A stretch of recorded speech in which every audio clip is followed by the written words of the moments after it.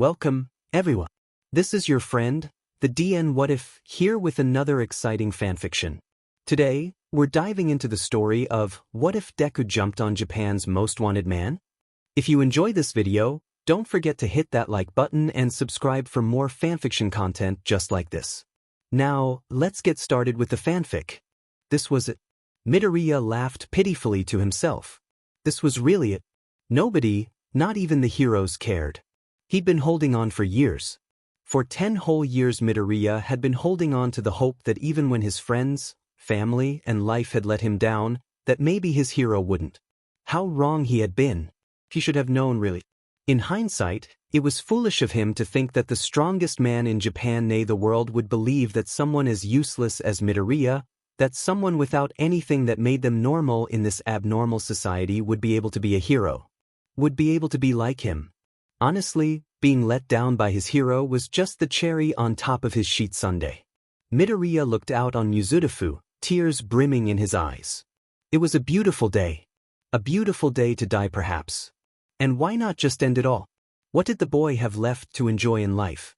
Hi's mother had long since given up on her little boy becoming anything noteworthy. His friends had turned on him even earlier than that, and he had nobody to look up to, nobody that would believe in him as soon as the word quirkless fell out of his mouth. Kami-sama. Midoriya whispered into the air. Watch over my mother. He began to take off his shoes, lining them neatly up against the roof's edge. Watch over Kachin for me, make sure he becomes a good hero. Midoriya nearly choked on the blonde's name, fond memories of chasing one another through trees and chatting excitedly about the newest All Might figurine muddied with burning sensations all over his body and the fresh memory of cruel words being spat from even crueler lips. Please accept me with open arms, despite my cowardice. The boy stepped towards the edge and relaxed his body. He didn't fear death. Death came for everyone at some point. He took in a deep breath, ready to let himself go when he heard a blood-curdling scream off in the distance. Midoriya jumped back from the edge, head whipping around wildly as he tried to find the source. He didn't see anything, but they screamed again and Midoriya was moving. Without even putting his shoes back on, he ran to the opposite side of the roof and looked around once more. He scanned the roofs and alleys alike, searching for even the slightest hint of where the noise had come from. A whimper echoed up to him and Midoriya looked down. There, right beneath him were two people, one with dark hair and a red bandana tied around his head and the other the pro-hero Jupiter. Midoriya recognized the hero instantly. She was a small-time hero that had gained popularity in certain circles because of her good looks and versatile quirk. Midoriya himself wasn't too fond of her because she spent more time caring for herself than for her job and the citizens she should have been protecting.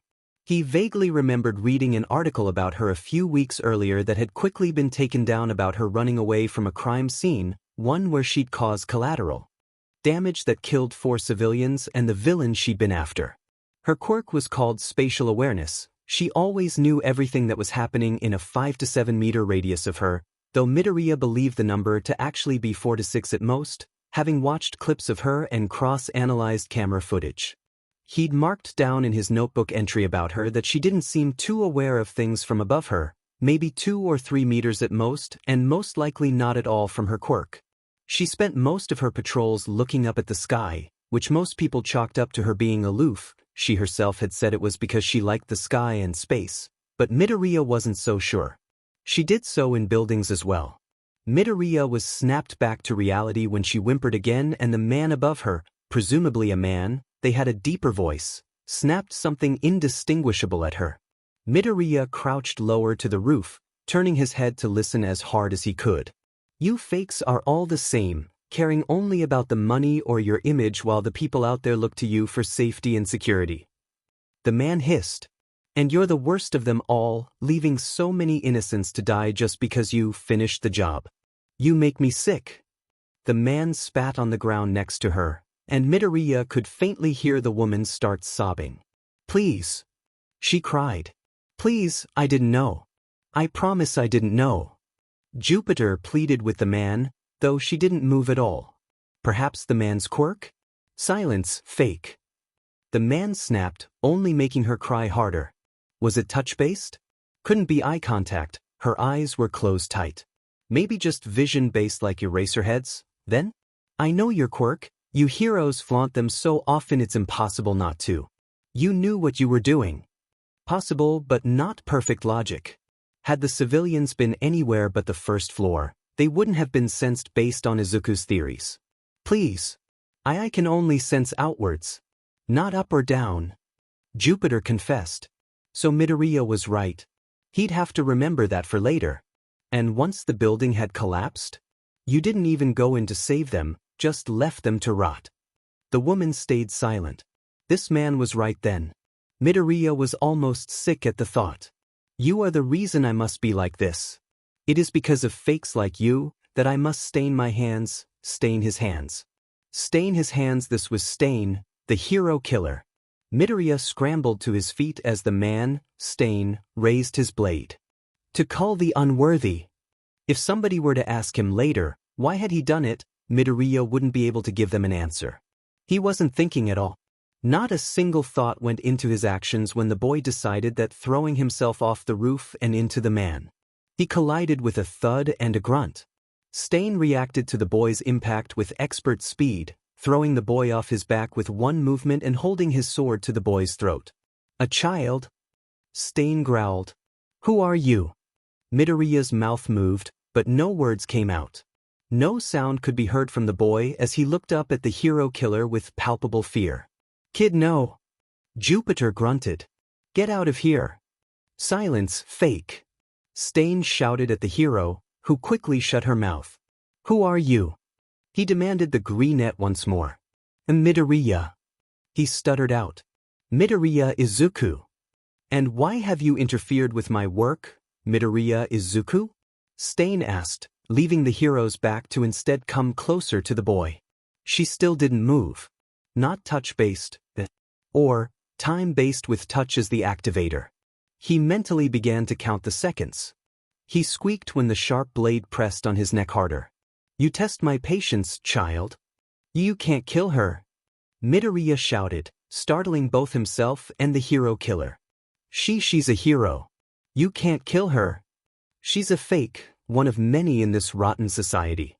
Stain growled. I've killed many, most of them leagues stronger than her. So tell me, boy, why can't I kill her? Midoriya's mind raced. The children's hospital? He blurted. Every week Jupiter goes and visits the children's hospital.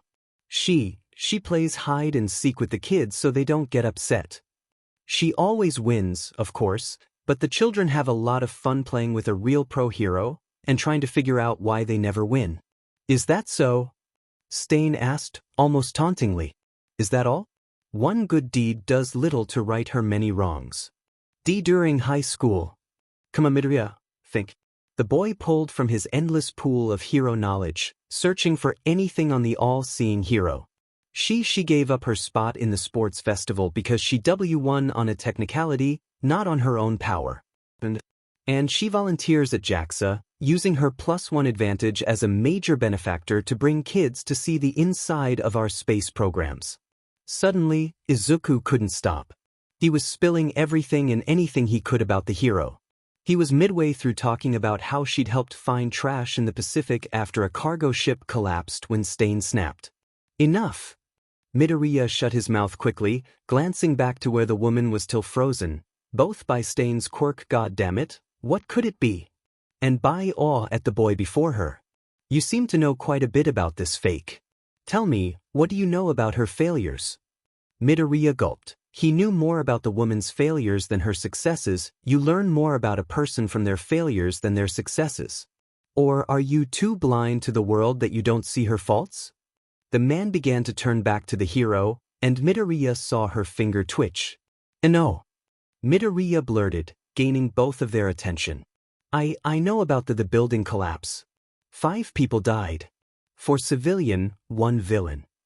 The Heian family, and the villain known as Killstop. I know she has frequently been seen abandoning her post and patrols for photo shoots and salons.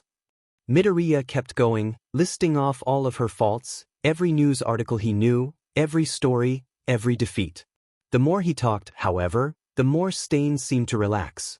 When the man held up a calm hand, Midoriya drew quiet. So, you see why I must kill her? Midoriya blanched. No. He protested, seeing in the background that Jupiter was starting to move again. Almost 5 minutes. Midoriya had managed to stall for 5 minutes. She may not be perfect. Heck, she may be a poor hero, but she's a hero. Midoriya swallowed. She saves people. She uses her title for her own gain. Stain objected. Do you not see what I am doing here? I am doing what the heroes can't. Stain's grip on his sword tightened and Midoriya's eyes widened. I'm cleansing the world of the fakes so that the true heroes may shine. Stain turned around, and instantly Jupiter was on her feet. Midoriya, believing that she was going to attack the hero killer, jumped forward with a frantic no. Only for the woman to turn tail and run, bolting for the main street. Stain growled and dodged the boy's attempt to block him, bringing his katana up to his mouth. Midoriya watched with horror as he liked it where it was bloody, presumably with the hero's blood, and in the same moment, the woman collapsed with a desperate no. Midoriya scrambled to block her killer again. No. Stop. He pleaded of the man. Stain looked down at him with a blank expression. Get out of my way, kid. He ordered. Midoriya trembled, fear taking over his body. Still, he fought the logical part of his brain telling him to run. No. Midoriya stood his ground, weak as he was. Don't kill her. The boy begged. She's a fake. Stain said once more. You saw her. She was ready to run for her own life and leave you here, with a man who's killed more heroes than you've probably ever met. A liar. The woman protested weakly. I was running to get help. Midoriya didn't look back at her, though the look that Stain gave her made it clear that he believed her words about as much as Midoriya did. She's just a person. Midoriya whispered weakly. What was he doing? He was just some quirkless nobody. What could he do against a man whose quirk paralyzed the people whose blood he ingested? Move, Midoriya. Stain said, sending a shiver down the boy's spine. Before I make you. Midoriya swallowed. Midoriya then said something he would thoroughly regret the next few days. Then make me. Stain didn't hesitate. Faster than Midoriya was capable of processing, the man had Midoriya pinned against the wall, a knife embedded in his shirt just above his shoulder. When the man backed away, it was with a knife laden in blood. His blood. Midoriya watched with horror as the man raised the blade to his mouth. Sorry, kid. He said, liking the blade. Midoriya instantly fell limp, and Stain yanked his knife from the boy's shirt. Midoriya fell to the ground, where Stain sat him up against the wall. But I know what needs to be done. Midoriya could only murmur a quiet no, as the hero killer walked away. Midoriya's only solace in that moment would be that he couldn't turn his head and look, but that did nothing to stop the sounds of Jupiter pleading for her life be cut short as the sickening sound of a blade through flesh echoed in the alley. Midoriya couldn't even wipe his tears as the hero killer walked back over to him and crouched, taking the boy's chin in his hands so that they were face to face. Stain's face was carefully neutral, whereas Midoriya's was wet with tears, red and blotchy, and his eyebrows set in so many emotions that even he didn't know which were which. Why were you on that roof? Stain asked. Midoriya's stomach sank. The roof. The boy swallowed. I was going to jump. Stain's eyes widened a tiny bit, and his eyes were drawn down to his feet, where the boy was only wearing socks that were now a muddy brown from the filth of the alley. Why didn't you? Stain asked. Midoriya nearly choked, the intensity of the man's eyes burning into him. She needed help. Midoriya whispered. And there was nobody else around to help her. What if there were? Stain asked. Would you have jumped in then? Midoriya didn't even hesitate. In a heartbeat. Stain examined the boy's face for a moment longer before nodding and standing up, releasing the boy's face before he went. You have a good heart, kid. Don't waste it by jumping off of buildings. Stain started. Don't ever lose that true hero spirit you have either. I'll be keeping an eye on you. The hero killer started to walk away, and Midoriya watched him go, questions running rampant in his mind. Why? He shouted, hearing the hero killer stop in his tracks at the desperate cry. Why do you care? There was a pause, one where Midoriya wished dearly to be able to see the hero killer's face as he answered. Because, you'll make a great hero. And then he was gone. And Midoriya, paralyzed and traumatized, was left to sob alone in a dark alleyway, with a murdered hero just down the alley. A hero he'd failed to save. Midoriya became unparalyzed just a few minutes later, and he had to force himself to not look at where Jupiter was still laying, dead. Instead, he pulled out his phone and dialed 110. What's your emergency? The call taker asked. Stain. Midoriya croaked, throat tight with unshed emotion. I'm sorry. The woman asked, confused. Stain. Midoriya said, louder this time. He killed her. Sir, what is your name? Midoriya. The boy swallowed, shutting his eyes tight.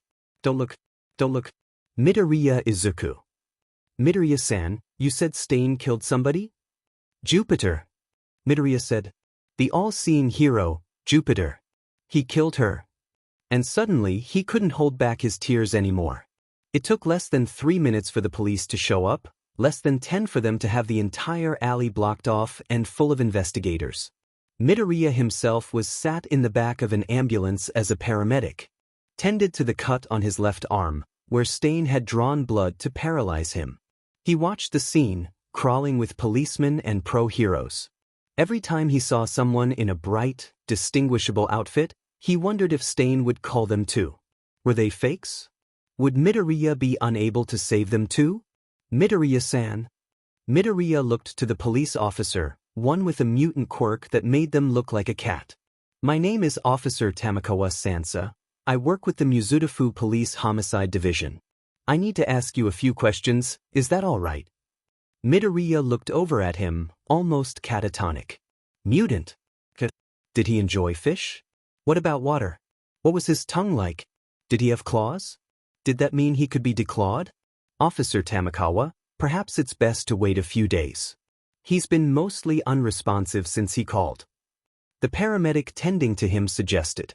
Tamakawa was about to nod, ready to give up for the time being, when suddenly the boy's eyes focused onto him. Really focused. Stain was here, he said. Tamakawa shared a look with the paramedic. You've already told us that, Midoriya-san. Stain was here. Midoriya said again. He was attacking Jupiter, said she was a fake. Tamakawa wrote something in his notepad. He killed her. Midoriya-san. Tamakawa reached out gently, placing a hand on the boy's knee. There was nothing you could have done. Midoriya looked at his knee, then up at the man touching him. But I did do something. Midoriya said, making the officer's eyes widen. Thought. Stain said she was a fake, but I knew she did good things for us. She was a hero. Midoriya kept talking, and everyone stopped to listen. I kept talking and he let me. I talked about all the things she's done good and bad. I thought I could stall for time, maybe then she could escape. Midoriya looked up at the sky. Jupiter would have loved the sky tonight.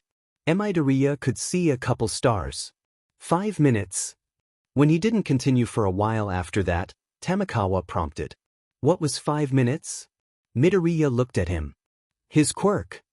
Midoriya was taken to the police station and his mother was called. He was introduced to a couple more officers, none of whom's name he would remember. My son. Where is my son? A woman cried out as she bolted into the station. It was almost 9 at night, and she'd been worrying about the whereabouts of her son since 4 o'clock, when he normally came back. The woman at the desk pointed her back to where Midoriya was sat, and the woman with green hair and eyes went running over to the boy, wrapping him in a hug. Oh my boy, my sweet, sweet boy. Are you all right?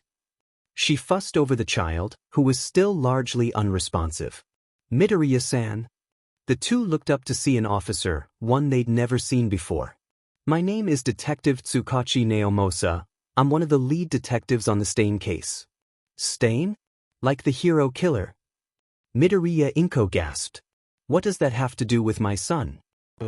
Happened? Midoriya-san, I can assure you that your son is in good health. He was checked out on scene and had only a minor cut which we cleaned and wrapped right away. I will explain more to you when we have more privacy. The detective explained calmly, motioning with a hand to the hall that led further back into the police station. "If you'll follow me?"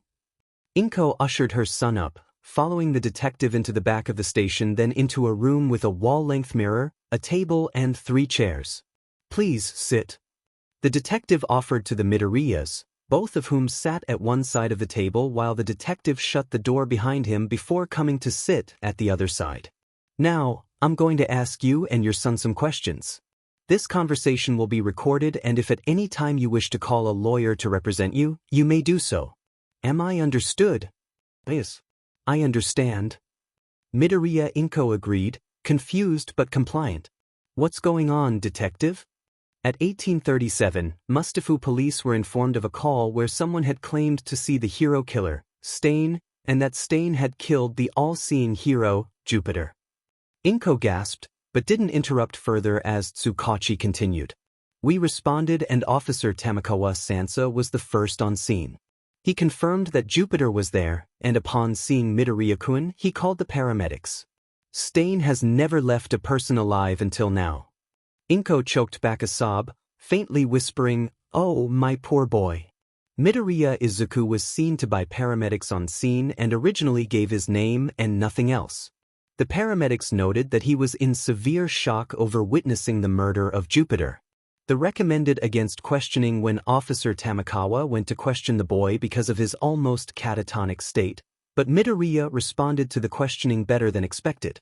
Therefore, we decided to make this an official interrogation. The detective paused to let his words sink in. "I didn't see it," Izuku said quietly. "What was that?"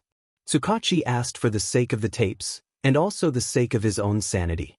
"I didn't see him kill her," Midoriya said a bit louder, and Tsukachi was left wondering if his quirk had stopped working. "He paralyzed me." "But not permanently?" Tsukachi asked, seeing as the boy was walking perfectly fine. "Is that part of his quirk that you mentioned?" "He has an emitter-type quirk," Midoriya said, not looking up from the table. "Stain, he eats the blood and it paralyzes people." Inko gasped, but Tsukachi hid his feelings on the statement well. "How do you know?" he asked instead. Jupiter was paralyzed when I jumped in." Izuku started. "I instantly knew it was his quirk because she only had minor injuries and was on her stomach with Stain on top of her, so it couldn't have been a back injury." Midoriya seemed to fall into a trance, beginning to mumble as he recounted the events of the night. "At first I thought it might have been touch-activated or maybe sight. Activated like Eraserhead's quirk, but when his quirk wore off, he liked her blood off of his katana and she collapsed." Midoriya swallowed. It was like she simply didn't have muscles anymore. Tsukachi jotted down what he could catch of the boy's rambling. "And 5 minutes, is that how long the quirk lasts?" "That's how long it lasted on her the first time, at least anyways." Midoriya frowned. "I wasn't there when she was first paralyzed, so it had to have been more than that. Quirks are rarely so uniform that the natural time limit being 5 minutes could be true anyways. It's probably a few minutes more." "And how long did it last on you?" Tsukachi asked. "A few minutes. I wasn't counting." Midoriya looked down. "Sorry. We don't expect you to remember exactly how long, Midoriya-kun."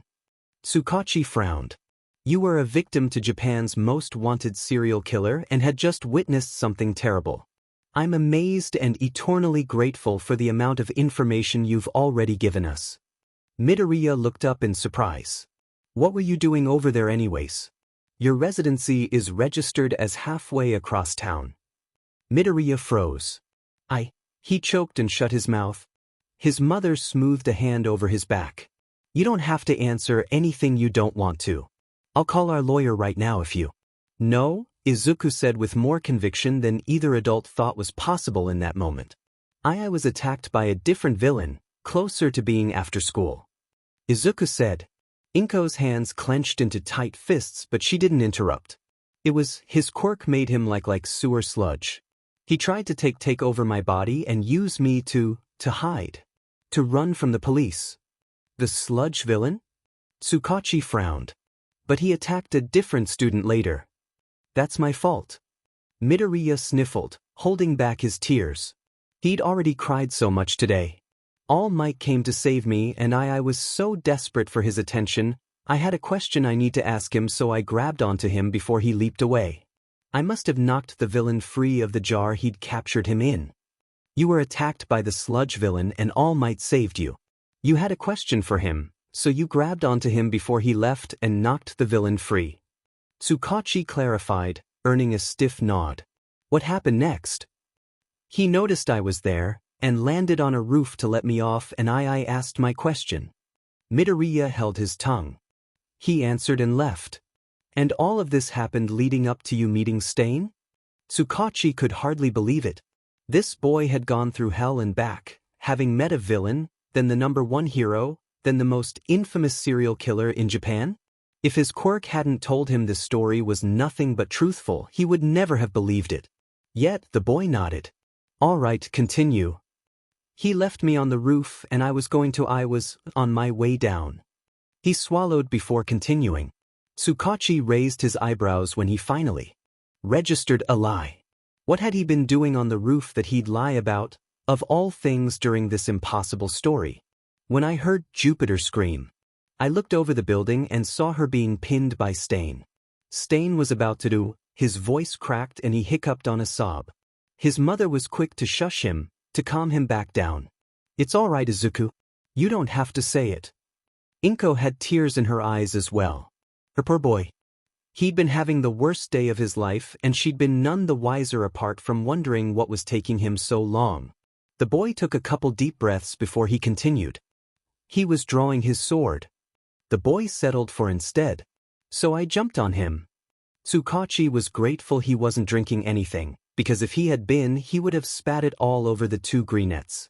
You, Tsukachi was aghast. You jumped on the most wanted man in Japan? Yeah. Midoriya flushed. Not my best idea, but I didn't know what else to do. Midoriya glared at nothing on the table. He was going to kill her. Tsukachi sighed, rubbing a hand over his face. Then what? He pinned me to the wall, demanded to know why I was interfering with he called it, his work. Midoriya quoted the man. I talked to him about why he couldn't kill her. Why he shouldn't kill her, and he listened. He listened to me for 5 minutes as I waited for Jupiter to be free of his quirk. Once she ran. Midoriya said, like it was nothing. I'm sorry. Tsukachi stopped the boy once more. Did you just say she ran? He was appalled. Even more so when the boy nodded. She didn't try to take you with her? No, Midoriya shook his head. She got up and ran. She said it was to go get help, but Midoriya trailed off, and Tsukachi could hear clear as day that he didn't believe that for a second. And given the boy's honesty thus far, he was inclined to believe him. Stain paralyzed her again, and I tried to stop him again. Midoriya looked away. He paralyzed me and... Jupiter. He sighed, tears slipping from his eyes. I wasn't able to see it, he had me facing a different direction. That's good at least. Tsukachi sighed in relief. Someone your age shouldn't have to deal with death, let alone see it. Midoriya nodded in understanding. So, then he left? Yes. Midoriya said, somewhat hesitantly. And Tsukachi instantly knew why. The twisting feeling he always got whenever somebody lied churned in his gut, and he narrowed his eyes. There was a slight pause, and Tsukachi turned to Midoriya Inko. Midoriya-san, may I have a few words alone with your son? He asked, earning a suspicious glare from the woman and a fearful glance from the boy. I will be very brief, and promise you that he may leave if he does not wish to answer. Only if my son wants to. They both looked at the boy, who gulped but gave his mother a shaky smile. It's okay, Mum. You can go. The elder Midoriya clearly didn't like that answer, but she stood nonetheless with a quiet reassurance that she was right outside if he needed her. Tsukachi watched as the woman left, waiting until the door shut behind her before turning back to the boy. He was frozen stiff, obviously terrified. You're not in trouble, Midoriya-kun. Tsukachi reassured. I just have some questions about your answers, ones I'm sure you would rather your mother didn't know. Midoriya looked up, confused. You see, my quirk is called Lie Detector, and it allows me to know when people are lying. He informed the boy, whose face dropped with understanding. When Midoriya didn't immediately fess up, Tsukachi sighed.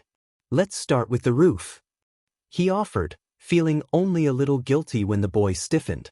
"What were you really doing up there before you jumped down onto Stain?" A decision he still couldn't believe was the truth in this situation. Midoriya hesitated before he sighed. "I was going to jump." Tsukachi frowned. "But you did jump?" he questioned. It was only when the boy looked up and met his eyes, with painfully empty green ones, that he realized what the boy meant. Oh, and that was painful. This boy was so obviously brave to have jumped in to save a hero from a man called the Hero Killer, so clearly loved by his mother, and so intelligent to have figured out the Hero Killer's quirk in just a few minutes. Tsukachi couldn't possibly hazard a guess as to why such an incredible young man would want to end his own life, and honestly, he almost didn't want to know. "Why?" Midoriya laughed bitterly. "I'm quirkless detective." Midoriya looked up at the ceiling, and Tsukachi could clearly see his eyes glimmer with unshed tears. Nobody cares about quirkless kids, especially not ones that are stupid enough to believe they can be a hero. And with that, all the little pieces of the puzzle clicked together. Tsukachi felt sick at the way he knew what Midoriya had asked All Might, and he knew with such terrible certainty what the hero had said. He also knew that one Yagi Tashinori would be feeling his wrath at some point. But for now, he had a job to do. "Midoriya-kun," Tsukachi said with such seriousness. The boy looked back at him with no bitter smile to be found.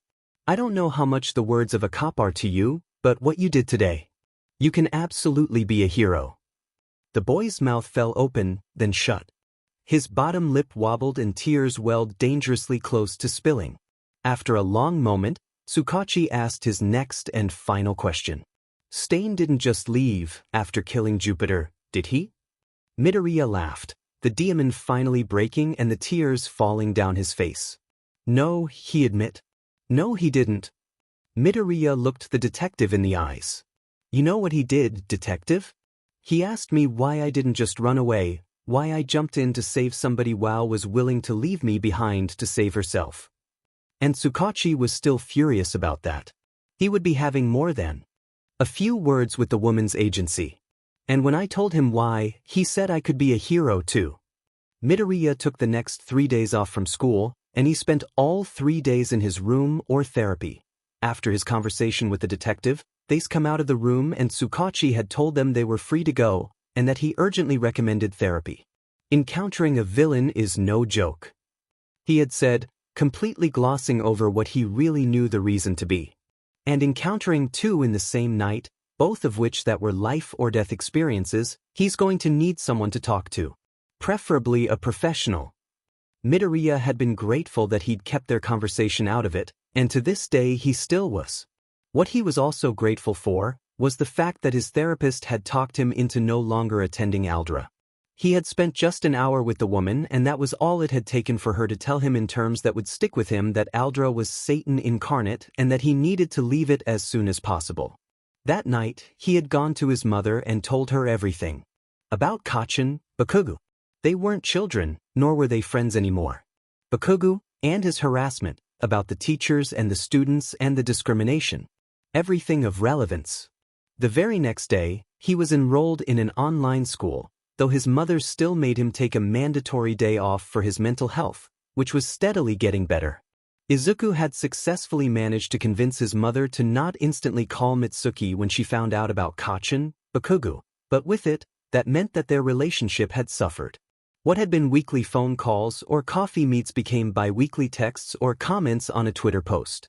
Inko told her son not to worry, and he really tried not to, but after a month or so of strained conversation, Izuku told his mother that he didn't care if they were friends. Mitsuki had been nothing but kind to Izuku, and Izuku wouldn't allow his mother's oldest friendship to dwindle away because her son had too big of a head. After that, they began to talk, although Inko kept the conversations carefully away from their sons' relationships with one another. Without worrying for his mother's social life, Midoriya was left to his own thoughts a lot more.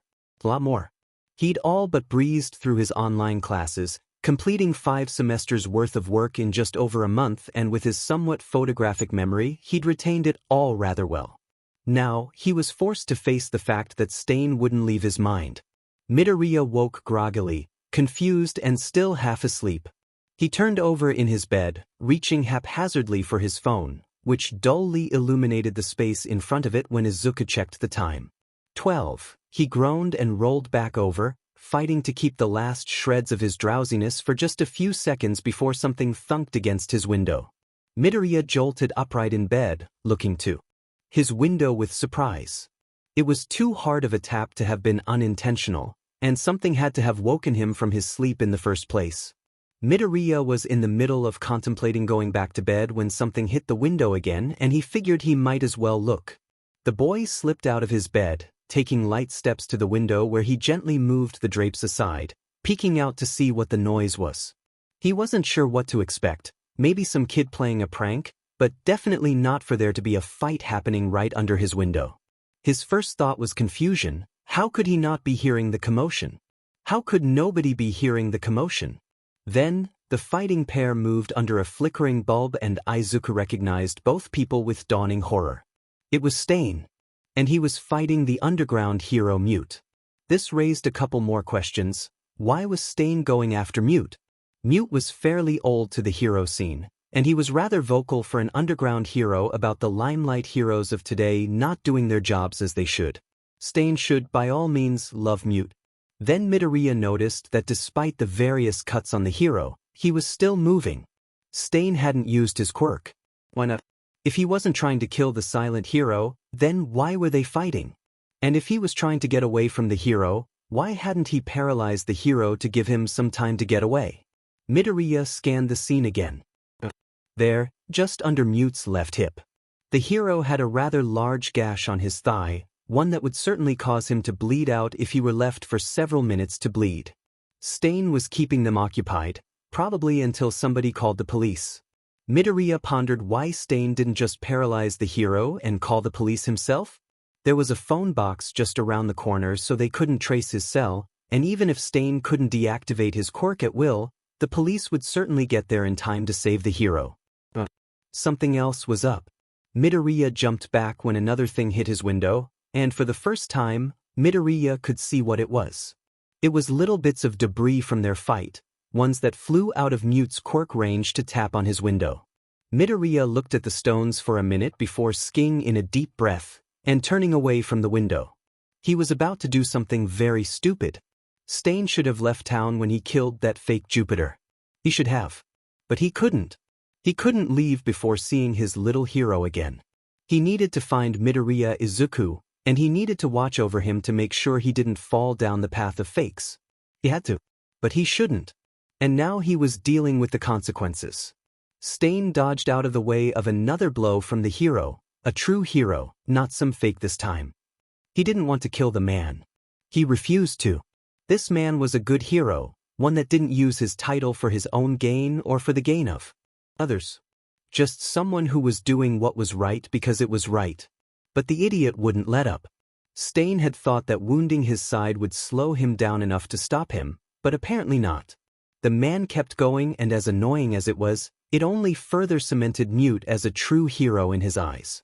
Stain grunted as he was caught in the side by a kick, backing up to give himself some more room.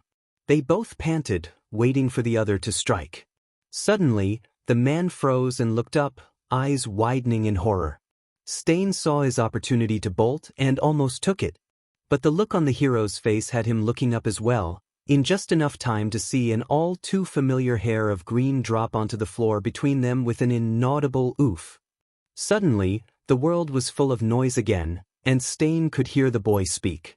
"Time to go," he hissed, running towards the underground hero and grabbing his arm. Mute opened his mouth to respond, but could only grunt as the boy yanked him away from the hero killer and kept moving, even when the hero tried to pull away. "Kid, what are you?" Mute grunted, leg buckling under himself and nearly taking down the teen with him. They both stumbled, nearly out of the alley now. "Where the hell did you even come from?" Mute shouted, confused and a little upset.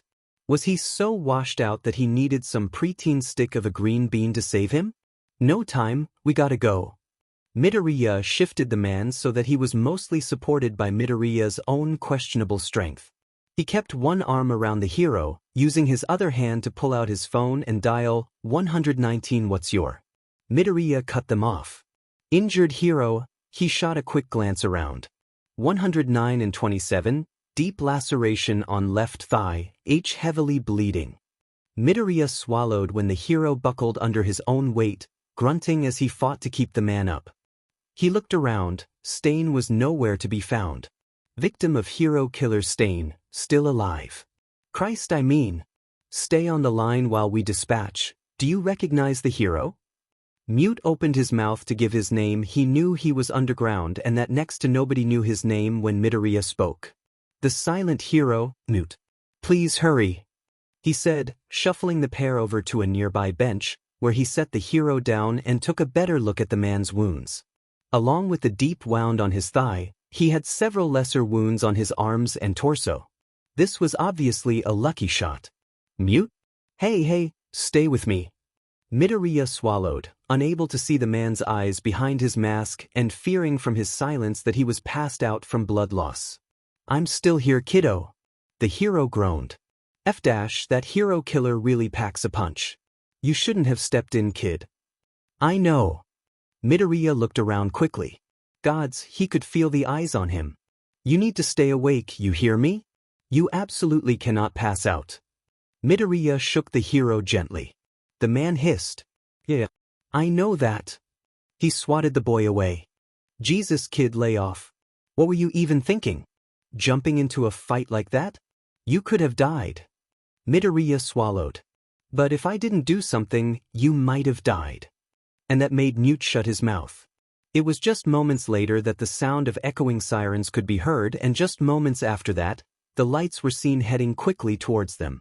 An ambulance and 2 police cars showed up. Midoriya sighed in relief when the paramedics jumped out and ushered him out of the way, but swallowed thickly when a familiar face stepped out of the police car. He smiled nervously. Detective. Tsukachi was not as pleased as Midoriya pretended to be. Midoriya-kun. He greeted curtly. The boy ducked his head sheepishly. Gods above, kid. How do you manage to find him? Sorry. Midoriya murmured. Please tell me you didn't jump off a roof this time? He rubbed a hand down his tired face as Tamakawa got out of the second cruiser to go and question Mute. No roofs. Midoriya nodded, hearing the detective sigh in relief. Just the window. The detective blanched. The window? He exclaimed. Midoriya. It's just that they were fighting and it woke me up because the debris kicked up and hit my window and you can't keep jumping off buildings. I saw that Mute was hurt and that he was fighting Stain of all people, but I knew that Stain wouldn't go after someone like Mute and I wasn't thinking. You're going to get seriously hurt one of these days. And he let me go before because he thought I did something heroic, and I thought that since he wasn't trying to kill Mute that maybe he didn't kill those he saw as true heroes, so I would be fine. And what will I tell your mother when what did you say? Tsukachi paused, eyes wide. So I just Midoriya thought back. What had he said that might cause the detective to stop short like that? About Mute, he wasn't trying to kill him? Tsukachi prompted. No. Midoriya tilted his head. If he'd been trying to kill Mute, then he'd be dead. Midoriya said, plain as day. Mute isn't good at fighting head-on combatants like Stain, and Stain has a set of criteria that he follows to kill heroes he thinks are true. Like J. Jupiter. Midoriya stuttered on the name. He was still working past that. How do you know that? Tsukachi looked like a man who's seen the truth for the first time, almost reverent. Well, part of it is what he'd said to me when we first, met. He asked me if I would have jumped in even if there were others around to help. Said I had a true hero's spirit, when I told him I would. In a heartbeat, Izuku remembers. He would do it in a heartbeat. He'd go back to that day knowing what would happen and do it all over again just because then he'd at least done something. He hadn't just stayed on the roof and watched a hero get murdered. Jupiter hadn't died alone because Midoriya was there. And if he had to go through that trauma over again just to make sure no other hero died alone either, he'd do it in a heartbeat. So, he looks for people that are true heroes, we know that, but what is a true hero? He doesn't mean anyone with a hero's license, he wouldn't be the hero killer if he did. So he has to have a set of criteria, like the willingness to do things even if you believe others will do it. Midoriya could almost see the moment the light bulb went off in his brain. All Might. He breathed. Midoriya frowned. What did All Might have to do with this? Oh my gods. He said. Oh my gods. Tamakawa. Sansa. Tsukachi turned away from Midoriya, shouting for his partner, who was just wrapping up his own questioning. Now? What's up? Tamakawa looked between his grinning friend and the greenette that had survived not one, but 2 encounters with the hero killer. Is everything all right? He found it. Tsukachi grinned like a madman. Midoriya. By the gods, he found the link. Sansa blinked, looking back to the kid. It's All Might. And Sansa's jaw dropped. By the gods. The feline repeated, and Midoriya got the feeling that he'd just involved himself in something much bigger than he'd intended. The next morning, the Midoriyas headed down to the station. Tsukachi had allowed the boy to head back home, escorted by Sansa, of course, with the clause that he and his mother would come down to the station the next day to discuss the night before. Izuku had agreed, of course, and after explaining the events of the night before to his increasingly distressed mother, they both headed down to the station. Not 5 seconds after they'd walked in, they were being ushered into the back by an ecstatic Tsukachi. They were led down the same hall that they had before, but instead of turning into an interrogation room, they were led all the way back into a break room of sorts, where several officers all stood or sat in various spots around the room. Midoriya looked past all of them and to the board at the front, or back, whatever, of the room. It was covered in news clippings, police reports, notes, and the likes. Several pictures adorned the wall, many of which were the hero killer himself, a couple being his victims or of All Might. Thank you for joining us. Tsukachi grinned at the two. Sit. Anywhere you'd like. Midoriya-kun, if you could sit in the front, however. Inko took a seat next to Sansa and Izuku sat up in the front next to a canine officer. Not a police dog, a man with a mutant quirk that made him look like a dog. There were also a few pros in the room, 2 of which being Endeavor and Eraserhead. Izuku mentally noted to get their signatures before they left. Thank you all for coming on such short notice, and with such little information. You mentioned that this had something to do with the hero killer? The dog mutant said. But why have you brought in civilians? This is a top-secret case. Woof. Midoriya nearly laughed when the man woofed at the end of his statement, but thought better of it when he noticed that he was the only one wearing a specific suit. Their superiors. Right, of course. Midoriya-kun, if you'll come stand with me? Izuku did just that. This is Midoriya Izuku. As of last night, he's the only person to have met the hero killer twice and lived to tell about it. Whispers filled the room, and the boy shrunk in on himself minutely. He's also the reason we know the hero killer's quirk, among other things. Someone near the back raised their hand, a thin older man with gaunt features and an enormous stature. And how does he know this? Tsukachi opened his mouth, then shut it when he realized he didn't really know how Midoriya knew so much about the man's quirk after seeing it for so little time. Midoriya, taking the silence as his cue to explain, did just that. When I first encountered the hero killer, it was during the murder of pro-hero Jupiter. The room fell silent at his words, and Midoriya swallowed thickly. He had her under his quirk when I first saw them, and he's sorry. I should probably start by saying that I like to analyze quirks. It's a hobby I've been doing since I was. Midoriya looked to his mother, unable to recall when he wrote his first hero analysis for the future notebook. 5. Inko furrowed her brows in thought. You were 5 or 6 when you showed me your first notebook entry.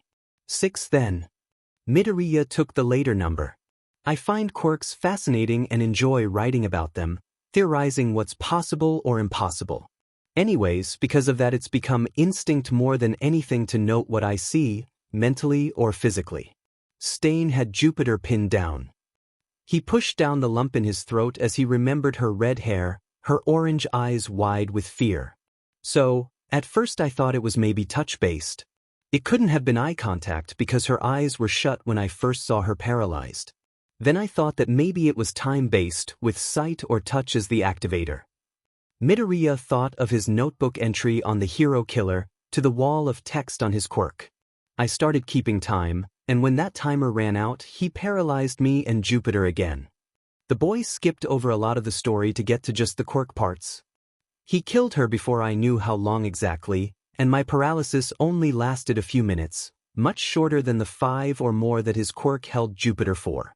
I have a few guesses why, but it's most likely blood type since he ingested roughly the same amount of our blood, and the only other differences of note between us were our age and gender, both of which are possible but improbable given the statistics for things that are genetic and unchangeable such as blood type versus changeable such as gender and age, which change all the time. Last night when he was fighting Mute, he wasn't trying to kill him. But he didn't use his quirk to get away. Mute had some pretty bad wounds that he would definitely bleed out from if left for several minutes in paralysis. So, if Stain didn't want Mute to die and he wasn't using his quirk to get away, that means he most likely can't release the quirk at will, that it has to run its full course. Midoriya looked around the room, seeing all sorts of expressions ranging from awed, Sansa, to proud, his mother, to almost afraid, a hero by the name of Jigsaw. What you're saying makes sense. The dog said. But Stain hasn't been known to let people go, let alone heroes. Why would he want Mute to live? And that's why I called you all here today. Tsukachi smiled. Midoriya found the link. Endeavor's costume flared. You mean to tell me that some untrained teenager that was almost killed by Stain twice found the link between his attacks? I know it sounds crazy, but... Tsukachi, we know that this case is important to you, however. At least hear him out. Tsukachi shouted, making the whole room jump. This is the furthest lead we've ever gotten. We'd be stupid to let it go just because it came from someone other than a hero. Midoriya swallowed when Tsukachi looked at him with a gentle smile. Go on. Hirged. Midoriya turned back to the room and met his mother's eyes. She smiled at him and nodded. That was all the boost he needed. Midoriya told them all he knew about the way he spoke, the way he called most heroes fakes, and how he needed to call the unworthy. He told them about how the hero killer had called him a true hero for his act of stupid bravery, and how the criteria he'd revealed however unwittingly to Midoriya had stayed true when keeping Mute alive. Midoriya then pulled from his endless knowledge about hero news, citing heroes that Stain had killed and what their rumors were, what they had done that had made them unworthy. At the end of it all, every person in the room was sagging into their seats or against a wall. Nobody could believe what they were hearing. All Might. The dog cop said, causing Midoriya to frown. Tsukachi-san said that too. Midoriya pointed out. What does All Might have to do with the hero killer's ideals? What doesn't he have to do with that manic's ideals? A female officer laughed. I can't think of a more true hero in the world.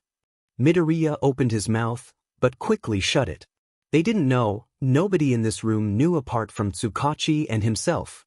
Which meant that Stain didn't know. Stain's reportedly been saying that only All Might can take him down. The gaunt man in the back spoke up once more. What if that isn't him boasting about how strong he is, but about who he looks up to? Tsukachi finished. Eraserhead sighed heavily. Gods above. He breathed.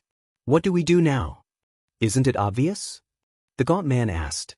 We have All Might reach send him a message. Have him record a message addressed to the hero killer telling him that this isn't what justice is, what justice should be.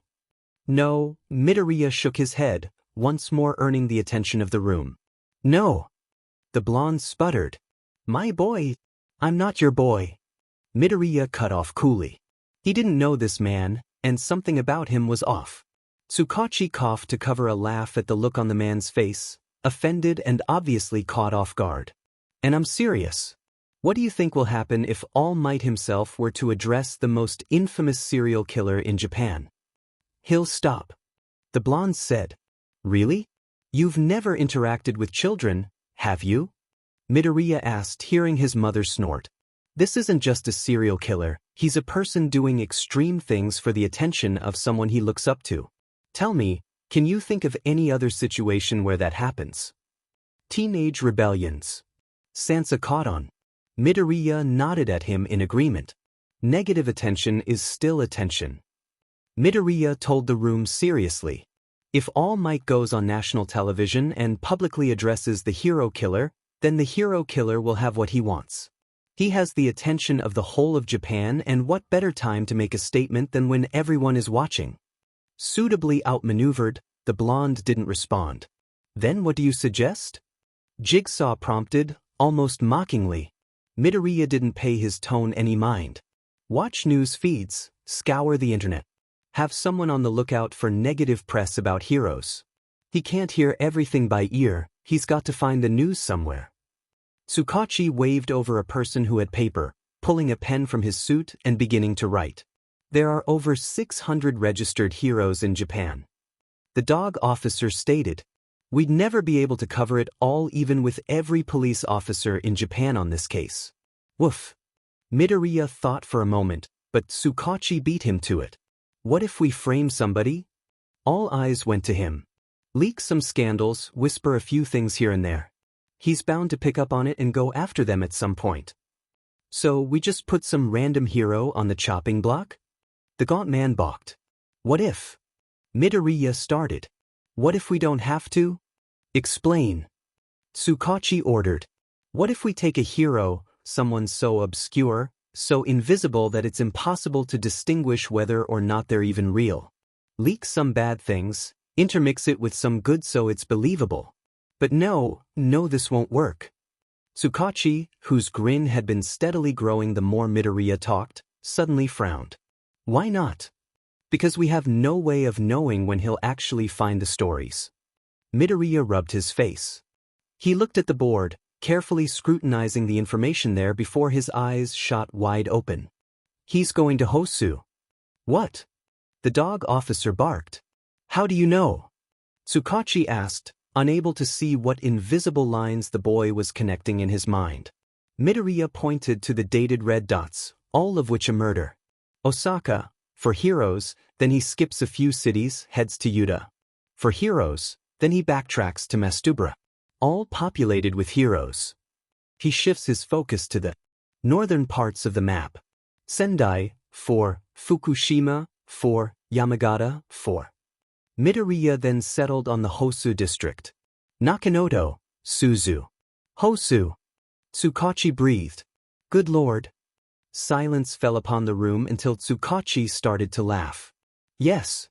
He shouted, throwing his hands in the air. Midoriya, I didn't think I'd ever say this, but Stain was right. Tears jumped to the boy's eyes as they shared a look. You really are a true hero. Tsuragami, the dog police officer, also the police chief, a fact that had Midoriya feeling all the more out of place among pro-heroes and some very prominent police officers, instantly began to set up a trap for the hero killer, and the Midoriyas were instantly put into witness protection. You said that Stain said he'd be keeping an eye on you. Chief Tsuragami explained when Midoriya had originally protested. If we assume that to be true, and we have to assume then that means he's seen you come to the police twice. Both times shortly after you'd seen him. Midoriya understood. He really did. That didn't mean he had to like it, though. The Midoriya household was under 24/7 police surveillance, and when an officer couldn't be there, a hero was. Izuku, the boy looked up from his schoolwork to his mother, who had been chatting with Tsukachi in the kitchen. The chief of police wants to see some of your notebooks. Midoriya frowned. My notebooks? He asked. Why? Chief believes that maybe they'll be able to tell us who fits Stain's criteria. Tsukachi explained in as few words as possible. Izuku could only frown further. They aren't written like that. Midoriya shook his head, causing Tsukachi to frown as well. My notes are quirk analysis, occasionally with some hero analysis on the side. Knowing their quirks and how they work won't tell you whether or not Stain would see them as a true hero. He still wants some of your notes. Tsukachi shrugged. Midoriya sighed, but got up from the table and turned down the hall to his room, where he kept his notebooks. Midoriya stood in front of the bookshelf for a while, debating which one to give to the police. His eyes were instantly drawn to the end, where the latest renditions of his analyses were. Book 12 was in good condition compared to number 13, and the analysis wasn't too old when compared to something like 2 or still. Midoriya knew he'd improved quite a bit since number 12, and in order for the police to gain anything, he'd probably have to hand over No. Yet looking at the charred, beat-up notebook, dark with soot and still vaguely smelling of smoke and nitroglycerin, Midoriya couldn't help but want to give them the older notebook. After a few more moments of deliberation, he took a deep breath and grabbed the soot-stained book from the line, gently rubbing over the cover. It was almost sad, the level of attachment the boy held for the books. But they were all he'd had to keep him going for so long. When everyone had given up on him, he'd only had his notes and All Might. And when All Might had told him the same thing everyone else in his life had, he was left with just the charred remains of No. Midoriya let out the breath he'd been holding and tucked the book to his chest, leaving the comfort of his room to give it to Tsukachi. Back in the kitchen, Tsukachi was talking to his mother about something or another before they both noticed him. "Is this it?" Tsukachi asked as Midoriya handed it over wordlessly. "This is the most recent one." Izuku nodded, fingers lingering on the book before he drew his hands away. "Stains in there too." Tsukachi turned the book over in his hands, opening up to a random page to take a look. The more he read, the more his eyes widened. "This is..." Tsukachi breathed, almost in awe at the amount of information. He shook his head. "Somehow, you're even smarter than I gave you credit for." Midoriya flushed, ducking his head away shyly as the detective shut the notebook and tucked it into his messenger bag. "I'll try to have this returned as soon as possible, though it might not be until after Stain is captured." "That's fine." Izuku accepted. He'd just have to start working on No. Or perhaps, a notebook entirely on what heroes fit Stain's criteria. They bid their goodbyes and Tsukachi left, Inko turning back to her dishes and Izuku back to his schoolwork. "You want all of them?" Midoriya gaped. But what could they have possibly found in number 13 that warranted them needing the rest of them? "Chief Tsuragami had a look at your analysis." Tsukachi started as Sansa followed Inko back to Izuku's room, presumably to gather the rest of the notebooks. He said that there was sensitive information in them and that they needed to be transferred to a secure location. The detective ran a hand through his hair. "I'm not really supposed to tell you exactly why, but it's because of the weaknesses portion of your analyses." "Their weaknesses?" Midoriya questioned. "Why?" Weaknesses were an important part of any good analysis. Without noting the potential weaknesses a person had, the analysis became a simple praise of that person's abilities. A full report had to have the good and the bad to be good by any measure. Some of the things you listed were plausible. A little too much so for his liking. Tsukachi tried to think of the right words to use. "Listen, kid, the stuff you came up with, things that could potentially take the heroes down. If stuff like that got into the wrong hands, into Stain's hands, he could kill a lot of heroes really quickly." Midoriya hadn't even thought of that. All of his note were purely to see what they could improve upon. Never once had the thought that they could be exploited entered his mind. "Oh," was all he could say in response. "So I can't keep writing analyses?" What would the boy do with his spare time, then? If he filled up his spare time with more schoolwork, the boy would be done with high school before the summer let. "Sorry, Midoriya." Tsukachi smiled sympathetically. "It's just too dangerous. Maybe you could do some extra credit? Your mother mentioned that you were doing really well in your studies." "I can't do that." Midoriya shook his head. "If I do extra credit, I'll be done with school before the year lets out." "Done with school?" Tsukachi exclaimed. "Aren't you just out of middle school? I mean, kinda?" Midoriya shrugged. "I started online classes just before school let out my final year of middle school, but I've completed enough classes to be considered done with my first year of high school." Oblivious to Tsukachi's growing surprise, he continued, more to himself than anything. "I guess if I do graduate early, I could start looking for a job, but I don't know how many places will hire a 15-year-old, even with a diploma." Wait. Tsukachi stopped the boy's muttering before it could really start. "You're telling me that in just over 3 months, you've almost completed your first year of high school?" "I have completed my first year of high school." Midoriya corrected. "I'm 2.5 credits into my second year." "How, Midoriya? That's like 3 credits a month. That's 6 semesters." Tsukachi couldn't believe it. "What about standardized testing?" Oh, for the standard testing I just go to any college and tell them why I'm there. Although, more than enough people had given him odd looks when he explained why he was there, given how old he was. I've been trying to slow down recently. I started compiling lists of people who fit Stain's criteria and why. Midoriya, I told you to stay out of the case. Tsukachi frowned. You're not a police officer, we can get into a lot of trouble for working with a minor. But you're not. Midoriya objected.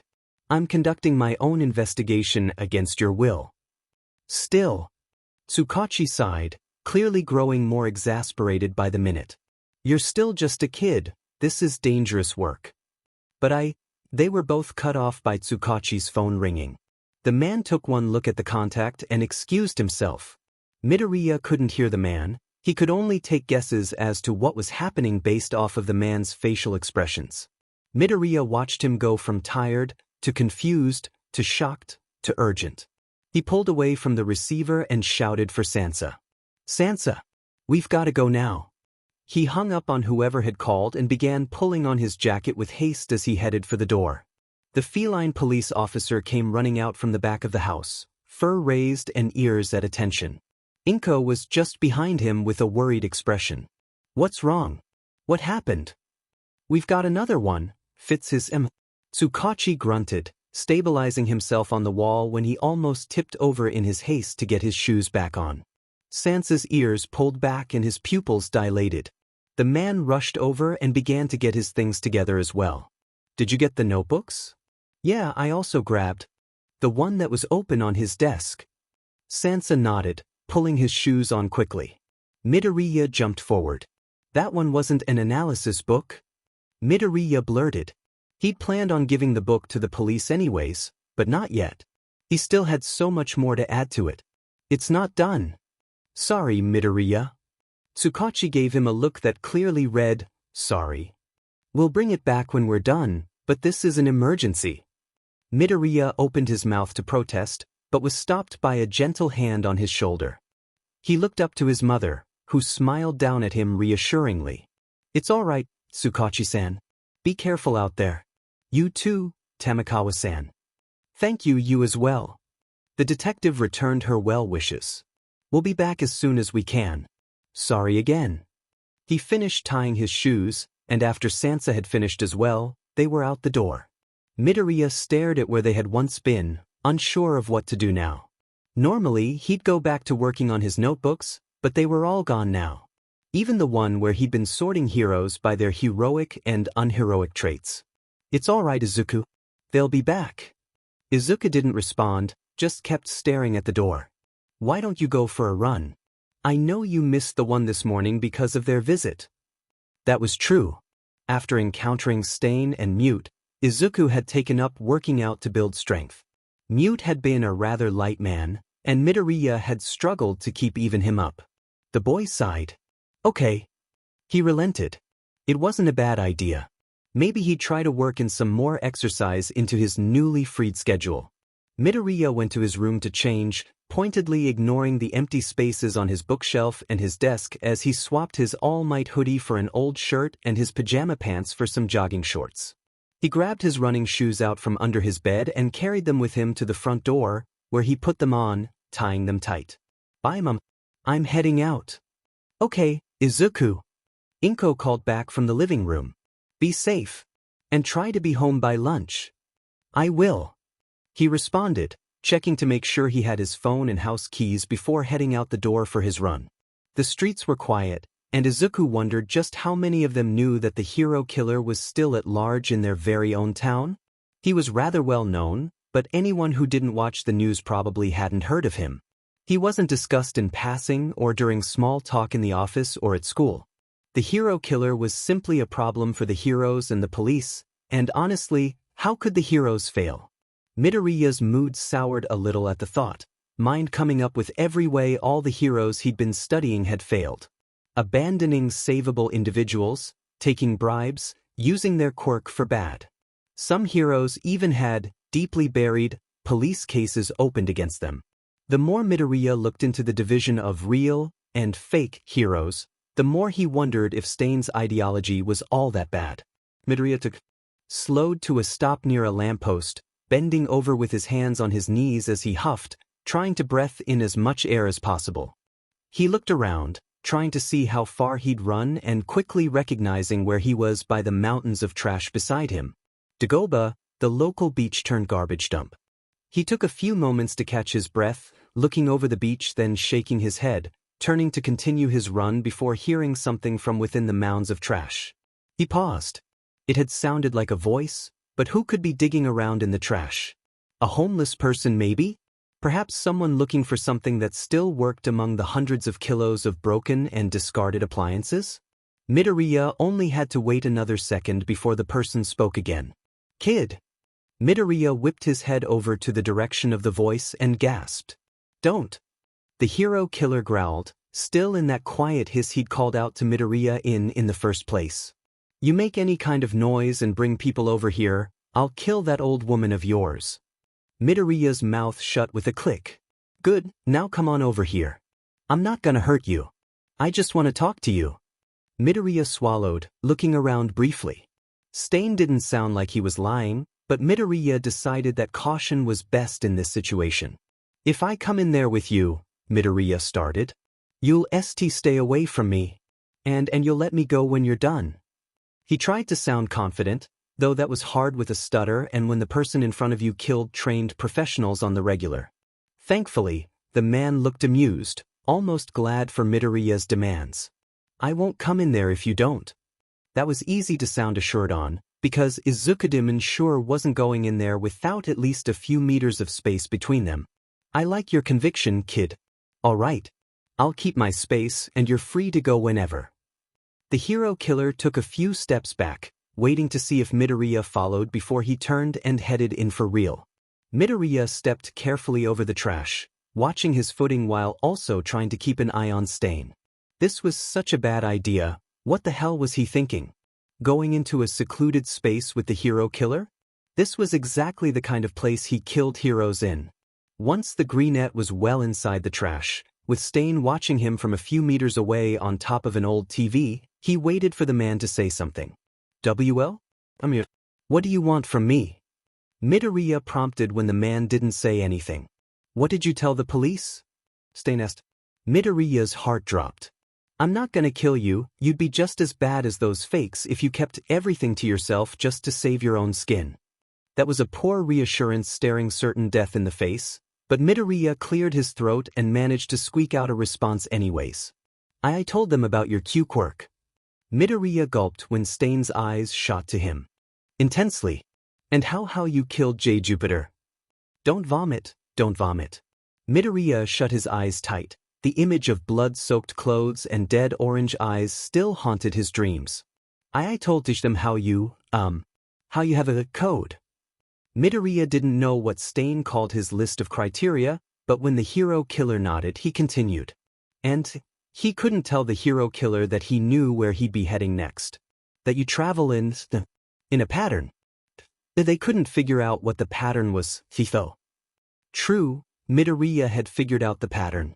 The board of all of Stain's kills had been there since the police realized it was one person killing heroes, but it had taken Midoriya's insight to know there was a pattern. When Midoriya didn't continue, Stain nodded. "I see. And what is my quirk, little hero?" Midoriya hated the way the title made hope swell in his chest. Someone thought he was a hero. It's a blood-based quirk. Midoriya started. Analysis. He could do analysis. You eat the bee blood of your victims, and it paralyzes them. He watched Stain nervously.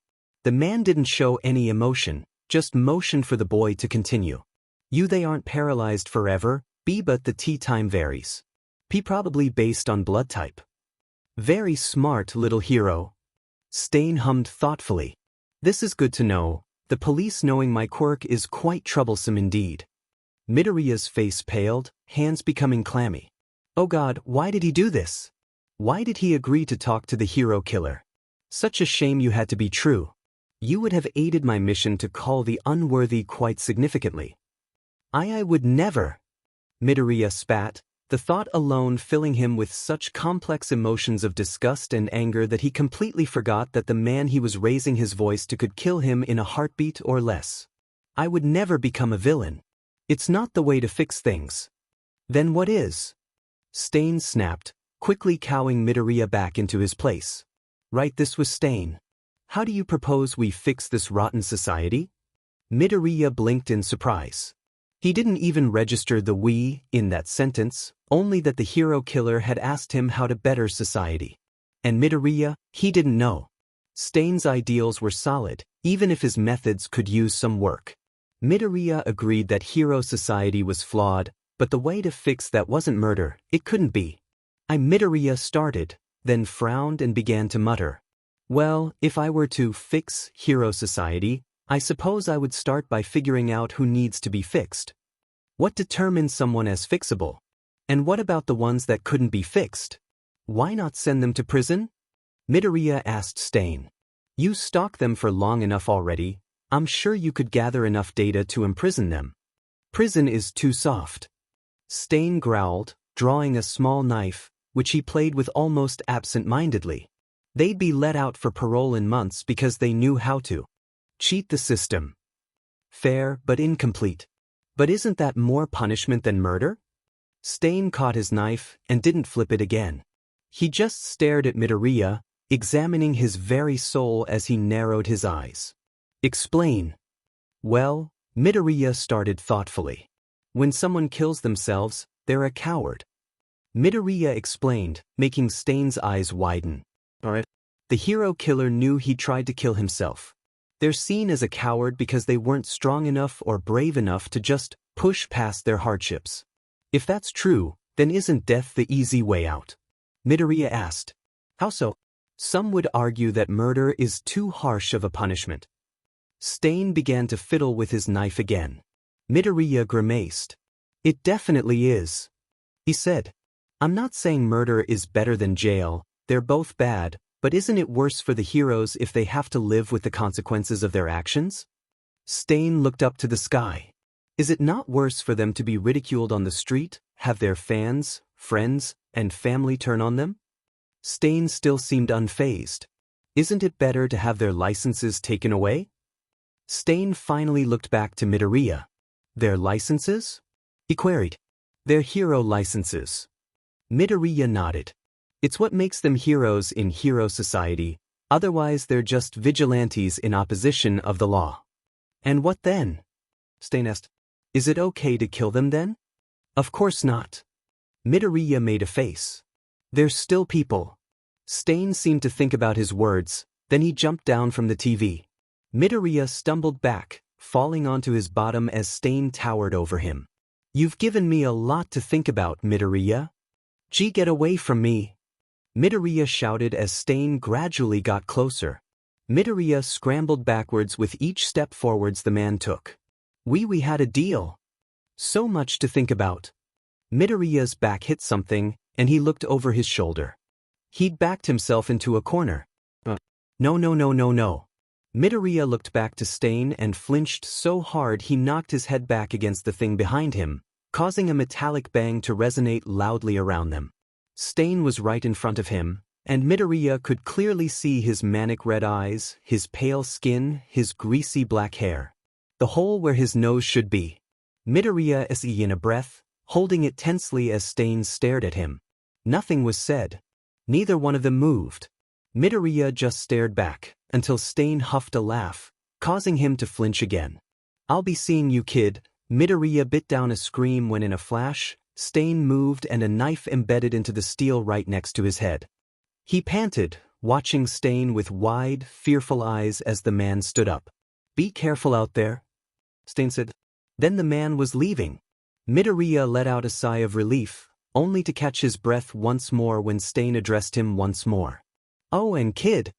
Midoriya met the man's eyes as he smirked. Keep the knife. Midoriya looked to his left where the knife had been stabbed into the thing behind him, a file cabinet apparently. When he turned back to look at the hero killer, the man was already gone. He held his breath for a little longer, before letting it go and sagging completely into the sand and trash. Note to self, don't agree to talk with a serial killer, especially not in a secluded area, alone. Izuku was inconsolable for days after his encounter with Stain. He ended up breezing through the rest of his schoolwork in an attempt to distract himself. He had briefly contemplated starting up another notebook, but quickly dismissed the idea. Not only would he be going directly against the police, but Izuku wasn't sure he could handle another one of his notebooks being taken from him. If his mother noticed his sudden change in behavior, she didn't say anything about it, only encouraging him to find things to do in a tone of voice that he couldn't stand. It was like nobody saw him as an adult. Granted, he was still just a teenager, but years lived had little to do with life experience when you've been diagnosed with PTSD at the ripe age of Izuku was so tired of people talking to him like he didn't understand what the world was like. He hated the way their faces would soften like he was some fragile kid, and how they would speak slowly and quietly like he would cry just because they spoke louder than a whisper. Izuku had stubbornly stayed inside after he encountered Stain, but after weeks of very quickly growing stir-crazy, he laced up his shoes and after just a moment of contemplation, grabbed Stain's knife before heading outside. Inko had left for work already, so Izuku made sure to lock the door behind him before he left the apartment, taking the steps down quickly before picking a direction on a whim and beginning to walk. If he very deliberately avoided Dagobah, then nobody had to know but him. Izuku walked for hours, well into the afternoon and nearing evening when he realized that maybe he should head home before his mother got off work. She'd be concerned if he stayed out too long after not telling anyone where he'd gone. Just as the thought passed through his head, he heard an all too familiar explosion. Izuku whipped around, almost believing that it had been a hallucination when it wasn't accompanied by a harsh Deku. There was nothing on the street with him, but Midoriya didn't have to wait long before a familiar head of blonde hair turned the corner, hot on the heels of some poor kid who looked just as terrified as Midoriya felt when those crimson eyes locked onto his. Izuku opened his mouth, but no sound came out. He was frozen. Kabakugo looked just as shocked to see him before that shock turned quickly into rage and he launched forward with a manic, "Demed nerd." Izuku scrambled into motion, stumbling over himself as he desperately raced anywhere but there. Why Kacchan? Why, of all people to run into, did it have to be Midoriya's oldest nightmare? The greenette almost preferred Stain. Izuku flinched when those familiar booming explosions popped a little too loudly. Izuku realized with growing horror that of course Kacchan was faster than him. He had a quirk, one that could allow flight with well-timed explosions. It had long been an idea of Izuku's that the blonde could incorporate something like that into his quirk usage, but clearly Kacchan had realized as much, given that he was just a few seconds from being roasted alive for the first time in months. Izuku glanced to his right, seeing an open alley that would easily restrict the boy's quirk usage and didn't have to think twice about diving into it. He heard the blonde curse, unable to change directions mid-air so easily. Midoriya didn't wait up to see how long it would take him though, opting instead to get as much distance between the two as possible. Izuku ducked into another alley, then into an open door of an abandoned building. He ducked down, huddling himself into a corner as he gasped for air. Izuku tried to be quiet, but he couldn't breathe. He was exhausted from running, and the now recognizable sensation of his chest tightening painfully, gripped by fear and overwhelming anxiety, made it hard for the boy to do anything but hold his breath as the explosions grew closer. "Shitty effing Deku!" Kacchan growled after a moment, obviously trying to locate the greenette. "Come out and face me, you coward!" Izuku couldn't breathe, he couldn't breathe. He was panicking, and his vision clouded. From tears or the lack of oxygen he was taking in, he would find out, he supposed. He clenched his shaking hands into fists as he heard shoes crunching on something in the alleyway, and the horribly familiar scent of nitroglycerin filled the air through what small breaths he dared to take. "I know you're in here. Stupid quirkless loser, like you couldn't have gotten too far ahead of me." Midoriya barely shocked back a whimper when a door slammed open, though he did jump about a foot in the air, fearing it would be the door to where he was hidden. Blood roared in his ears, and Izuku found himself gripping at Stain's knife despite himself. Did he know what he would do with it? He could hardly stand to look at the horrible reminder of his newfound stalker on the best of days, let alone ridden with petrifying fear, so acrid and intense that he genuinely, though it might be better to die then and there than face the rage of Bakugo Katsuki. Izuku screamed in his throat when the door in front of him slammed open and Bakugo came bursting in, face twisted with something merciless. There you are.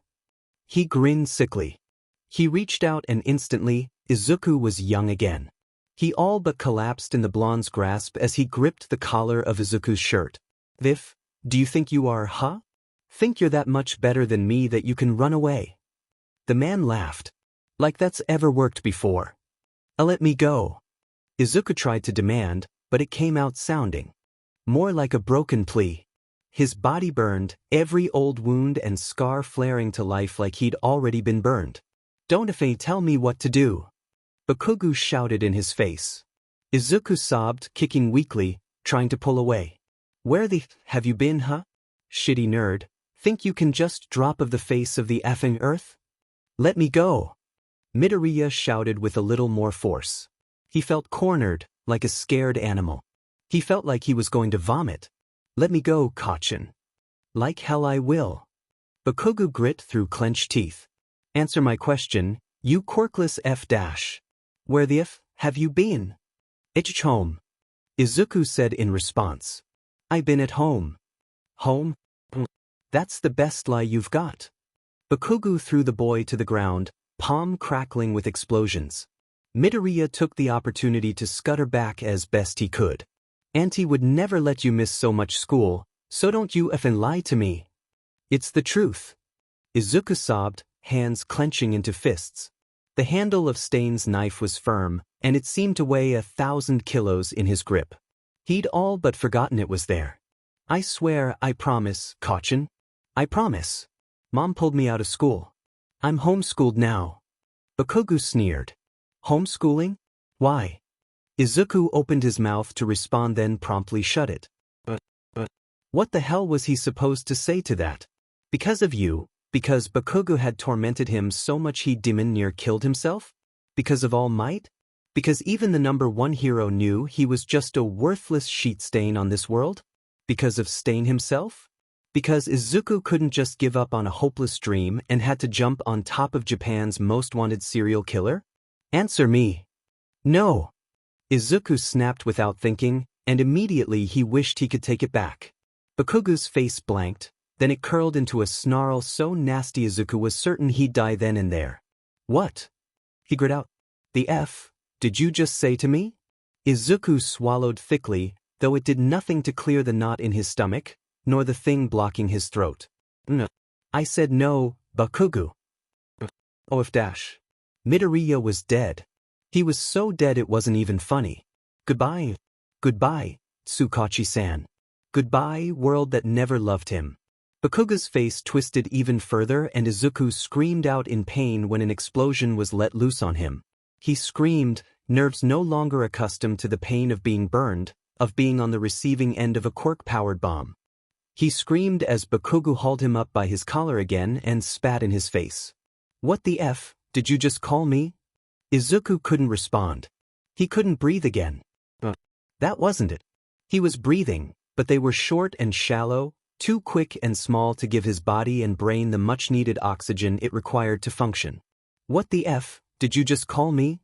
Bakugo boomed, hand crackling with unintentional explosions. Midoriya couldn't breathe. He was going to die.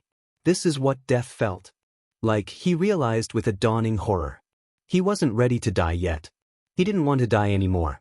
In a panic, he swung his fist, intent on knocking the blonde off of him. Instead, the boy screamed, dropping Midoriya as his hand flew to his cheek, where a sizable gash, from the corner of his jaw to his cheekbone by his nose, gushed blood. Izuku really felt like he was going to throw up then. But he didn't think about it. He didn't think about any of it as he scrambled to his feet and made a break for the door. Bakugo was too preoccupied with where Midoriya had slashed at him to follow, giving Izuku more than enough time to escape. Izuku ran. He ran like his life depended on it, not paying attention to where he was going until he collapsed, legs giving out to his fear and exhaustion. He leaned on the nearest thing, a metal object that creaked and moved under his weight. Midoriya looked at it, gasping at breath, then he really did throw up. He was at Dagoba. F-. He hated this FANG dump.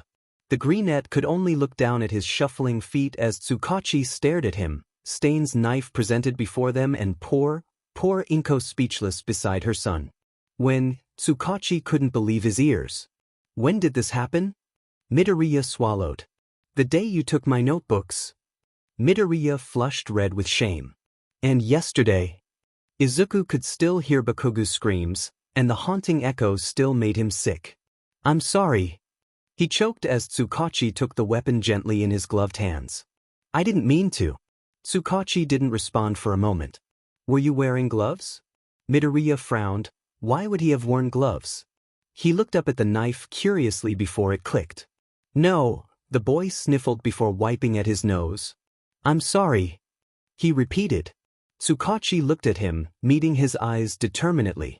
Did you touch it at all between the two incidents? Wash it ever? No. Both no. Tsukachi lit up, only serving to further confuse Midoriya. Tsukachi-san, why does it matter? My prints are on the weapon. They are. The detective nodded. But stains could still be there. Midoriya was skeptical, but figured the detective would know better than him. You did good, Midoriya. The detective gave a wry smile. I would have preferred that you brought it to me immediately, but you still did good. Midoriya ducked his head, flushing red with shame. He almost hadn't turned in the knife at all, not because he'd assaulted Kacchan with it but because it had been a gift. From a serial killer, yes, but Izuku had never gotten a gift from anyone outside of family before. Tsukachi called in Sansa, who brought in an evidence bag. Izuku held his tongue as they bagged the knife and managed to keep like that until Sansa was almost completely out the door. Wait! He blurted, almost desperately. The feline looked back at him in shock. Izuku's face heated further as he kept his eyes on the knife. Can I have it back afterwards? Izuku! Inko gasped, aghast at the request. The boy shrunk into himself further, but didn't back down. Please? He asked quietly. He gave it to me. And that seemed important. Why would Stain have left something so important with someone so inherently unimportant? Tsukachi examined the boy carefully. He'd only told him that an old bully had cornered him and he'd lashed out, but Naomasa knew there had to be more. Izuku didn't lash out. The young Midoriya could hardly look people in the eyes without trembling like a leaf. Whoever had come after him, they had to have done something. Something significant to push the traumatized child into fight or flight mode hard enough that he chose fight instead of his regular solution of running away. The man looked at Sansa, who was looking at him as well, then down to the evidence bag. He couldn't see why they would have to keep it after the labs got a hold of it. There was only so much they could do with it before it would inevitably go to evidence lockup, where it would just collect dust.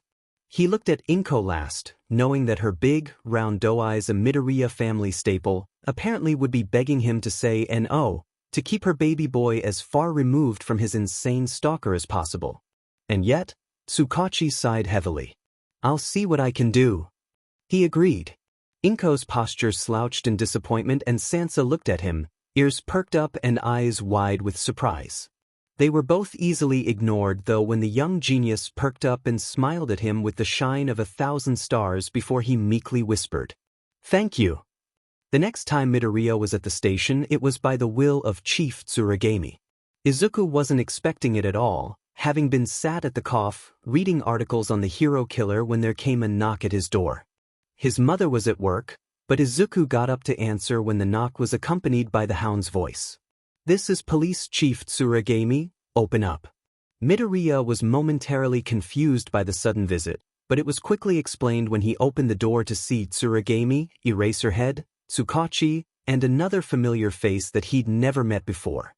The short, white-furred principal smiled pleasantly. "Good morning, Midoriya-san."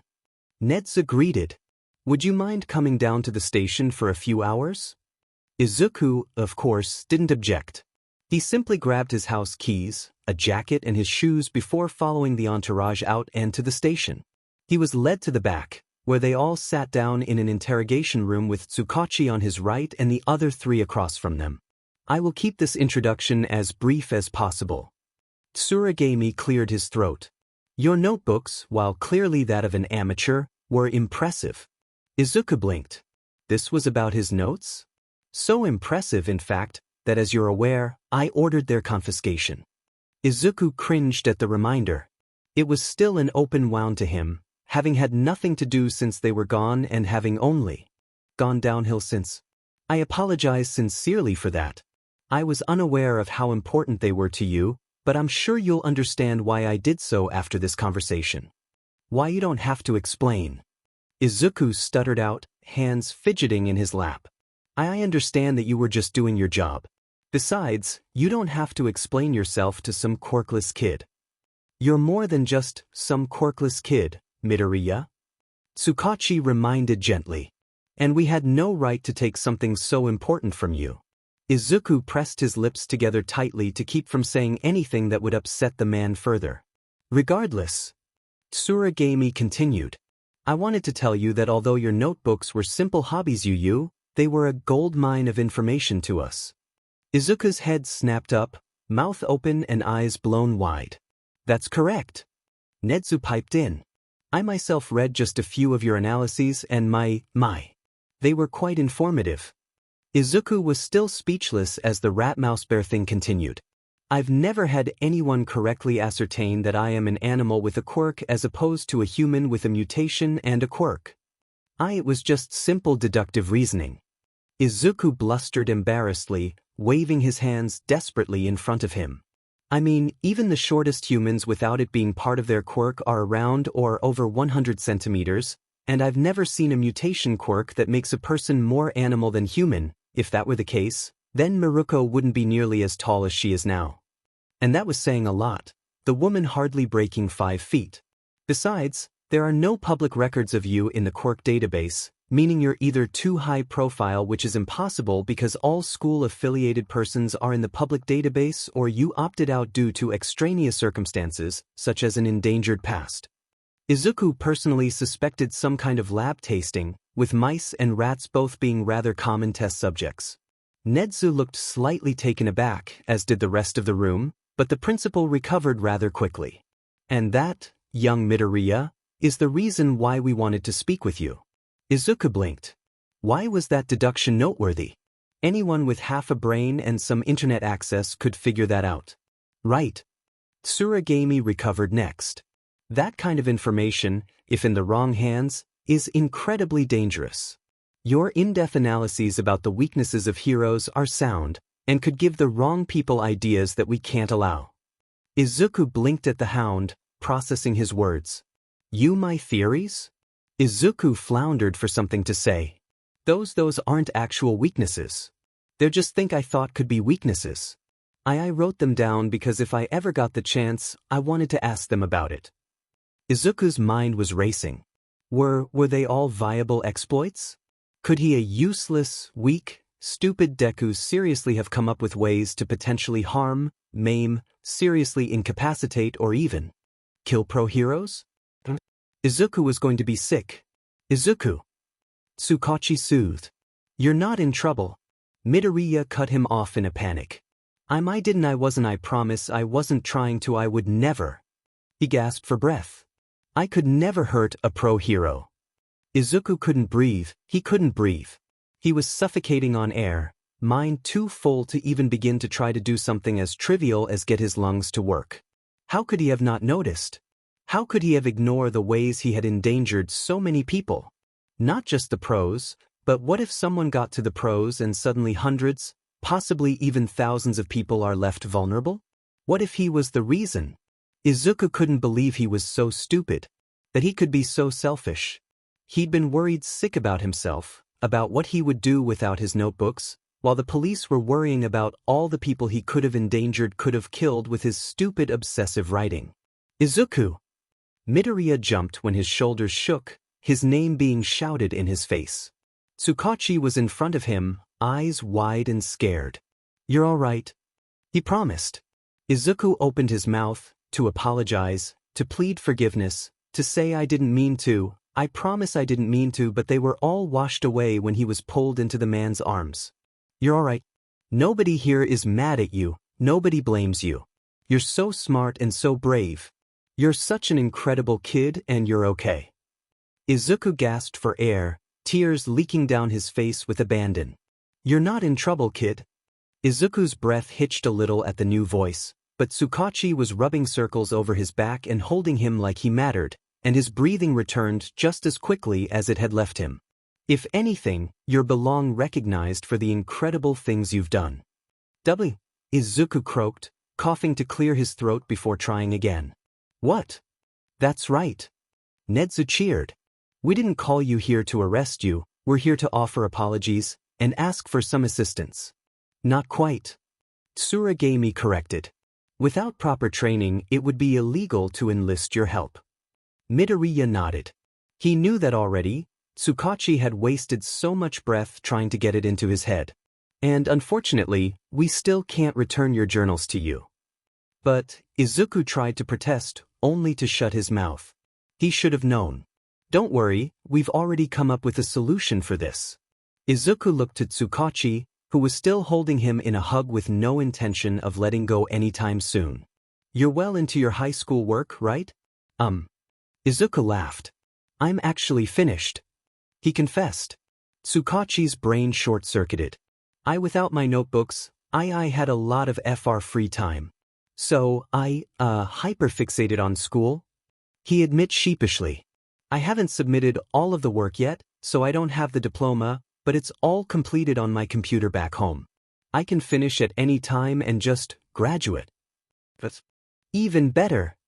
Nedzu spoke up again, eyes gleaming with something mischievous. That means we can move right ahead to Phase 2. Phase 2? Izuku asked. Phase 1 was supposed to be finishing up high school. Eraserhead piped in with a slight smirk that he tried to smother. Phase 2 was to get you into training for an investigator's license. Midoriya's jaw popped open again. You want me on the team? He realized. Why? Well, first of all, Stain hasn't left Mizudafu. Izuku whipped his head around to Tsuragami. We have reason to believe, after he gave you one of his knives, that you have something to do with that. Midoriya stayed silent, letting the man continue. You're the only person who's seen him and lived to tell about it, the only person to cross him and live to tell about it. You figured out his quirk after just one interaction and have developed a sort of psychological profile on him that has been instrumental to our hunt for him. His ideals, you mean? Izuku frowned. Why not ask All Might about that? Izuku still wasn't sure how to feel about the man, and Tsukachi frowned as well. All Might is preoccupied at the moment. Tsuragami shook his head. He's focusing on something a bit more personal. Well, at least that checked out with what Izuku knew about the hero. All Might didn't seem to care as much as he said he did. What would I even do? Izuku asked. That's what I'm wondering as well. Eraserhead prompted, surprising Izuku. The Greenette had assumed they would all know the idea by now.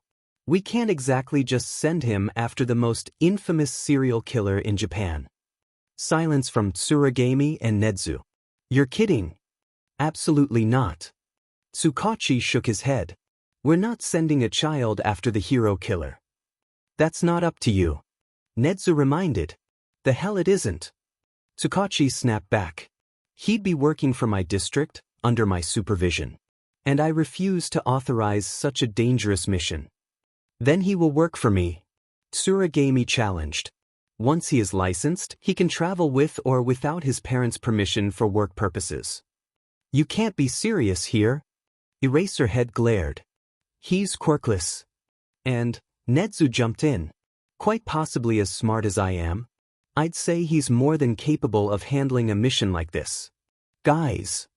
Midoriya tried to interrupt, but he was easily spoken over. We shouldn't even be considering this. He's traumatized by that man, and you water to send him out there after him? Actually, Izuku tried to correct, saying that the bulk of his trauma was from someone that was arguably much less dangerous. He was ignored, again. Midoriya is plenty mature enough, and he wouldn't step foot on the field until after he's been licensed. He's a kid. Guys, enough. Izuku shouted, loud enough to be heard over everyone this time. The room fell silent at the uncharacteristic outburst. What about what I want, huh? He asked. Midoriya, Tsukachi started. No, I think that I deserve to have a say in this. The detective fell silent, and Izuku took a deep breath. I thank you for the vote of confidence, Netsu-san, Tsuragami-san. He turned to the two superiors, bowing slightly. And I'm honored by the offer, but I need some time to think over this. Izuku, Tsukachi breathed in disbelief. You can't seriously be considering this? Midoriya looked to the officer, a man he looked up to who looked genuinely afraid for him in that moment. This is the same man who has horrified you on several occasions. He's traumatized you, Izuku. Izuku looked at him with pain in his eyes, but all he could see was a sick, twisted grin paired with glowing red eyes and explosive blonde hair. His body burned as the smell of caramel and sweat invaded his nostrils. Izuku shook his head, mind switching to the somehow less terrifying memory of a noseless face and raised red eyes that were framed by a ragged cloth of dirted white. He's not the one I'm traumatized by. Midoriya admit, seeing the man's face fall. After all, who could have scarred a child so badly that they were worse than a literal serial killer? I'll decide by Monday, I promise. Netsu grinned, tail lashing back and forth excitedly. I look forward to your decision, Midoriya Izuku.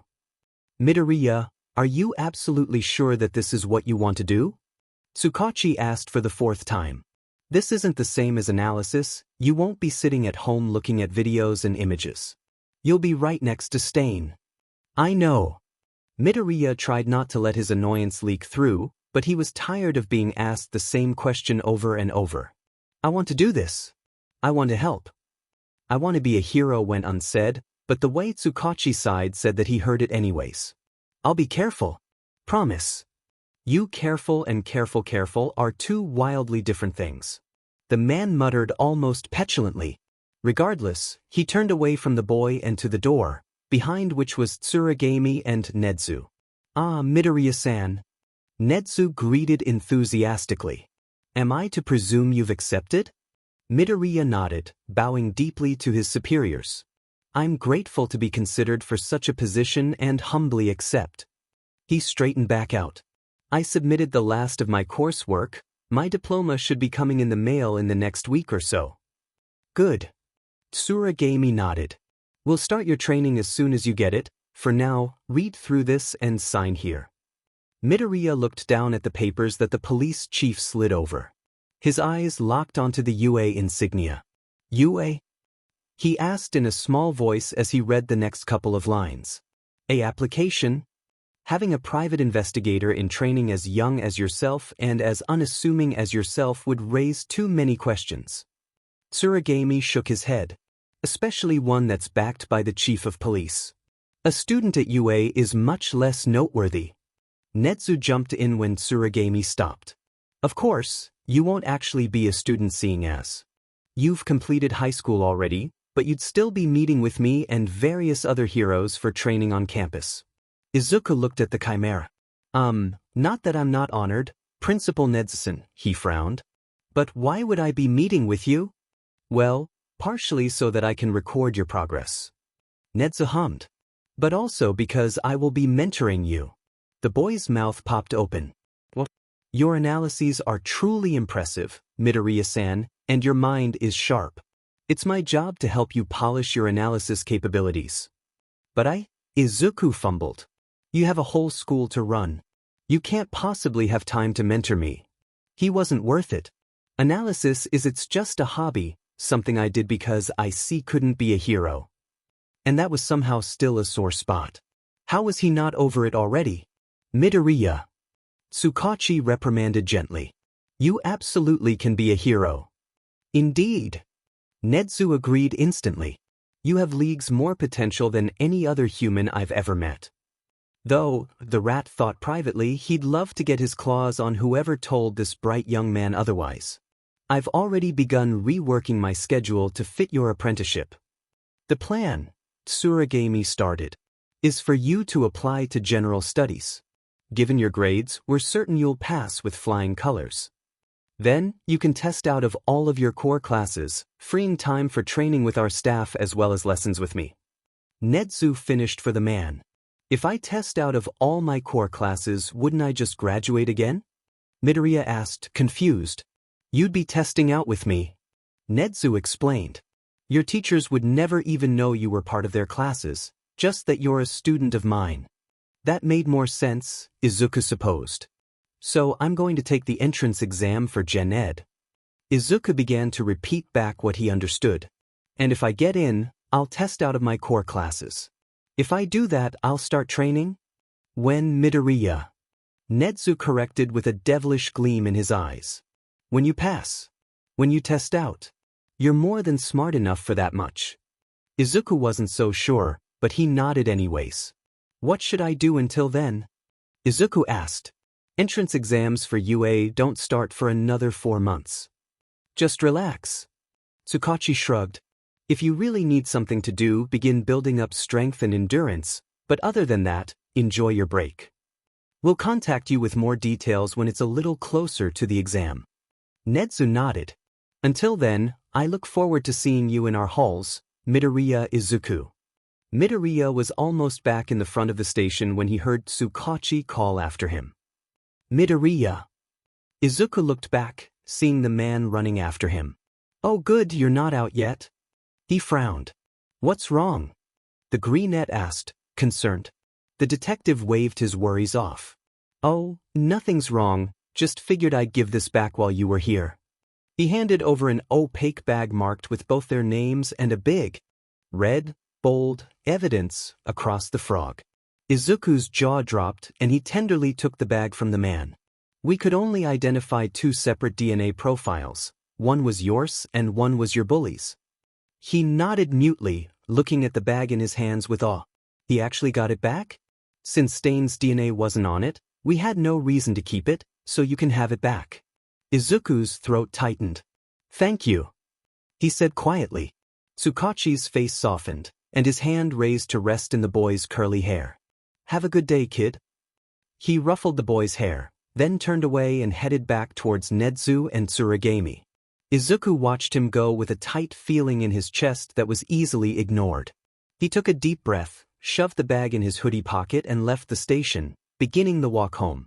As with most days in his life thus far, he didn't make it very far before being dragged into an alleyway, one arm wrapping securely around his stomach and the other pressing a knife to his throat. Izuku's breath hitched. Don't make a sound. Stain rasped in his ear. I just want to talk. Midoriya clenched his hands into fists to quell their shaking, letting the breath he'd been holding out through his nose. Teach, this is a bit more aggressive than our last talk. He whispered shakily. He felt more than he heard the hero killer huff out a laugh at his sarcasm before he was slowly being released, clearly waiting for the boy to bolt, ready to catch him before he could. Midoriya didn't run. He just turned slowly and examined the man who'd well established himself as a problem in the younger's life. I have a few questions. Stain started, tossing a knife in the air idly. Did the man not have any fidgets that wouldn't kill someone? Like those notebooks that the police took. Midoriya paled. How did you know about that? Stain stabbed the knife into the wall next to him, making the boy flinch. You didn't answer my question. Midoriya swallowed. He could work with this. How about a deal? Izuku proposed, seeing the man raise an eyebrow, intrigued. You can ask me any questions you want, and I'll answer them as truthfully as possible. Not truthfully as possible. And in turn I'll ask you questions that you can choose whether or not to answer. He had to give the man room to refuse, or he had no leverage at all. Izuku shook minutely as the man hummed. Depends. Stain drawled. What kind of questions will you ask? Does that matter? Midoriya smiled. You can just choose not to answer. A chuckle from the man, then a nod. All right, I suppose those are terms I can agree to. A sigh from the freckled boy. Now, back to my question, the notebooks. They're hero analysis notebooks. Midoriya responded. I like to jot down notes about when I know about heroes and quirks, including potential weaknesses. Stain's eyes lit up. The police chief said that they had sensitive information and confiscated them. Midoriya tried to hide the way he stuttered on the words, hide how upset he was that he still couldn't analyze people, hide how his entire body itched to write down every little thing he noticed about anyone with a cool quirk. Stain noticed anyway. There's more to them. He prompted. You wouldn't care so much if there wasn't. He added when Midoriya stayed tight-lipped. Midoriya's voice cracked and he wiped furiously at the welling tears before they could linger. They were the closest thing I had to becoming a hero. And now they were gone. Stain didn't speak and Midoriya surged forward, desperate to move on from the topic. How did you know the police took them? Midoriya could guess that it was because of Stain watching over him, but that didn't make it any less horrifying when the man shot him a deadpan look. I needed to make sure the fakes didn't get to you. A shiver shocked down Midoriya's spine, one that he managed to not react to. Tell me my weaknesses. Izuku looked up, shocked. What? Well? The killer asked. Izuku said articulately. That's my question, kid. What are my weaknesses? Stain looked genuinely curious. You managed to figure out my quirk, now tell me, what do you think my weaknesses are? Izuku tried to think of what his books said, along with what he knew about Stain's quirk. Well, Izuku started hesitantly. Was this some kind of test? Would Stain kill him if he got them right? The thought didn't scare him as much as it probably should have. There's the obvious disadvantage to not knowing the person's blood type. If you didn't know it, you probably can't make too many extra moves since you have no idea how much time you have. Midoriya frowned.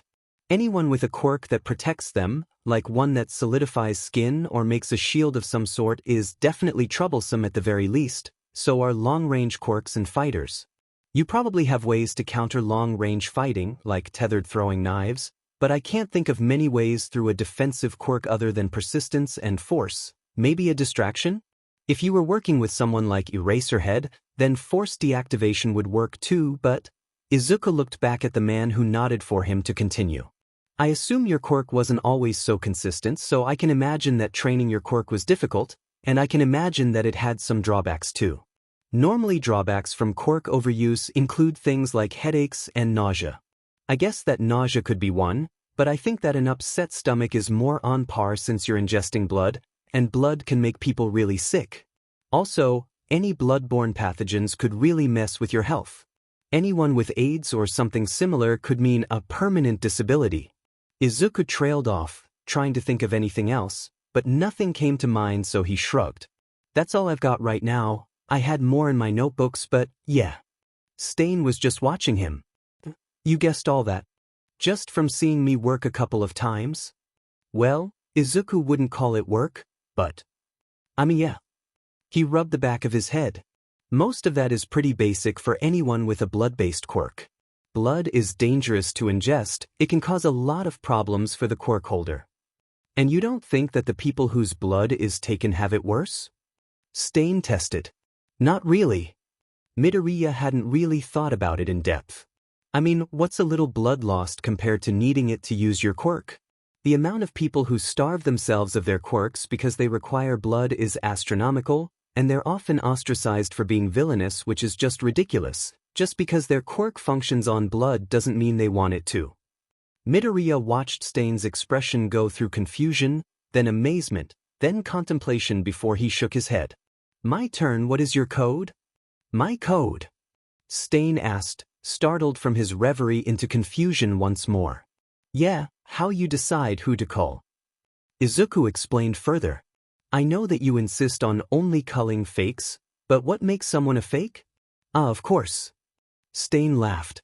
A true hero like you wouldn't get it on your own. You believe there is good in everyone, even if you're not blind to their evils. Midoriya didn't know whether to be flattered or insulted, even as his heart fluttered at being called a hero again. The fakes are the ones who say they are a hero to be above the law, to reap the benefits of heroism without ever sowing the seeds of justice and peace. To be a true hero is to do the work of a hero without ever expecting that people will praise you for your efforts. To be a true hero is to save others at the cost of yourself, to prioritize those you are meant to protect as opposed to the glory of stopping the bad guy. Midoriya hated that he agreed that there was a difference between the two, that one was inherently worse than the other. True heroes are to be modeled after the greatest of us all, by the only man who can take me down. The only true heroes are the ones who strive to be like All Might. And despite knowing where that was going, Izuku still cringed. because he could only imagine how much harder his already miserable life would have been if every hero took the time out of their days to tell him that because he didn't have a quirk that he couldn't be a hero, that he should try to be realistic and leave him alone on a rooftop, where he had almost jumped to his death. Stain noticed because of course he did. "You disagree," he stated darkly. "It's not that I disagree," Izuku corrected, because All Might was still a great hero. He was the #1 hero, and by all of Stain's ideals, the perfect hero. We had a personal disagreement." Izuku cringed. "That didn't even begin to cover it." "Like?" Stain asked, more demanded. "I'm quirkless," Izuku stated, and it wasn't until the hero killer physically recoiled in shock that he realized that he'd never told the man that he didn't have a quirk. Before Stain could say anything about it though, Midoriya continued. "I was born without a quirk, and I am at All Might, the same day I met you." Stain looked even more shocked by that. "I was attacked by a villain earlier in the day and he saved me, but when he tried to leave, I hung on to him." Midoriya's eyes welled with tears, the moment painful to recall. "It was stupid, I could have died, and the villain managed to escape because of me. He was caught again, but not before attacking another kid." Midoriya shook his head. "Anyways, we landed on the roof. The roof, not just a roof. It was the roof he'd been crushed on, the roof he'd nearly killed himself from, the roof he'd intercepted Stain from. And I asked him if I could be a hero." Izuku's voice rose as the tears fell, and he gasped for breath around them. "If I could become a hero without a quirk?" "No," Stain breathed. You're lying," he snapped, already sensing where this story was going. He would never. The symbol of peace would never. "He told me no." Izuku breathed. "He told me that I had to be realistic, then he left me there." And Izuku collapsed, legs giving out under him as he sobbed. Stain fell to his knees before him, a look of angry disbelief painted over his features. I don't even hate him for it." Izuku laughed, hysteric through his sobs. Because I understand. I get it really. A quirkless kid would just get in the way, like they always do. I would just be a burden to the heroes just like I am to my peers and to my family and to everyone I've ever met. I'd just be a liability of the field, probably get killed before I could even fight my first villain." Stain shifted, and Izuku heard him stand to walk away as he sobbed in the alleyway. Alone. Izuku looked up and watched the man leave, confusion painted over his tear-stained face as the man didn't look back once, just kept walking, leaving behind the boy to sob in an alleyway as the first person to believe in him left. Just like everyone did when they found out he was quirkless. It took the boy a moment to collect himself after that, but eventually he made his way home without interruption and headed straight for his room. He was just confused, perhaps a little hurt, but mainly confused. Like, first off, why did he care if Stain left him? Hell, he should be happy to be rid of that psychopath. Part of him was, of course. He was glad he wouldn't have to look over his shoulder anymore or have to worry about his mother being threatened. Yet at the same time, Midoriya couldn't ignore the pain in his chest that flared whenever he thought of how easily the crazed, obsessive man had turned his back to him when he discovered he was quirkless. Stain had heard that his idol had dubbed Izuku as useless and didn't ask questions, just left. Midoriya couldn't fathom why he cared. But, couldn't he? Stain had been the first person to say he could be a hero and mean it. Stain had had no idea what his quirk was, what he was like, who he was, or even how old he was, but he'd taken one look at Midoriya, fighting to save the life of someone whose whole job was saving others, and had said, hero. Normally, being called a hero by someone nicknames the hero killer would have made most people sick, but Izuku didn't think the fluttering in his stomach was an illness, nor did he think that he was most people. And those questions Stain asked, about people with blood quirks, painted a picture of the man's past that made him think that this wasn't a sudden decision. Izuku couldn't even imagine having a quirk, let alone one others hated you so. Izuku would do anything for a quirk, even a weaker one. But, could he still have wanted one if he got one? What if it was like Stain's? What if it was a quirk that had heavy drawbacks? Would Izuku still be grateful?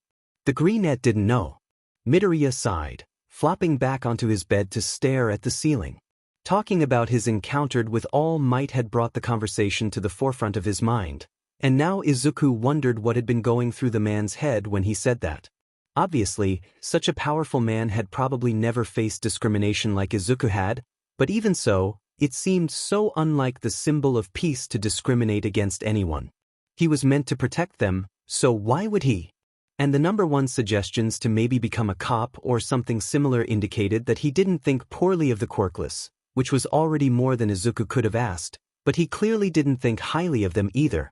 Plus, leaving a victim of an attack alone?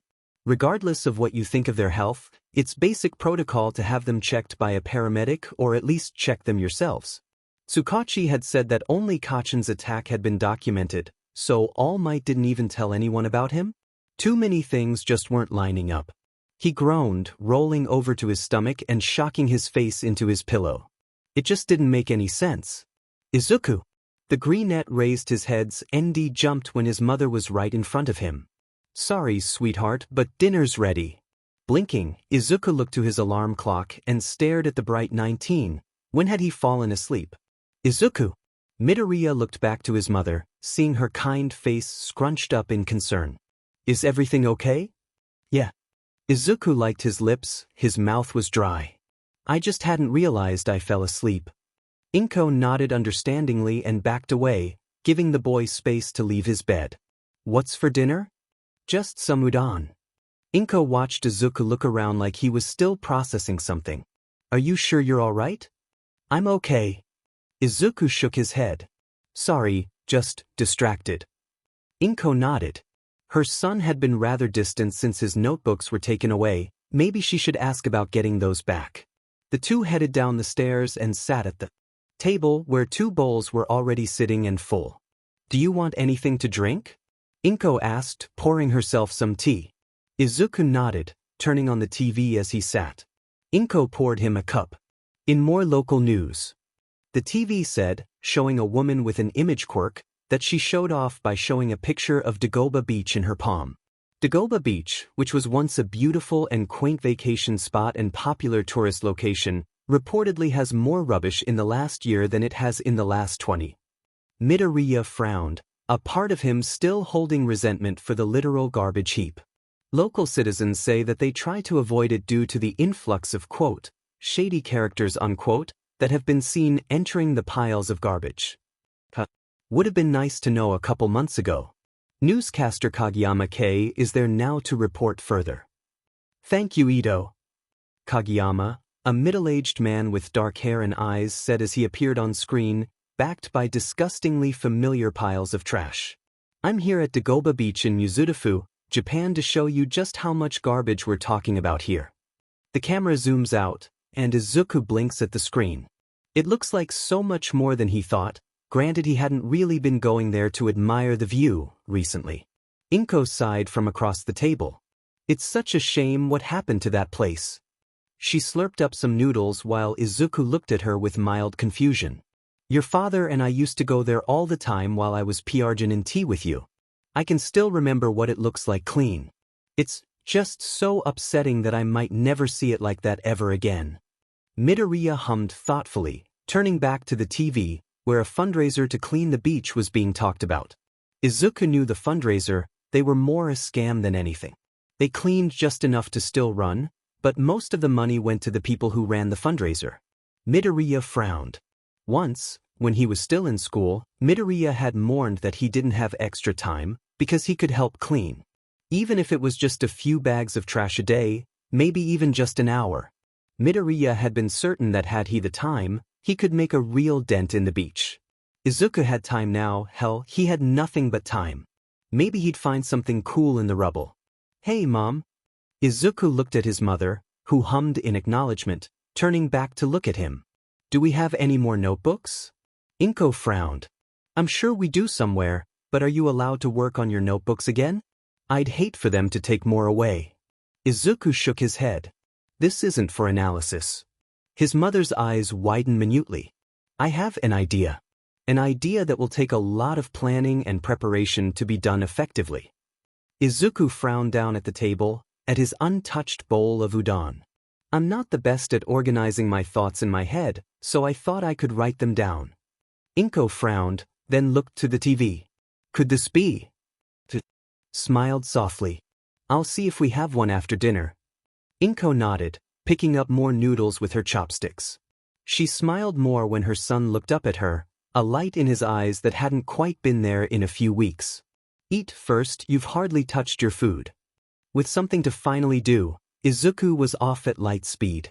He had a comprehensive plan, complete with expenses, secured places to dump the trash properly, and even a rented truck for larger equipment, thought that wouldn't be used for another few weeks. First, Izuku began the truly backbreaking work of picking up any smaller pieces of trash and bagging them. He started in the early morning, scouting the sides for a good place to start before choosing something in the center where there weren't as many huge pieces. By the time most people had already left or were just leaving for work, Izuku had almost 10 bags and had to change gloves twice. By noon, when the boy took his first break, he was sweating and his arms were sore.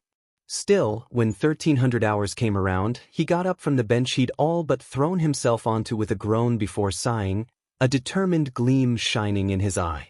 Izuku worked until it was almost dinner, then he moved all of his bags of trash, a total of 22, to the side before going home to shower, eat, and sleep. When he woke the next day, he was even more sore than the night before, but he felt better than he had in days. For days Midoriya did this. He woke up at some god-awful time in the morning, decided where he'd be working, then set to work.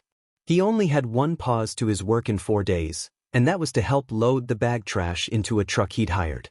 Not bad, short stack. The gruff driver nodded once the last bag was loaded up. How many people you got working on this dump?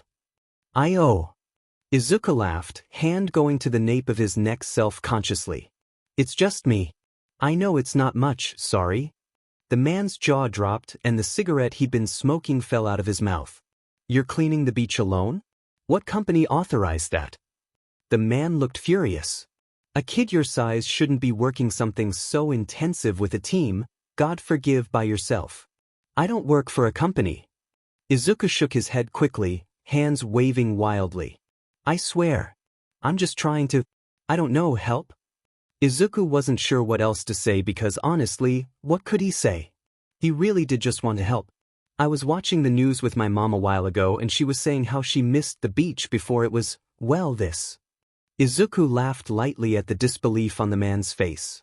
I know it's silly, changing something just because my mom missed what it used to be. No, the man shook his head, a faint smile on his face. What you're doing? It's honest work, kid. I can admire that. Izuku grinned at the praise. But you really shouldn't be out here by yourself, you could get seriously hurt doing this.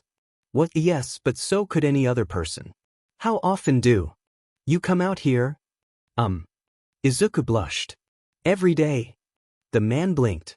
I don't have anything else to do, I mean. Freckled cheeks burned crimson under the man's astonished gaze. I come out at like 5 every morning and work with some breaks here and there until dinner. How old are you again? The man asked after a moment. I'm 15, 16 in July. Midoriya watched as the gruff man looked at him, then out at the beach.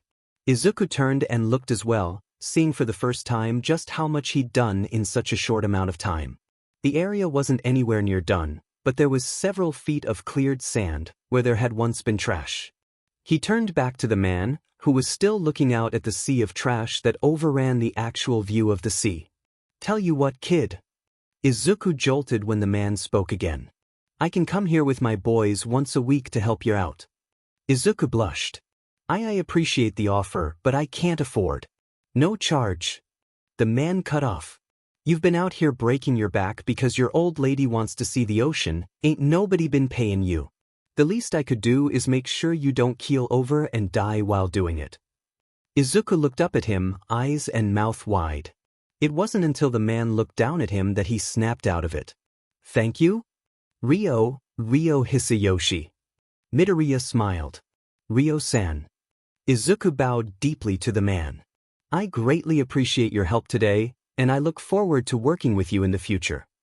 Ryo bowed back. They exchanged contacts, Izuku briefing him on the plan he'd formulated before waving him off. Once the truck was well out of view, Izuku let out a childish cheer and all but ran home to inform his mother of what had happened. His mother had, understandably, been rather concerned that some random man had met her son once and offered to free of charge bring an entire cleanup crew once a week. Izuku had been too excited to really think that far ahead, and after some consideration, he realized that they probably wouldn't even show up anyways. After all, who would help a quirkless kid for no reason? Nobody, that's who. It was infinitely more likely that Ryo-san, if that was his real name, had just decided to F with Midoriya, who was honestly more disappointed that he'd fallen for it even after years of torment. Midoriya just kept on cleaning, and despite not believing they would show, that didn't stop him from hoping that one day, he'd look up and see a familiar truck on the side of the road. After a week, Izuku fully lost hope, and 2 days later, when the truck showed up like it was supposed to, Izuku was shocked to see 3 more men accompanying Ryo. Midoriya-san.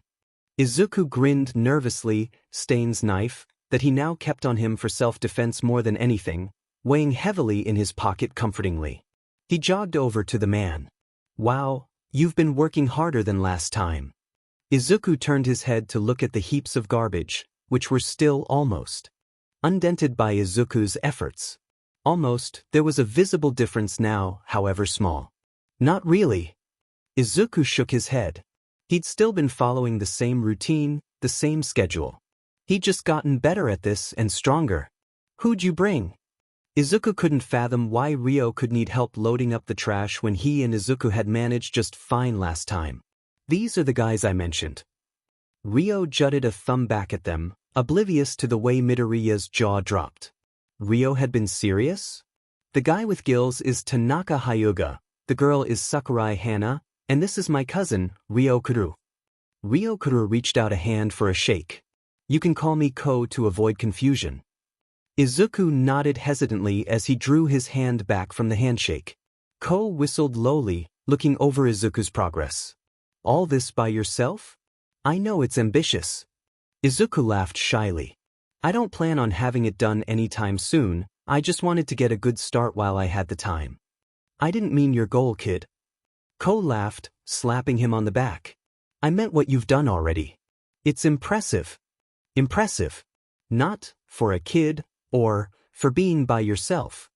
It was just impressive. All right, where should we start? Izuku opened and closed his mouth like a fish. They were asking him? Sensing his struggle, the woman stepped forward. Let's get the bags out of the way first. Seo-san can drop it off then come back and help out. Tanaka and Ko nodded, heading off with her to start loading up all the trash Izuku had cleaned on his own in the week or so that Ryo had been gone. You good, kid? Ryo asked, stepping forward to stand next to him. You weren't kidding? Izuku choked out, looking up at the man with something akin to hope. You actually want to help? Yeah. Ryo frowned. I said I would, didn't I? I mean, yeah. Izuku fumbled for a way to explain without seeming pathetic. It's just, I don't know. People don't usually follow through with things like that. Not with me. Ryo snorted. I don't know who made a kid like you so jaded, but I actually keep my promises. Izuku stumbled forward a step when Ryo slapped him on the back as he moved forward to help load up the truck. Now come on. Just because you have help now doesn't mean you can slack off. Izuku snorted a laugh despite his shock, or perhaps, because of it, and jogged to catch up. Maybe they wouldn't leave him just yet.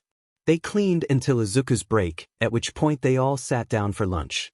The adults practically tore into their food, chugging water and taking deep breaths. Sheet, Seo-san. Sakurai laughed, panting. You weren't kidding when you said this would be backbreaking. Izuku watched curiously. Is this what he was like when he started out? He couldn't remember. No sheet, Hana. Ko coughed, coming away from his water bottle. Even with my quirk, I'm fucking dying here. Ko hissed when Takana slapped his arm. What the hell, man? Watch your language. Tanaka snapped, gesturing at Izuku. He's a kid. Ko looked a little guilty after that, even if he still grumbled.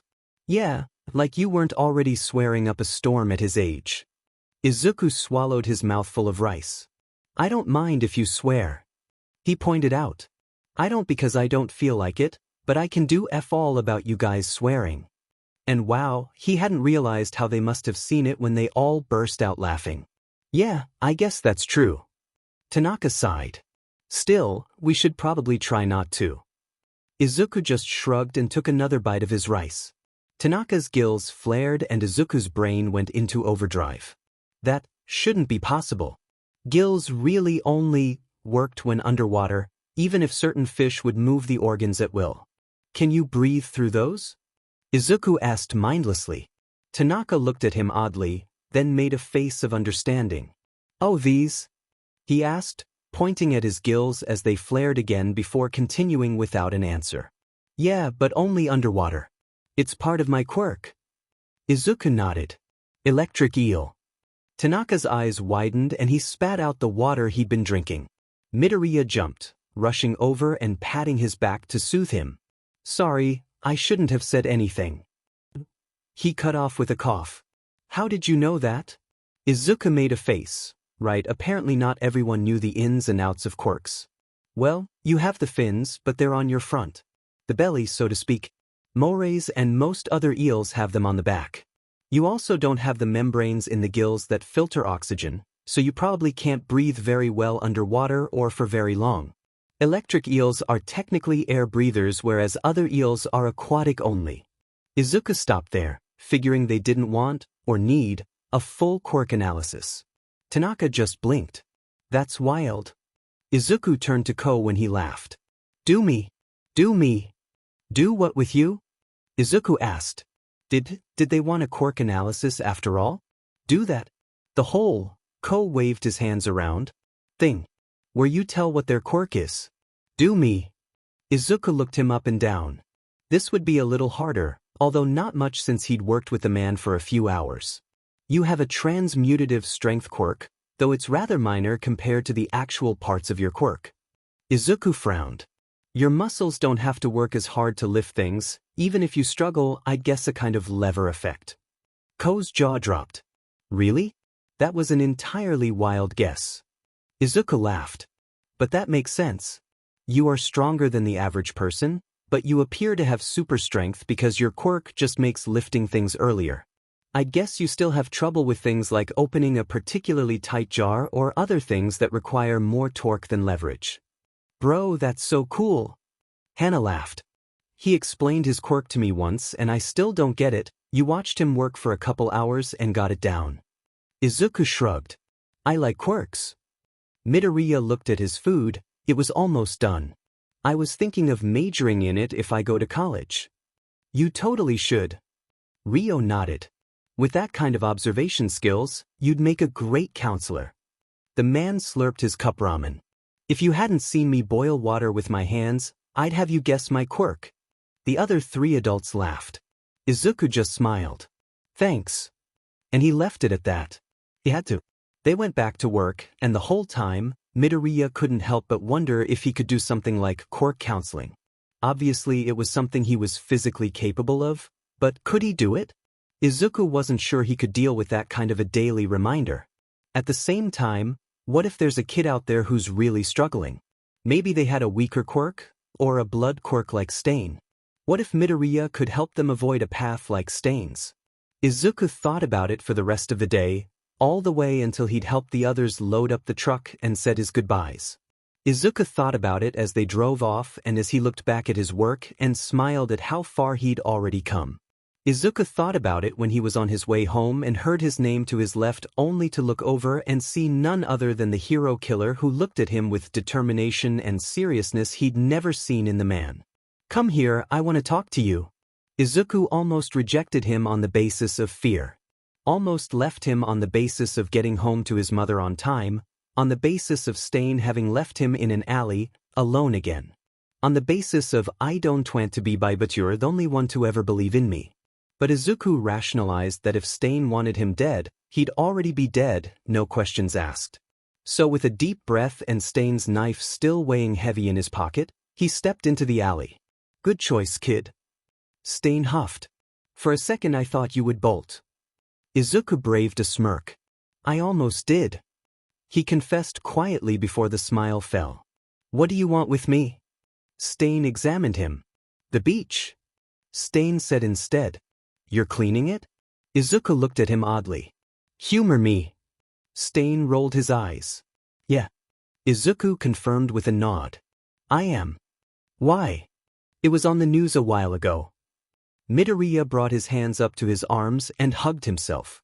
I don't have anything else to do, and my mom said she missed when it was clean. So you decided to clean the largest trash dump in the region because your mother missed the beach?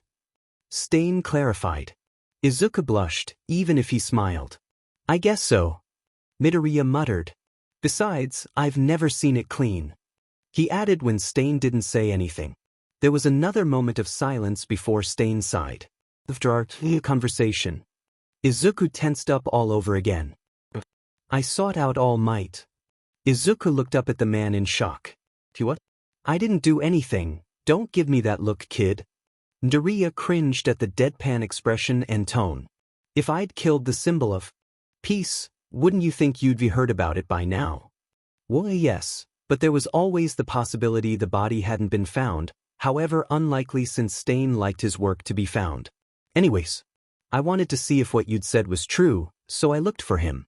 He's a hard man to find, you know? Stain chuckled like it was some joke. Like he hadn't just given Izuku a crisis. Stain had believed him? He'd gone to his idol, a pro-hero, and had risked being captured just to fact-check some quirkless kid story? He didn't know it was me, of course, probably still doesn't, but that's not my point. Point is, I asked him if someone quirkless could be a hero. Izuku in a sharp breath at the bitter tone the man adapted. You? Izuku shut his mouth as soon as he opened it, cringing when he realized he was already too late. You shouldn't have done that, you didn't have to. I didn't do it for you, kid. Stain sneered. I did it because I can't be basing my whole methodology on a fake. And that make Izuku forget all reason. Izuku reached out desperately and snagged the man's sleeve. No! Izuku shouted, only to cringe back at the volume. So did Stain, but when the man tried to pull back, Izuku only held on tighter. You can't kill All Might. You cannot. Says who? Stain challenged. Izuku swallowed, remembering the primal fear he'd felt in Dagobah.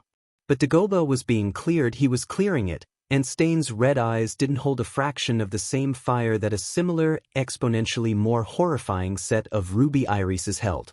Says me. Izuku said, more clear than he'd expected. Stain clearly hadn't been expecting that level of calm from the boy either, since he didn't argue further as Izuku spoke. You can't kill All Might, he's the reason you've killed so many other heroes. If you go back on that now, all those people died for nothing. Izuku was bordering on frantic now. They didn't die for the ideology of a man on a mission, they died to the hands of a crazy serial killer with no motive or reason. Izuku could only think of Jupiter, a good hero who had been tainted by her popularity, who had fallen victim to Stain's own twisted ideology. If you kill All Might, not only will everyone turn on you, but you would have turned on yourself. Stain looked into Midoriya's eyes, seeming to gauge how strong the boy's resolve was before speaking. You're helping a serial killer. I'm not trying to help you. Izuku opposed. I'm trying to save the lives of all the people you'd endanger by killing the number one hero. Izuku finally released Stain's arm and backed away some. I should never have told you what happened, and you shouldn't have followed the whim of one quirkless kid.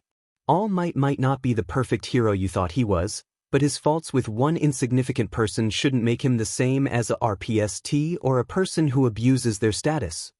And instead of latching onto any of the very valid points that Izuku made, Stain. Is that what you think? Stain hissed. That you mean nothing just because you're some random kid who wasn't born with a quirk? Izuku didn't know what to say to that. Of course he did. Did Stain not hear himself? Izuku was just a quirkless child who was dumb enough to think that the strongest man in the world would believe that he could be like him. And All Might was the god of modern Japanese heroics. I know that I mean nothing. Izuku responded truthfully, only further confused when Stain's hands clenched angrily around nothing. And that's fine by me, so long as people who are worth something get to live in safety. That's why you can't kill All Might. Stain looked at Izuku, really looked at him. Stain looked at the boy's scarred skin, at the way his lips pressed together determinately, the way his eyes positively burned with the same determination. But he also saw the same things he saw in himself.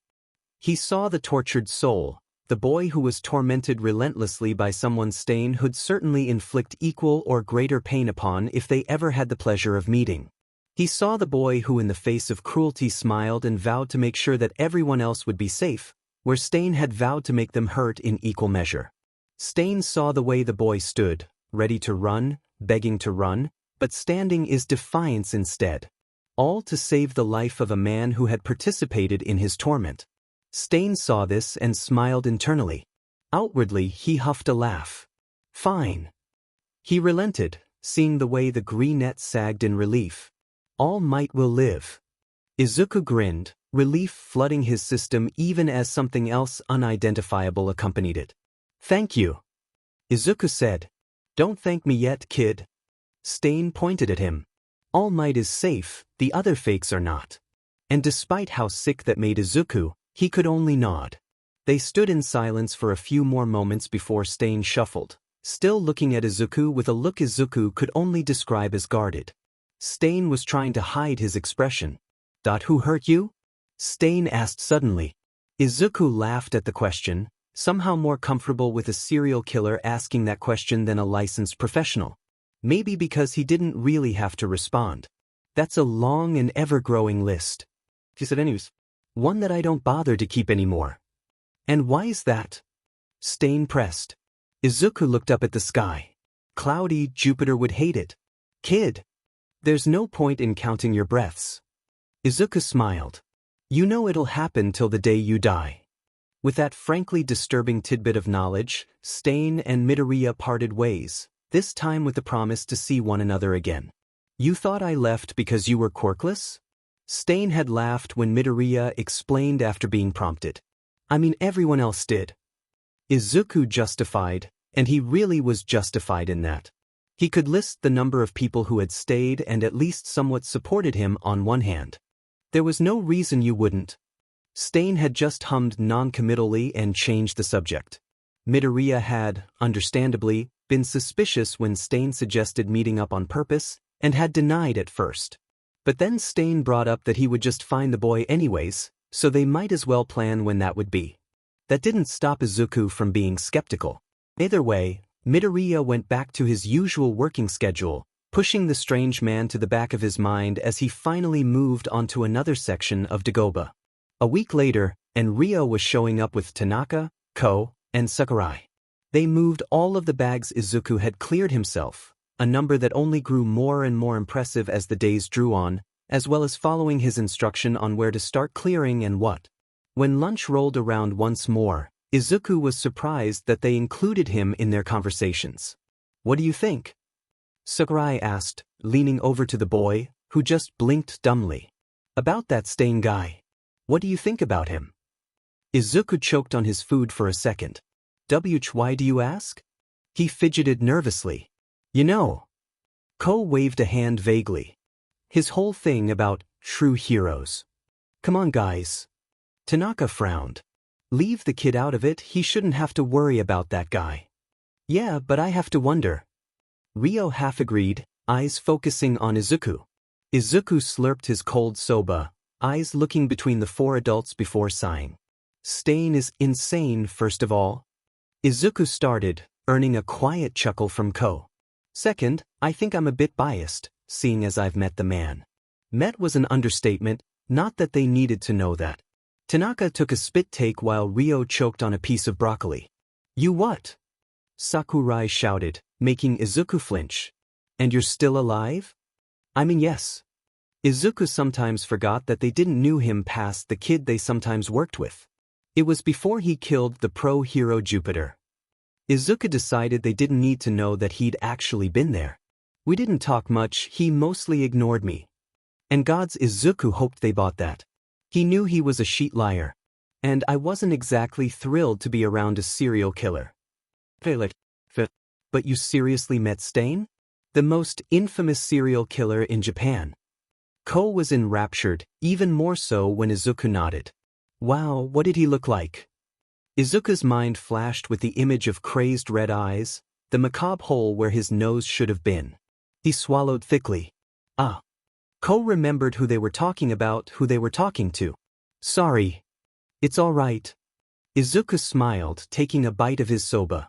I didn't really care to check, you know? Yeah, that makes sense. Sakurai laughed.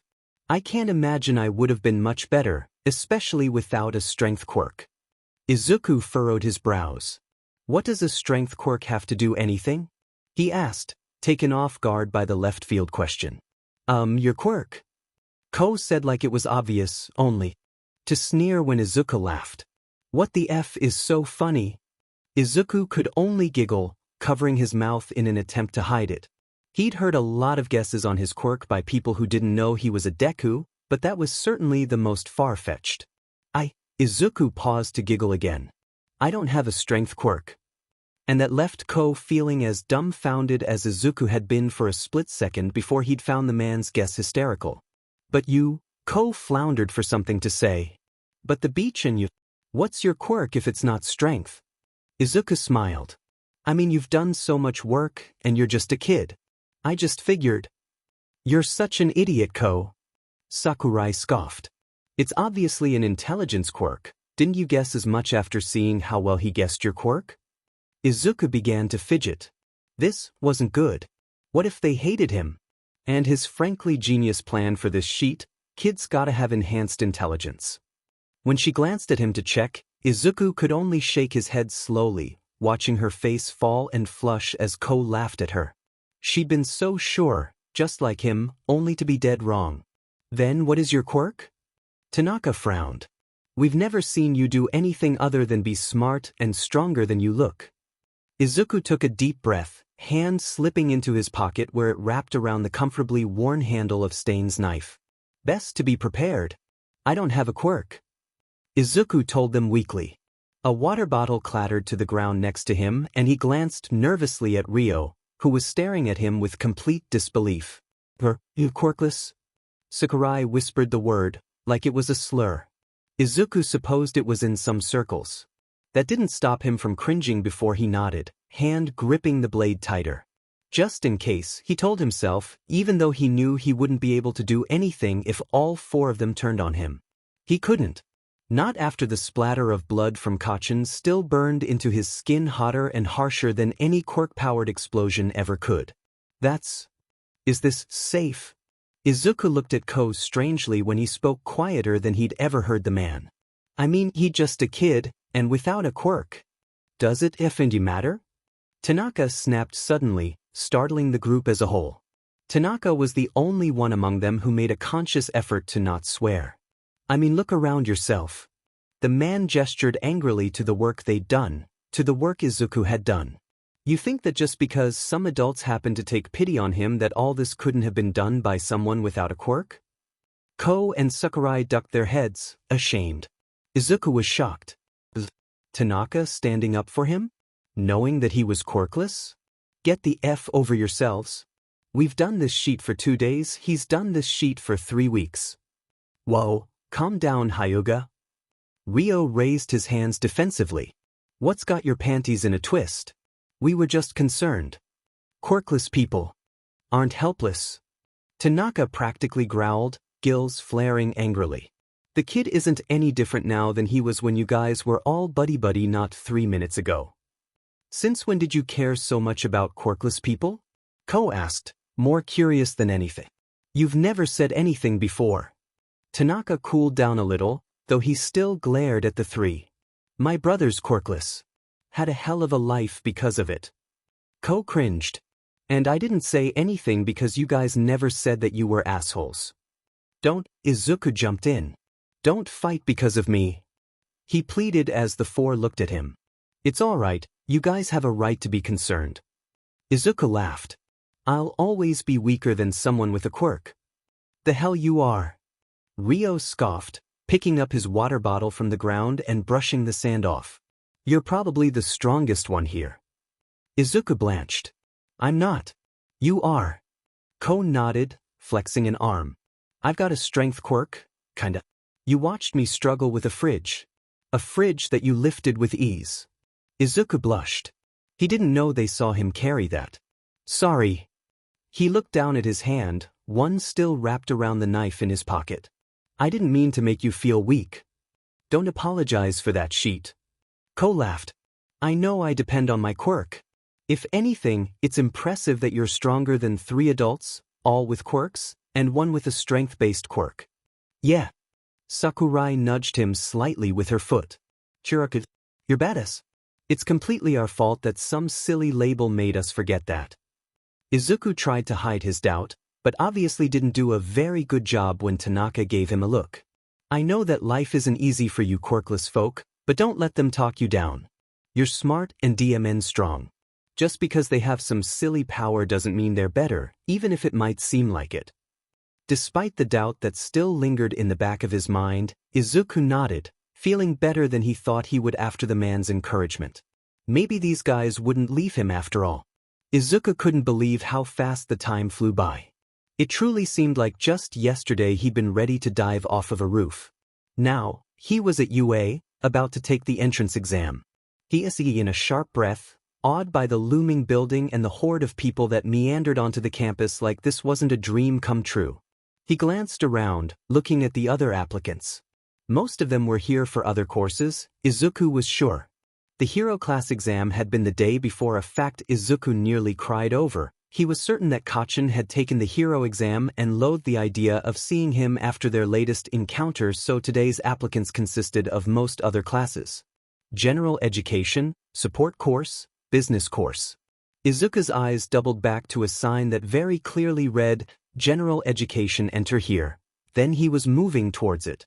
There were a few people chatting around the sign, and Midoriya managed to catch a couple keywords that told him they were talking about the hero exam yesterday.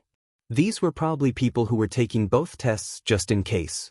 Midoriya moved past them with little fanfare, heading into the testing hall to find a seat away from most people despite the fact that he'd most likely end up having to sit next to somebody regardless. Hundreds of people applied to UA each year. It was impossible that the room wouldn't be packed by the time they started the test. Thankfully, Izuku had thought of that prior to the day of and went to be early to ensure he'd catch the earlier train and be there before the bulk of the students. A flash of bright blonde hair caught his eye and Izuku tense, breath catching in his throat as his mind filled with, I'm sorry, but someone without a quirk cannot be a hero, before he released it with a sigh. It was just Present Mike, which had a whole new feeling of excitement filling his body. Present Mike's quirk was fascinating to the greenette, like most quirks were. He was able to amplify his voice to a volume that could certainly cause permanent hearing loss, even death if he really pushed it. Izuku wondered if the man did vocal exercises before patrols. To his left was a woman that Izuku immediately identified as Midnight. They were talking almost conspiratorially and Izuku could only hazard a guess that it was about Nedzu, since the bear mouse rat person thing was constantly being glanced at. Izuku sunk down into his seat more at the sight of the little white-furred man, knowing for a fact that the principal didn't normally oversee testing, especially not the written portion of general studies. Granted, the rodent could easily be there for a number of reasons, but the way he scanned the crowd of teens told Izuku it was almost certainly because of him. Hey! Izuku jumped, knees hitting the desk with a loud bang as a voice unexpectedly spoke beside him. The lavender-haired boy cringed. Sorry. Why, you're fine. Izuku's hands gripped at his jeans anxiously. He hadn't been muttering, had he? Oh God, what if this guy heard him? What if he asked about why Nedzu would be looking for him? Can I sit here? The boy asked, snapping Izuku out of his panicked thoughts. Oh. Izuku said dumbly. I mean, yes. Oh no, that sounded like a question. I mean, yeah, nobody else is. He laughed nervously. He was a wreck today. Sorry. I'm just nervous. Nah, I get it. The boy shrugged, sliding into the seat next to him. I'm Shinso. The boy held out a hand. Izuku shook it. Midoriya. He responded, was it a good idea to be interacting with other potential students? What if they noticed that he wasn't in any classes even while at the school? Before he could fumble his way through more conversation though, people began flooding into the room, quickly filling the large hall with chatter. Izuku looked back to the stage, seeing that Nezu had moved. Over to Aizawa, who as if feeling the boy's eyes on him looked up and scanned the crowd, meeting Midoriya's eyes for a second before looking back to Nezu and responding to something he said. Izuku watched them with a frown. Maybe he should learn to lip read.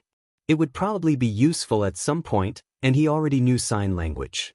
After about 10 minutes the rush of students all but died down, give or take a few stragglers that came rushing in before the clock struck 11, at which point Present Mike cleared his throat and began to address the people in the stands with Midoriya. Welcome, everyone. This is the testing hall for general education, so if any of you listeners are in the wrong place, you better get going to the right hall. Nobody moved, and after a moment, he continued. Alright, the test will be coming around to you shortly, but first, the rules. No cheating or sharing answers of any kind. The test is both video and audio recorded. Any and all cheaters will immediately fail, no questions asked. The test is divided into sections, one for each of your core classes, for a total of 200 questions overall. You will have 3 hours to complete the test with no time for breaks, so after I've completed listing off the rules, we will allow for a 20-minute window to use the bathroom or get water. A snack will be provided for you at the end of the test. Once you have completed the test, raise your hand, and one of the test proctors will come around to collect it. If you have a question, you may also raise a hand to ask them, although they might not be able to answer. You must earn at least an 80 to pass, although only the top 60 test scores will be allowed into UA. Chatter started up among the testers. Only 60? There had to have been at least 200 people taking the test just during this testing time. There were still 3 other testing times that day for Gen Edition. Izuku swallowed thickly as he accepted a paper and pencil from Snipe, who then moved to Shinso. We will now be releasing for a break. If you have to use the bathroom or think you will have to in the next 3 hours, or however long it takes you to complete the test, I suggest you go now as you will not be allowed to leave until after you have turned in your test. Do not look at your tests until we say, or you will fail before you've even started. You're dismissed. Several students stood to leave, and Izuku stared at the packet. The first page of the 200-question packet was just UA's insignia, but it made his hands twitch with pent-up energy. Logically, he knew he had no reason to worry. This was a first-year entrance exam, and Izuku had already started looking at university-level education to fill the time he had outside of cleaning Dagoba. Midoriya had his high school diploma in his room at home. For Christ's sake. Why was he so nervous about an entrance exam designed for people right out of middle school education? Taking a deep breath, Izuku looked around at the other applicants. They were all about as nervous as he was, barring a few particularly confident test takers. At the front of the room, Midoriya locked eyes with Nezu and he swallowed. He wasn't even sure if the principal could see him past the bright stage lights, but the way that the man's beady black eyes bore into him made him feel like he wasn't imagining it. Roughly 20 minutes later, the room was full again and Present Mike was back at front center stage with a large timer behind him. Alright, you have 3 hours to complete the test. Begin. The hall filled with the sounds of papers turning, but Izuku sat frozen for an extra second. It wasn't until he realized that those were seconds he might need that he took a deep breath, letting it out slowly as he turned the first page.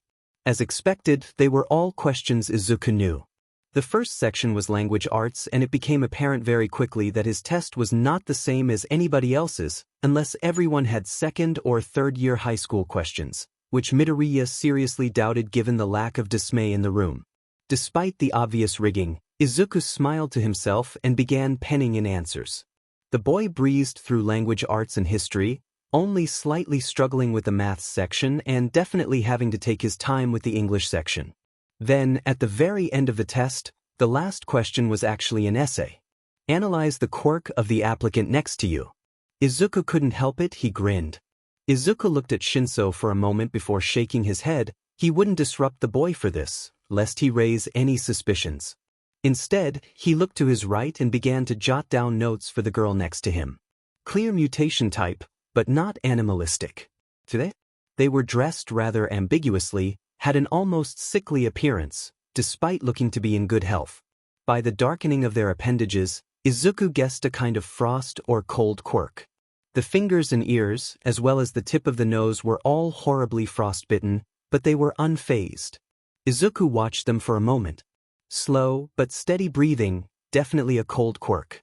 Izuku suspected that they probably had better stamina than the average person, certainly better than a person without their quirk would, even with the exact same habits and lifestyle. Because they were seemingly unbothered by the frostbite, Izuku guessed it was a rather common part of their quirk. Perhaps from extended use? Entirely possible. The same way that something warm radiates heat, they seemed to radiate cold. Izuku could feel that his right side was cooler than his left, so he guessed that their quirk was some type of emitter quirk more than a mutation, although their quirk did alter their appearance. Most likely can't radiate cold any further than a meter before the body suffers in some way. Even cold-resistant people tended to succumb to hypothermia sooner or later. They were probably fine in warmer climates. They're natural. Emission of chill was likely enough to keep them cool on a hot day, though someplace too warm might cause quirk exhaustion since they're constantly putting out cold to keep them from overheating. Izuku wondered if they had to wear gloves. It was possible. Most things became brittle in the cold. Was their house kept on the warmer side so that they didn't accidentally freeze their pipes? Izuku wrote down as much as he could think of before condensing it into a proper analysis on the last few pages.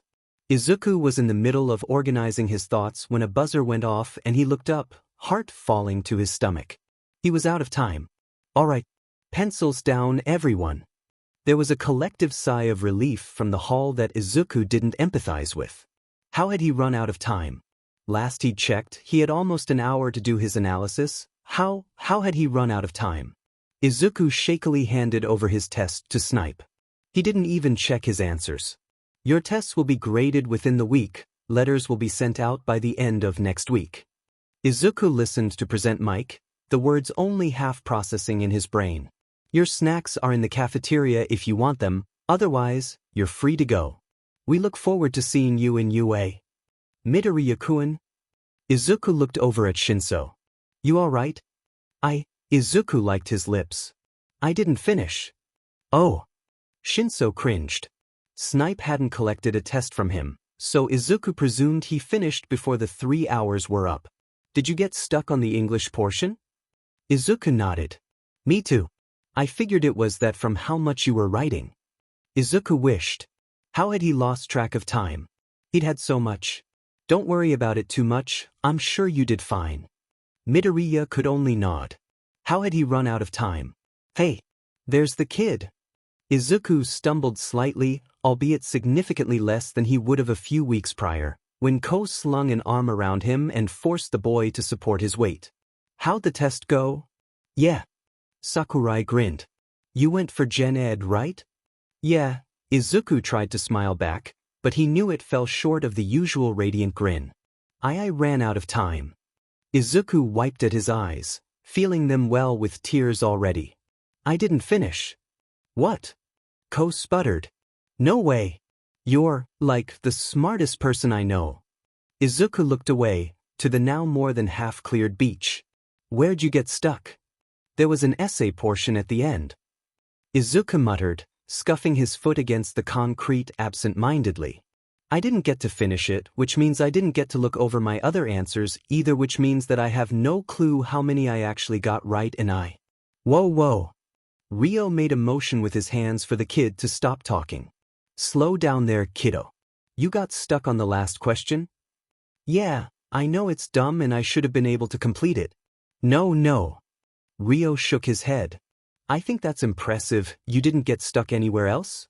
Izuku looked up at the sky, thinking back to the test. The English section was a bit difficult, but nothing too horrible. Which was true, the English was second year at the hardest. So, what's the problem? Ryot. Izuku looked at him, taking in his expression dubiously. Rio looked genuinely curious about what was wrong. I didn't finish the test. Izuku pointed out. So? You think every single other person in that hall did? Izuku faltered. He knew some others didn't. One girl had cried about it outside the exam room afterwards. Besides, do you really need to check your answers? Of course. Izuku blurted. What if I did something wrong or made a stupid mistake? Ko snorted. Come on, kid. Seriously, how many times have you actually come across a mistake when going over your answers? Izuku blushed. It's not often, but what if I did answer something wrong? Then that's 1 point out of 200. Sarai shrugged. You told us all about it already, kid. So long as you're in the top 60 you'll be fine. You guys don't get it, you didn't see how many people were there.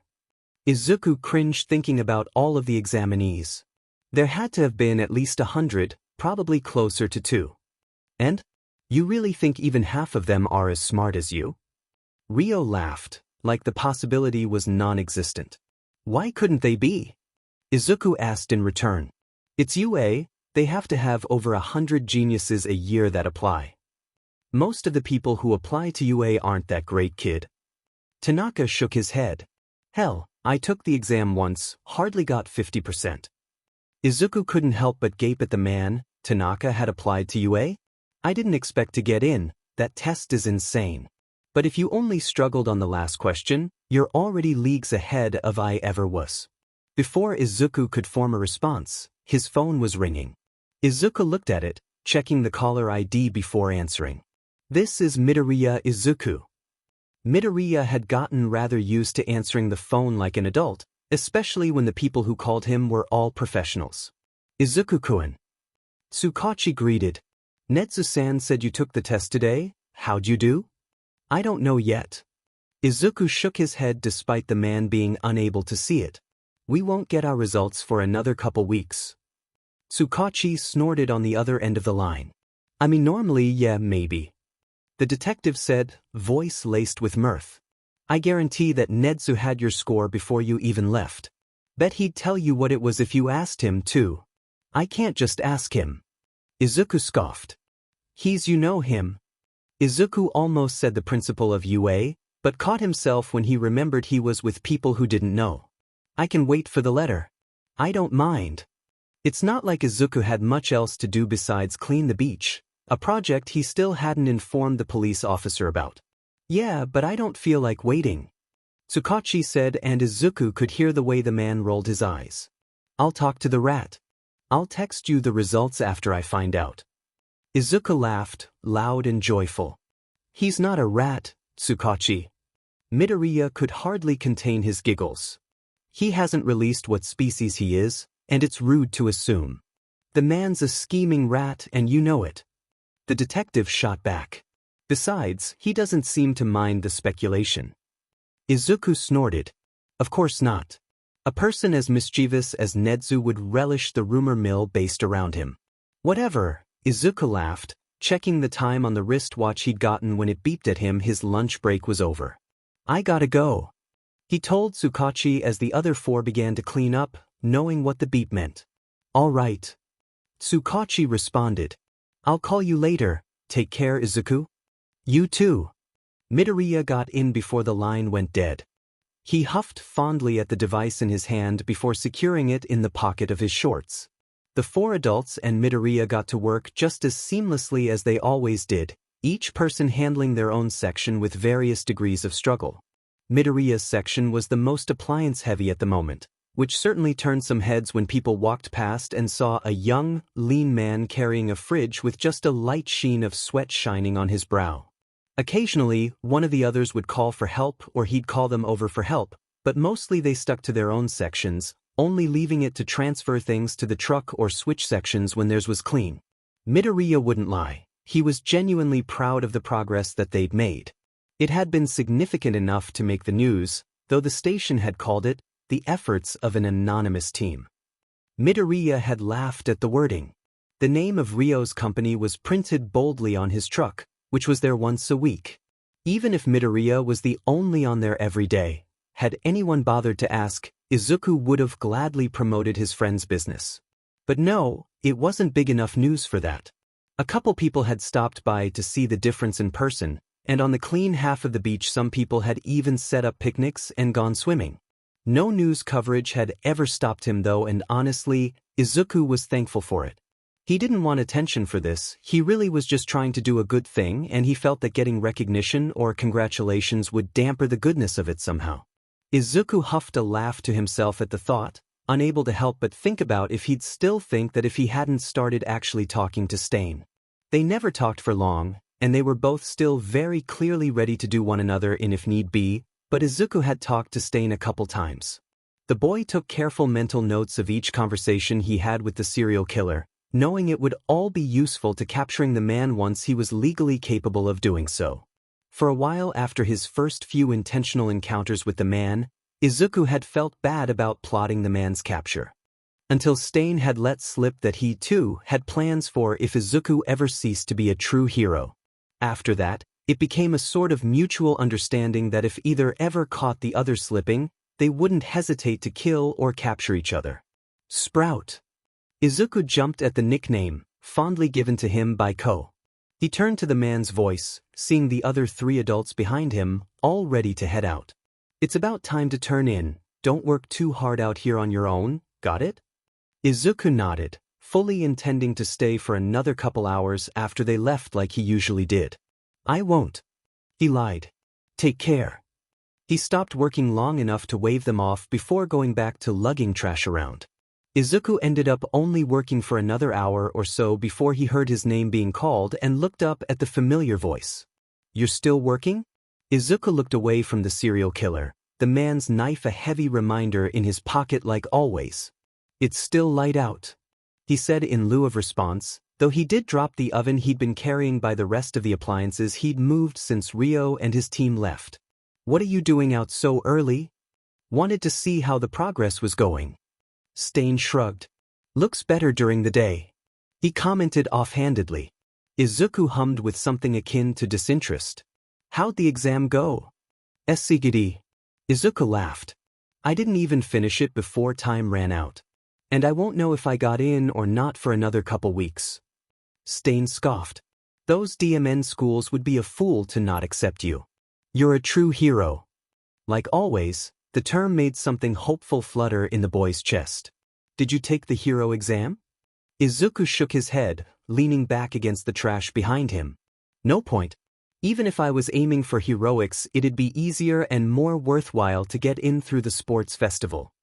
Stain sneered. Another flashy event made by fakes. Midoriya shrugged, unable to disagree. It was true the sports festival was built to show off the contestants' quirks and to show off the hero course. Their conversation was interrupted by another phone call. Izuku looked at the ID and shot Stain a look before picking up. This is Midoriya Izuku. I talked to Nedzu. Tsukachi sounded giddy. Do you want the good news now or later? Midoriya sighed. I guess now, he said, hearing Tsukachi's responding chuckle and the flipping of papers.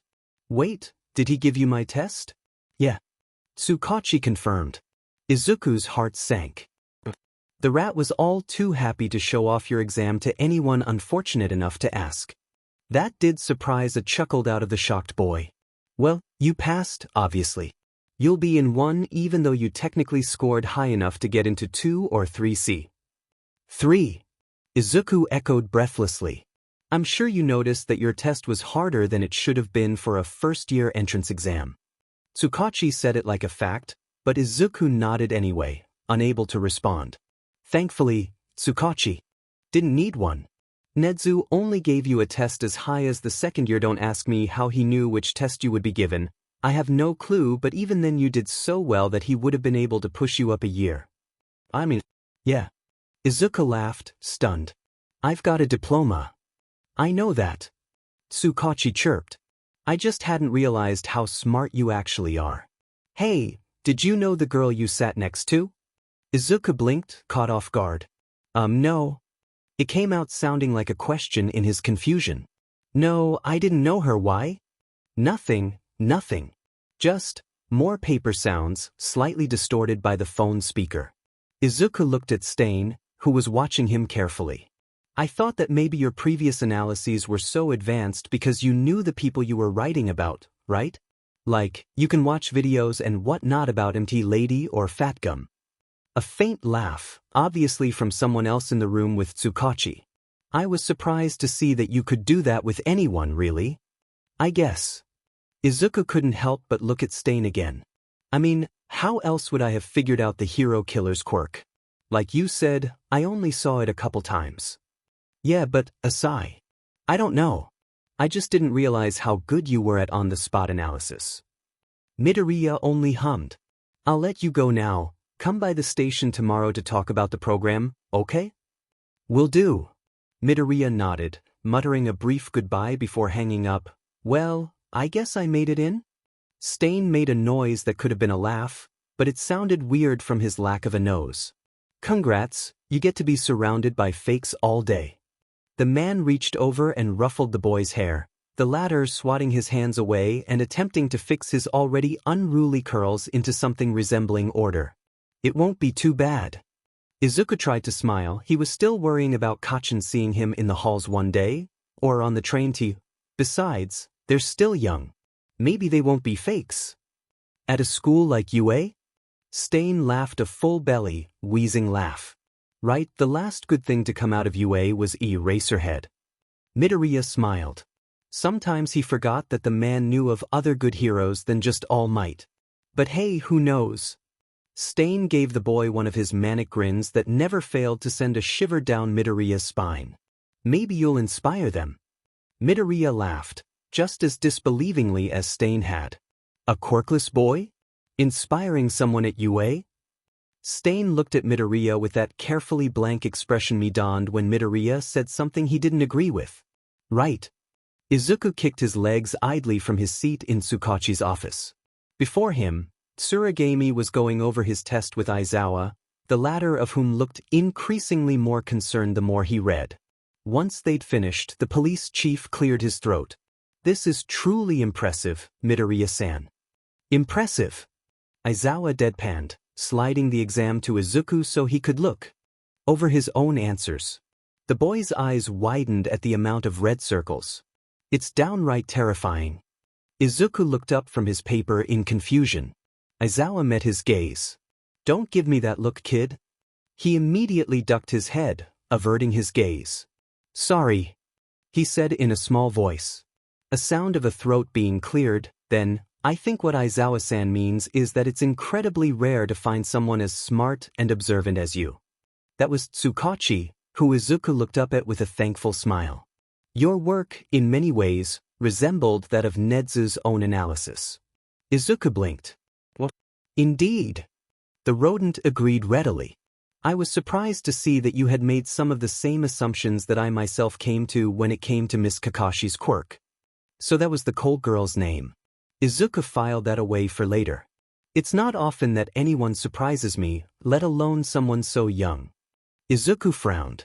That couldn't be right. Anyone could come to the conclusion that Kakashi-san had some kind of cold quirk just by looking at her. She had frostbite, for goodness sake. While grading your essay, I watched the camera footage. You didn't have much time to analyze either. Izuku flushed with shame. Sorry, he muttered, bowing his head apologetically. I should have been able to finish the test in 3 hours, but I ran out of time. Aizawa scoffed, only making him cringe more. He still couldn't believe that he'd run out of time. He knew he could do better. He had to be better. Kid, that essay wasn't even supposed to be part of the test. Izuku looked up at Aizawa. What? Oh, you must forgive me. Izuku looked at Nedzu, somehow managing to feel more shocked when he saw that the man was bowing to him sincerely. I simply couldn't help myself. I simply had to see your analysis in action. I was unaware that you would find the extra question in the given time to be stressful. No. Izuku rushed to reassure.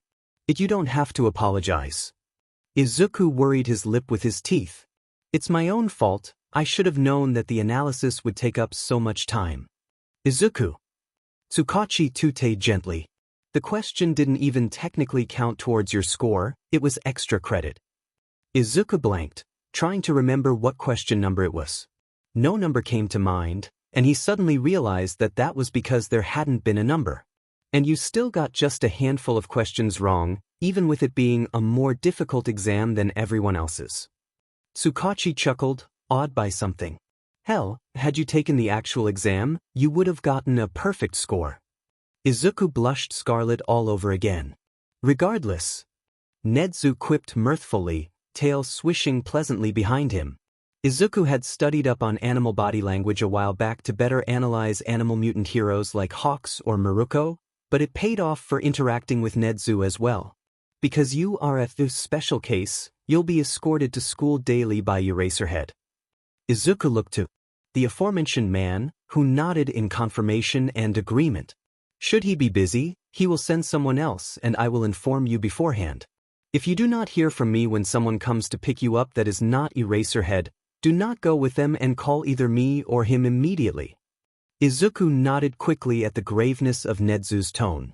Good, he will pick you up every day around 5:30 and you will be here by school doesn't start until 7, but because he is a teacher and has to be here earlier, you will unfortunately have to also be awake for that.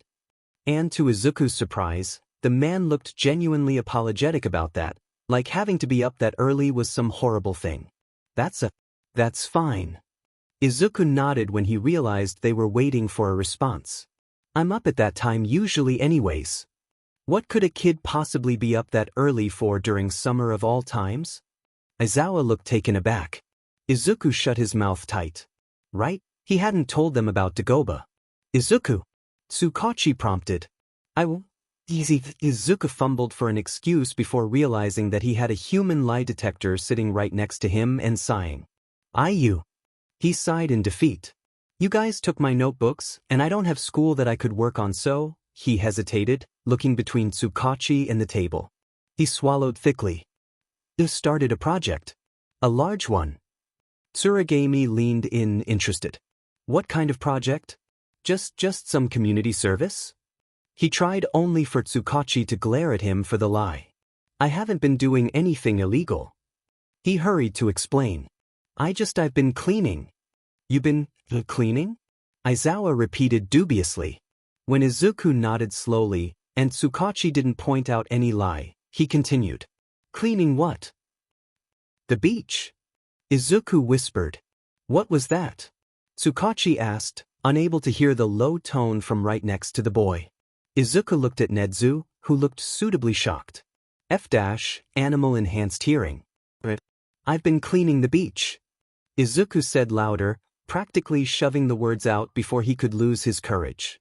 The room was silent for a bit after that, so he added. Dagoba Beach. Tsukachi was speechless. You cleaned Dagoba? Izuku looked at him nervously. Yes. He confirmed hesitantly. Not by myself. And it's not really clean yet. He added with a nervous laugh. But I had hired help to move the garbage and stuff. To put it somewhere legal? Kid. Aizawa started, similarly at a loss for words. That's like 20 years of trash. Izuku did some mental math. It was a little more than 20 years, but yeah, close enough. And you cleaned that with minimal help? In one summer? I didn't have minimal help. Izuku defended. I was working by myself, then the guys I hired decided to help out. And Izuku was infinitely thankful for Ryo and his team. Without them, this probably would have taken Will into school, probably until second semester. There's 4 of them. Still, Tsukachi sputtered. Izuku, 5 people is nowhere near enough people to clear that beach that quickly, especially if you were by yourself for a portion of it. Izuku ducked his head. How in the world did you manage that? So, Izuku told them how he'd decided to clean it and how he'd sectioned out the beach and how he'd allocated work to each person, how he woke up way too early to spend his entire day down at the beach, and how he got help once a week. While discussing how he handled the larger pieces of trash, Tsukachi blanched. You can carry a whole fridge? He exclaimed. By yourself? Yes. Izuku answered carefully. He'd gotten a lot stronger from cleaning the beach. After all, I couldn't just leave all the big pieces to others all the time. It was too inefficient and they kept getting in my way. Which was true. Izuku had dealt with having to abandon certain areas in the beginning just because something was too heavy to move. Ko-san tends to carry most of the bigger things when he comes. Izuku continued. He has a quirk that makes his muscles kind of like levers, Less effort for the same amount of strength because of leverage. Impressive, Nedzu finally jumped in, having remained silent throughout the whole explanation. And useful. This means we can skip over some of the conditioning and jump into your training. Izuku jolted in his seat excitedly. Really? Not all of the conditioning, of course. Netsu added, noting Izuku's excitement. You still need to do the conditioning, just not for as long as we had originally planned. And this did little to put a damper on the Greenette's mood. Back to the topic of this meeting, Midoriya-san, you will come straight to my office on your first day to take your placement tests and free up your schedule. Then, you will start training with whoever is available in hand-to-hand, various short and long-range weapons, and learning about information gathering and analysis with me. Izuku nodded eagerly. Good, I'm glad to see that you're still looking forward to this mission. Of course. Izuku agreed. I finally get to do something. Something to help others. Something to be a hero, Izuku wanted to say. Netsu nodded understandingly. This mission is top secret. Tsuragami continued seriously, earning the attention of everyone in the room. Only a select few heroes and police personnel know we're even deploying someone to get close to Stain, even fewer who know who we're deploying. Izuku nodded, just as serious as the man despite his excitement. In fact, the only people who know that it's you are in this room. Izuku jolted, surprised. Not even All Might? Izuku almost faltered on the name, and even without, Aizawa shot him a curious look. Tsuragami either didn't notice or didn't mind. Not even All Might. You see, Netsu took over. All Might is, we'll say, impulsive. Aizawa coughed in a poor attempt to cover a scoff. If he knew we were sending a teenager in, he'd end up doing something irrational. Knowing that oaf, Aizawa cut in disapprovingly.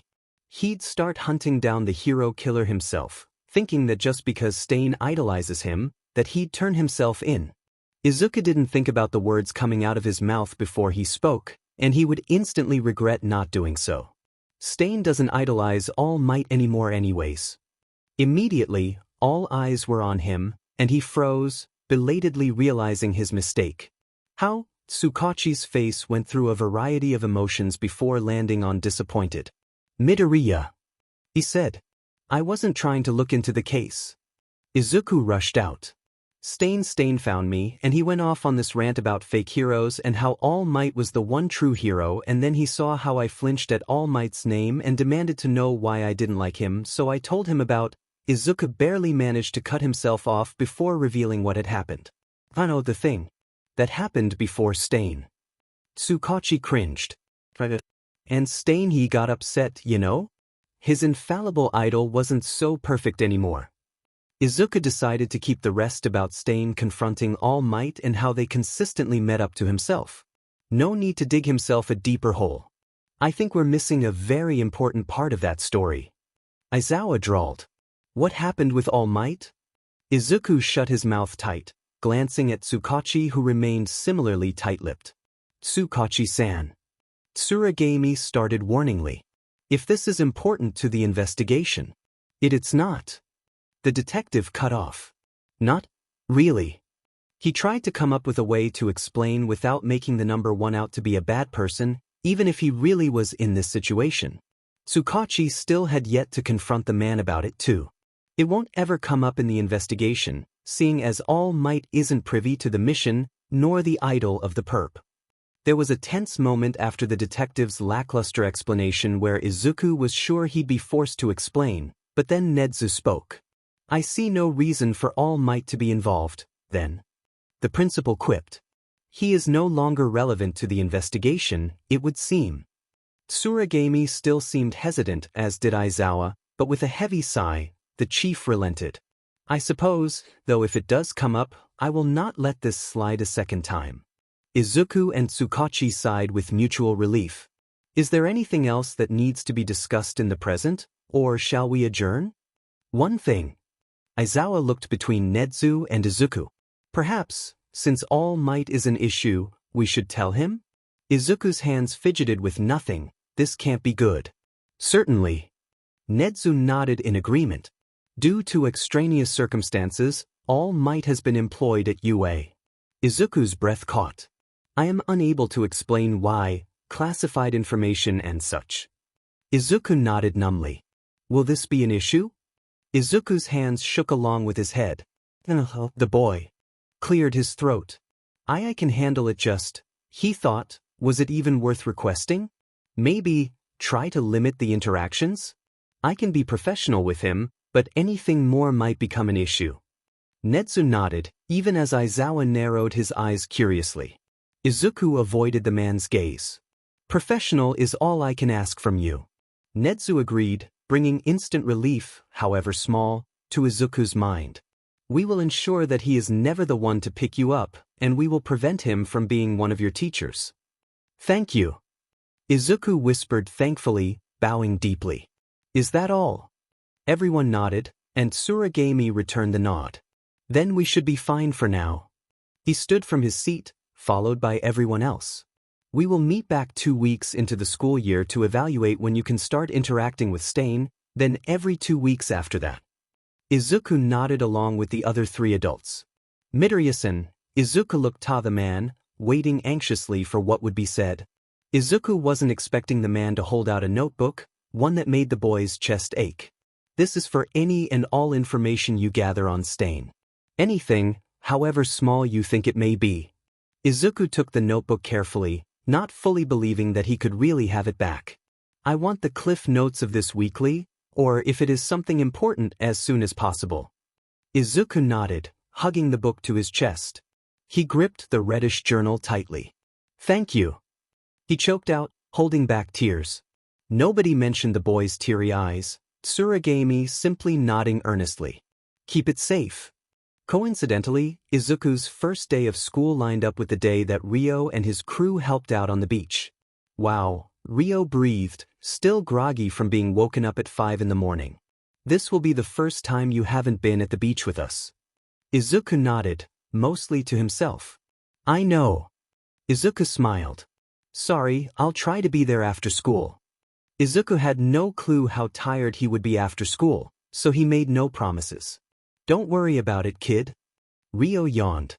I'm pretty sure we can handle one day on our own. I don't doubt that. Izuku laughed lightly, trying not to be too loud. I just feel bad about not being there. You're all there to help me, and it just feels wrong for you to still help even if I'm not there. I guess. Ryo agreed. But I don't know. At some point it became less about helping some kid and more about enjoying doing what's right. Izuku didn't know what to say in response to that, which left Ryo time to scoff. Look at me, you're making me soft, kid. Midoriya snorted. Sorry. He said not sorry at all. Ryo hummed disbelievingly. I'll let you go now, sorry about waking you up. Now that he was a little apologetic about. Good, you should be. Ryo said teasingly. Have a good day, kid. You too, Ryo-san. His phone made a dull noise, and he looked at the screen, seeing the call had been ended. Izuku sighed. He'd gotten ready before, calling Ryo to inform him that he wouldn't be there in the morning, so now he was left with nothing to do but wait. He'd spent the night prior making his lunch and gathering his things, and he'd already eaten. All he had to do was wait. Izuku got a little lost in thought about what to do, lost enough that he startled when his phone rang. Midoriya Izuku. He answered. This is Aizawa. Izuku jolted, looking at the clock in his room. It was already almost 5. I'm outside, are you ready? Yes, I'll be down in a moment. Izuku didn't receive a response before the call ended, and he sighed, gathering his things as quick as possible before heading out, making sure the door was locked behind him. Sorry I'm here.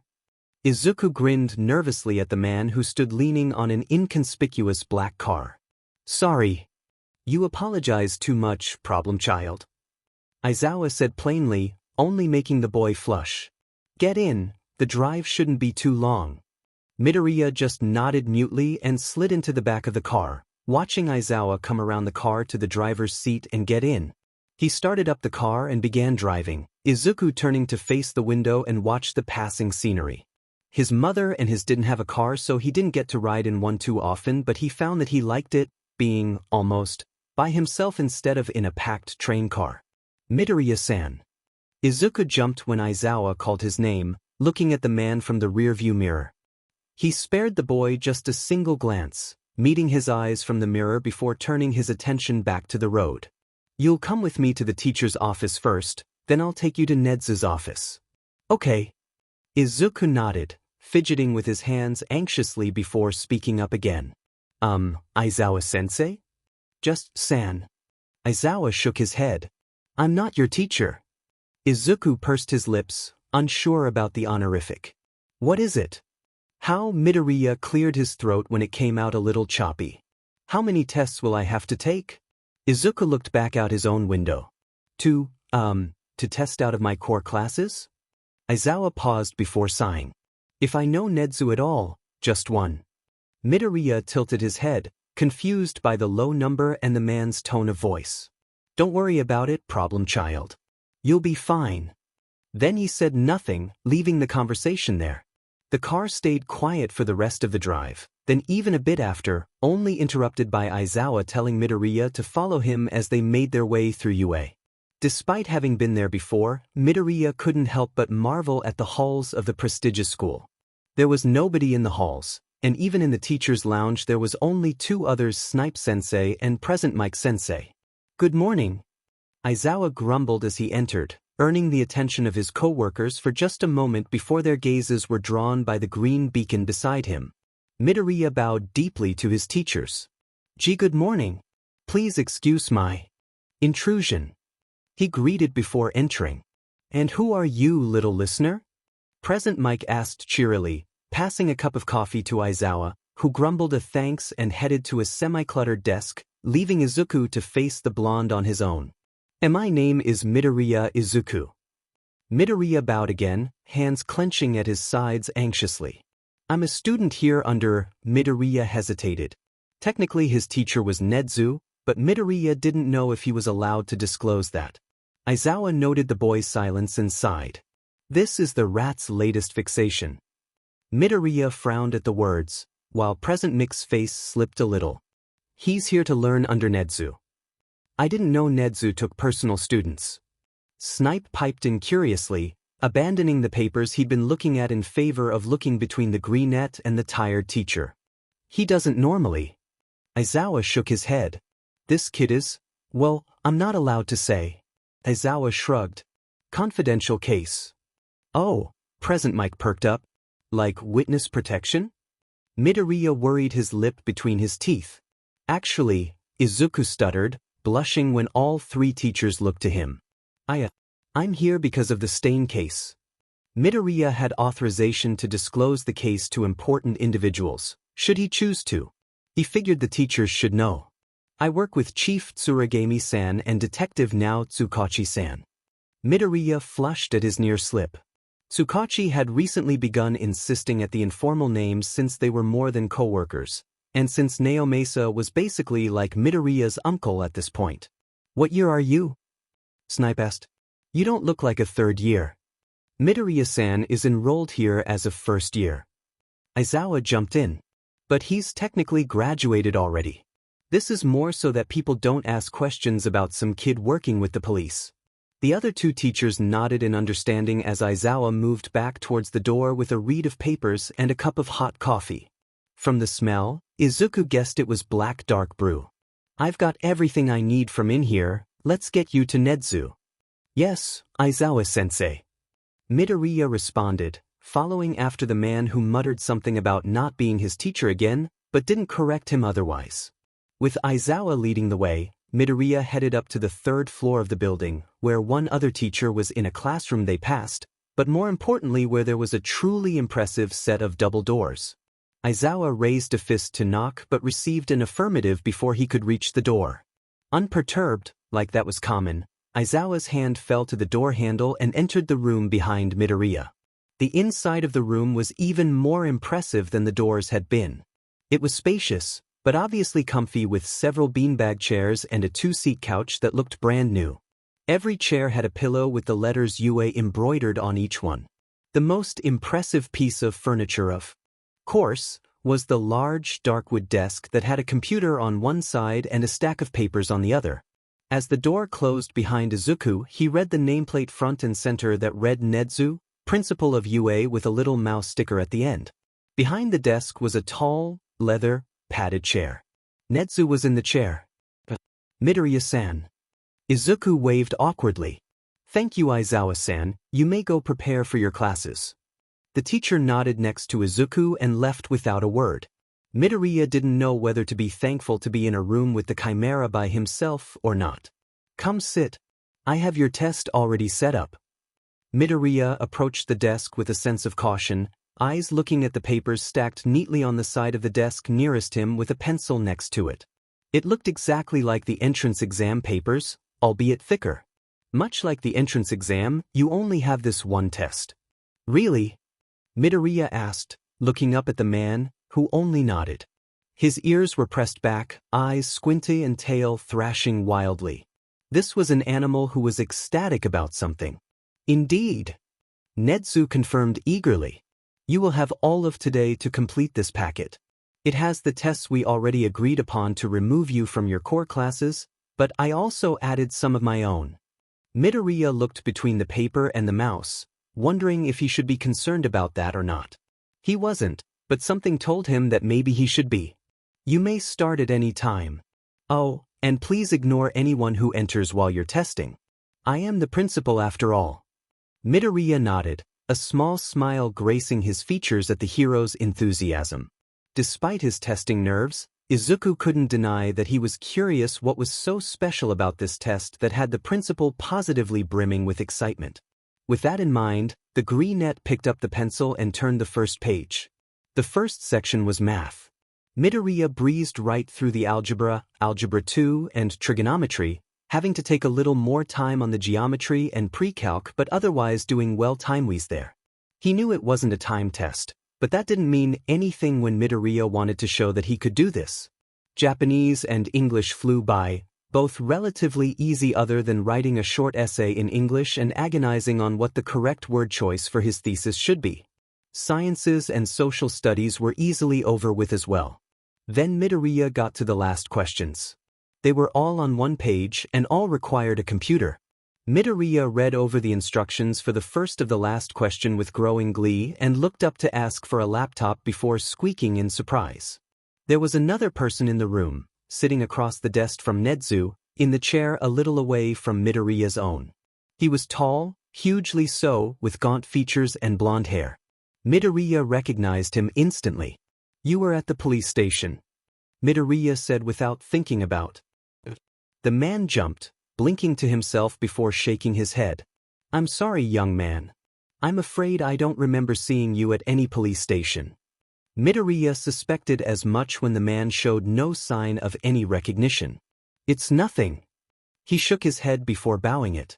My name is Midoriya Izuku. I'm sorry for interrupting your conversation. You're quite all right, Netsu said, just as cheery as before. Midoriya narrowed his eyes at the man curiously. He didn't look happy, none of his body language showed any happiness, but he also didn't look unhappy, so Midoriya ignored it. What did you need, Midoriya-san? Oh. Midoriya tapped his paper with the pencil. I got to the computer section? He questioned, seeing Ned's tail wagging start back up. Sorry, I didn't know I had to bring my laptop. If you have your own, that would be wise to bring in the future. Netsu nodded, opening a drawer behind his desk and returning with a laptop. But for now, you can use this. Midoriya accepted the laptop from the principal and opened it up. Next to the touchpad was a little sticky note with the login information. Midoriya looked over the first question again after logging in before he opened up a document in his own email and beginning to write. The first question was a simple one. It was to analyze one of the top 15 heroes in as much depth as he wanted. Midoriya selected Gang Orca mentally and began formatting all the information he already knew about the pro's quirk. Izuku then began basic research to see how the man's quirk worked, pulling out a set of earbuds to watch videos.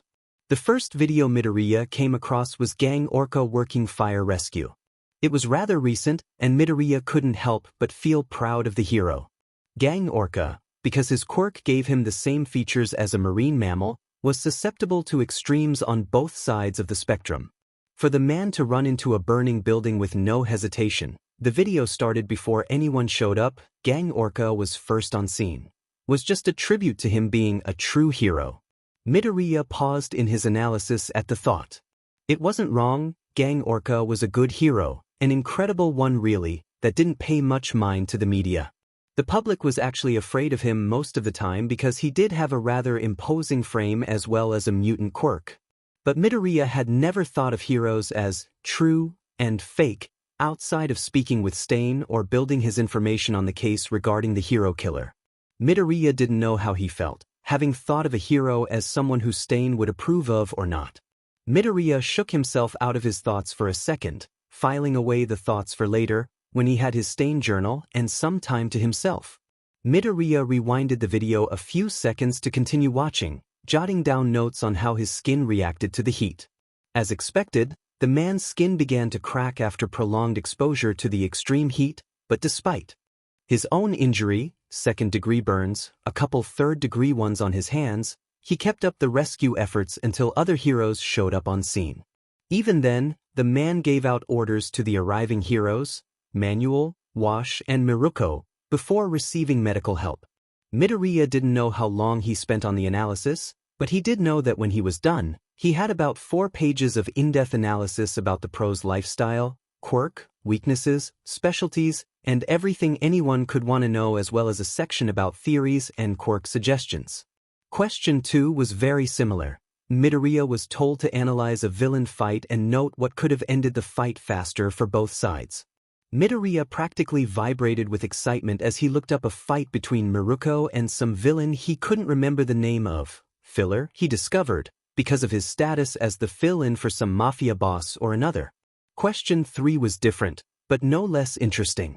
Midoriya had to make a support item for any hero of his choosing. Midoriya chose Hawks, who he'd always thought would benefit from having a more streamlined costume and more efficient goggles. After essentially playing dress-up with the number 3 hero, Midoriya moved on to the last question that finally gave the boy a pause. "Forgot come up with a plan to stop me if I were a villain." Midoriya couldn't help but look up at the man hesitantly. Nedzu paid the boy no mind, but the slight twitch of the man's ear told him that Nedzu knew he was being looked at. Midoriya looked back to his computer, hands hovering at the keys. He could do this, he'd done this a million times over with his other notebooks, but all he could think of was Tsukachi coming into his house after seeing his analyses and saying that they were too dangerous. With a deep breath, Midoriya began to type. He first came up with a way to prevent Nedzu from doing any more nefarious acts while they prepare to capture him, then with a way to actually capture the man.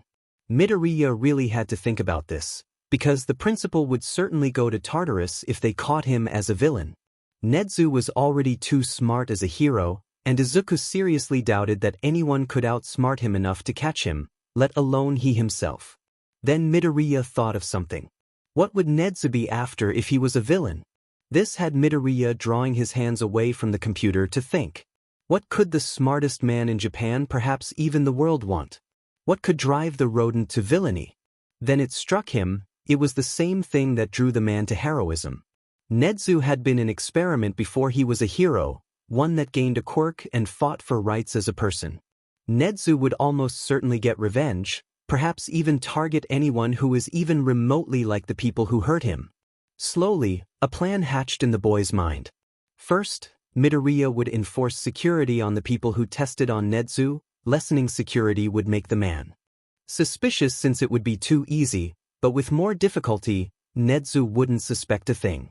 Midoriya then began to explain that he would have a force of the quickest pro heroes and the heaviest hitting pros surround the building, effectively trapping the man inside, unable to escape. Midoriya gave failsafes too. If a pro were to become injured, they would be sent to the second or third line of defense to be healed before rejoining the efforts. If incapacitated, they would be removed from the capture mission and instead sent to join the transportation efforts, which would be led by the police. Midoriya went into detail as to why it would be set up this way as well. Nedzu was a genius, no question about it, so in order to outsmart him, they would do the opposite. They would do their best to increase security knowing that the man would find a way around it, but also end up trapping himself inside the building because the enforcements would be there not to keep the man out, but keep him in. Midoriya ended up spending more time on his plans to potentially defeat Nedzu than he did on his analysis, and by the time he was finished, his hands were cramping. Nedzu noticed him slouch into the chair and his whiskers twitched. "Done?" he asked. "Yes, sir." Midoriya nodded, handing over his completed packet and turning the computer to the man. Nisa began to scroll on the computer, and Izuku took great pride in the way the rodent's eyes widened at the sheer number of pages. Impressive for the time given. Nedzu nodded approvingly. You certainly completed this faster than I had guessed, and just in time for lunch as well. Midoriya blinked, looking at the clock behind the man and seeing that it had indeed been about 5 hours. That was faster than Nedzu expected? Come. Midoriya looked down to the man as he hopped down from the desk chair and headed for the door. We can go get something from Lunch Rush. Oh, Midoriya jolted. But I actually brought my own lunch. Midoriya leaned down to dig for his bento, pulling it out for the man to see. That's just fine. Nedzu nodded. Still, would you accompany me to the cafeteria? Midoriya smiled and nodded, joining the man in leaving the office. They started down the halls, passing the classes in silence and ignoring the glances from curious and slightly fearful students. Once in the lunchroom, all eyes were on them. Nedzu clearly didn't show himself all too often. Midoriya tried not to let the eyes on him bother him, but still ended up hiding away in his hair. Nedzu-san. Lunch Rush greeted them when they reached the counter. And a new student? The man asked. Indeed. Nedzu responded cheerfully. This is Midoriya Izuku, a first year. Pleasure to meet you. Midoriya bowed to the man. Lunch Rush bowed back. The pleasure is all mine. It's not often that Nedzu takes interest in a human. Midoriya blushed. What can I get for the two of you? Just some tonkatsu ramen.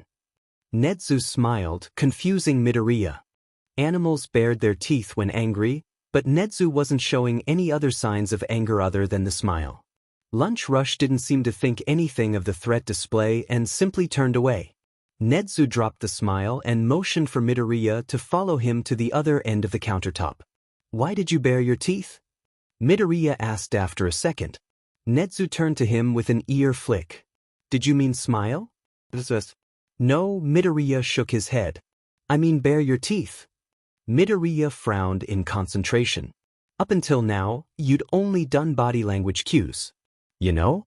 Like squinted eyes and wagging tail, or ear flicks. As if ordered, one of Nedzu's ears flicked. But you bared your teeth at Lunch Rush, why? Nedzu made a noise similar to a laugh. Observant.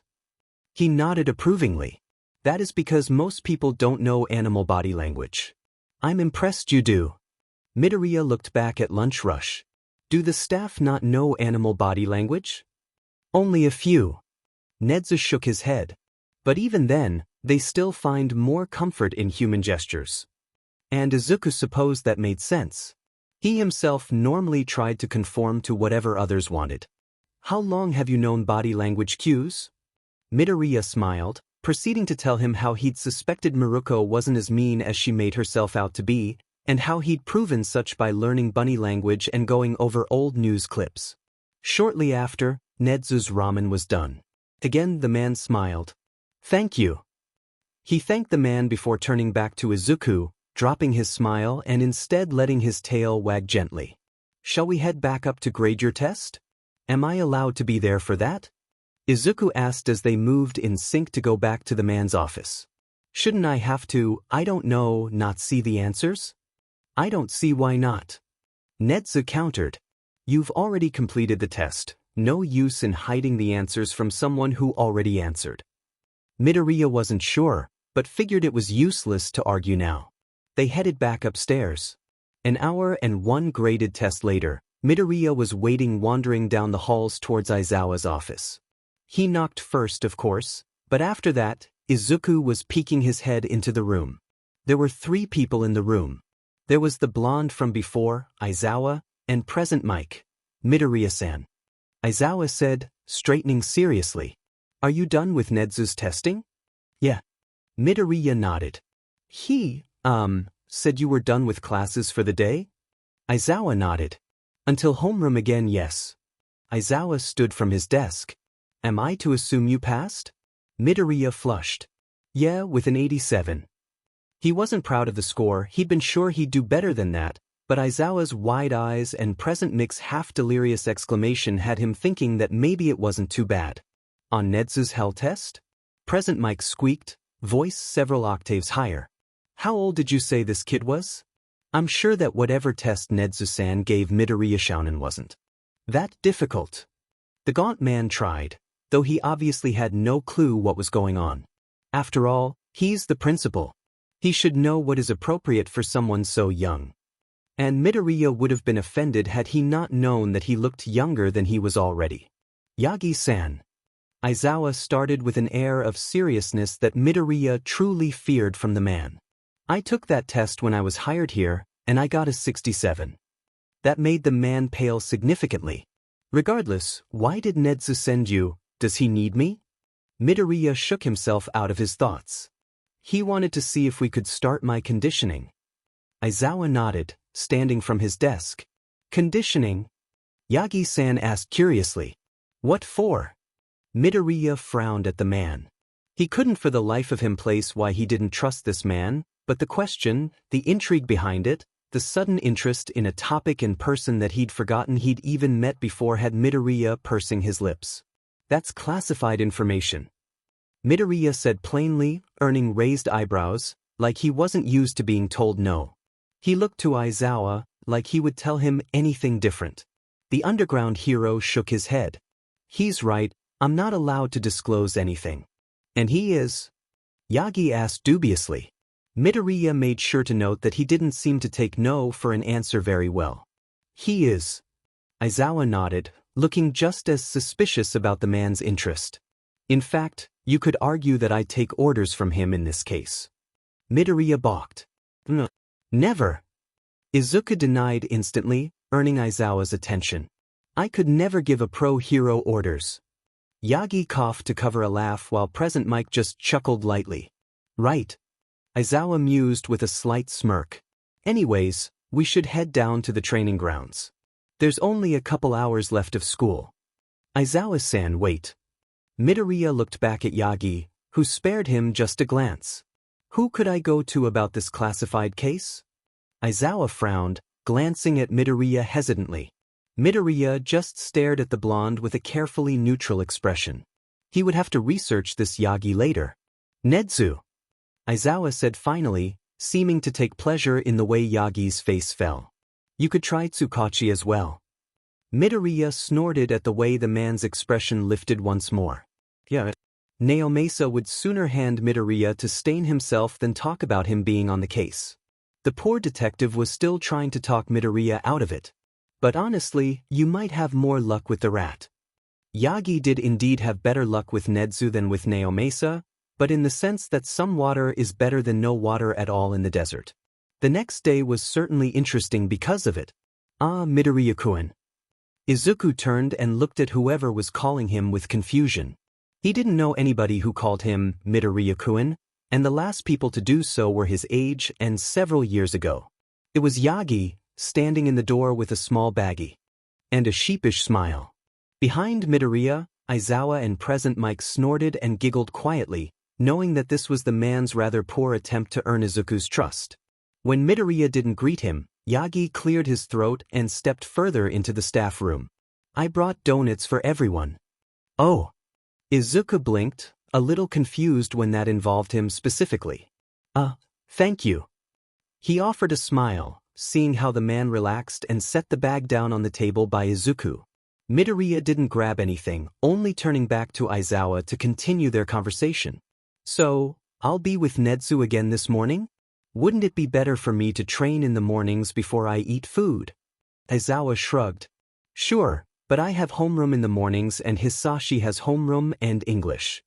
Izuku frowned, that was inconvenient. You'll be fine, besides, I'm pretty sure Nedzu-san went over your work in more detail and has something planned for today. Izuku hummed understandingly, bringing his cup of decaf coffee. Aizawa, rather hypocritically, wouldn't allow him caffeinated coffee, to his lips and sipping carefully. What do you have planned? Mostly conditioning and evaluation. Aizawa yawned, accepting a packet of paper from Power Loader, the support department teacher, and beginning to leaf through it idly. Have you still been working on that project of yours? Izuku flushed at the mention of his clean-up activity and nodded. Yes. Izuku laughed lightly. I'm still good to do that, right? Like, it won't be too much with my training?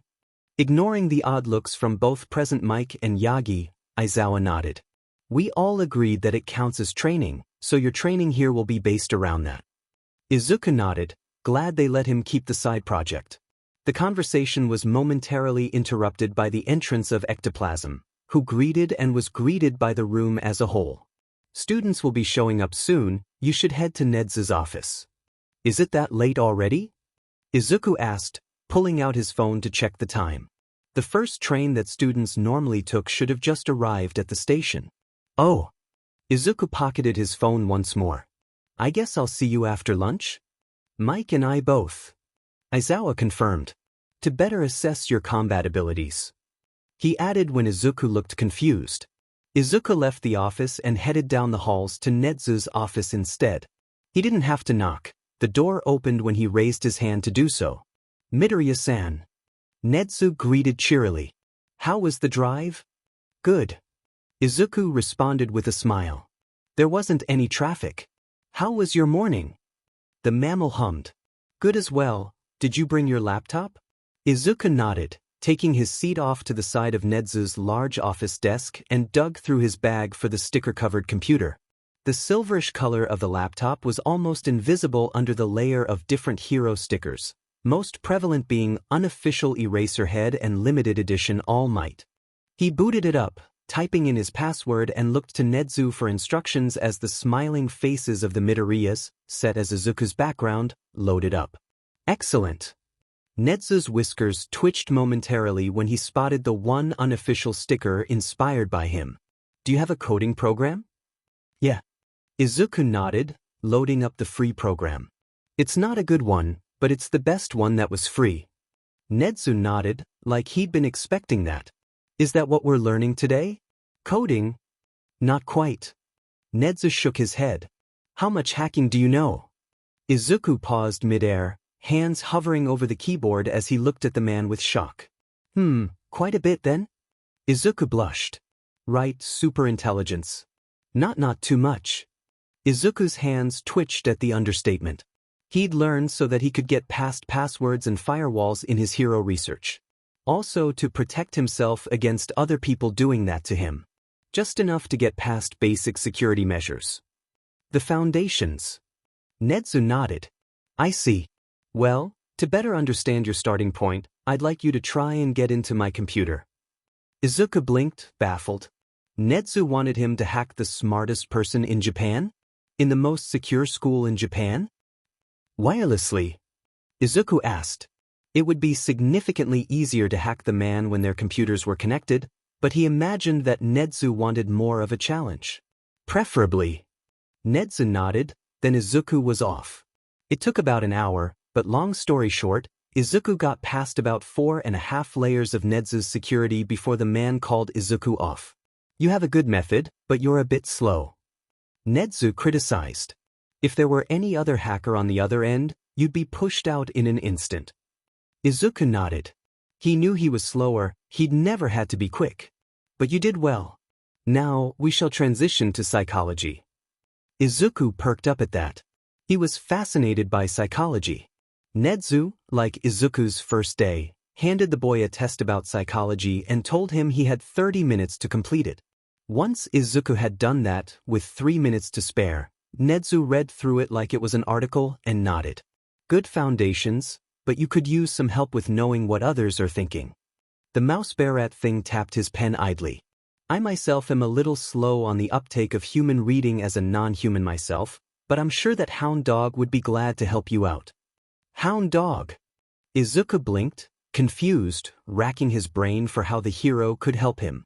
Oh, he has a degree for therapy, right? Indeed. Nedzu nodded, sipping the tea that he seemed to pull from thin air. More specifically, he has a degree in psychology. Perfect for your lessons. Izuku and Nedzu discussed the details of Hound Dog, Inuisen, as Izuku soon discovered, taking over a slot of their lesson time. An alarm went off. Izuku jumped, barely holding back a yelp as an automated voice spoke, somewhat muffled. Level 3 security breach all. Students, please evacuate the building in an orderly fashion. Izuku stood up, looking to Nezu for instruction. The principal was already on his computer, pulling up security feeds. Izuku saw as the tension the alarm had caused faded slowly. The press. Nezu sighed. The press. Izuku echoed, heart still pounding in his chest, waiting for things to go south. I suppose you would have been here before the press began to accumulate. Nezu nodded.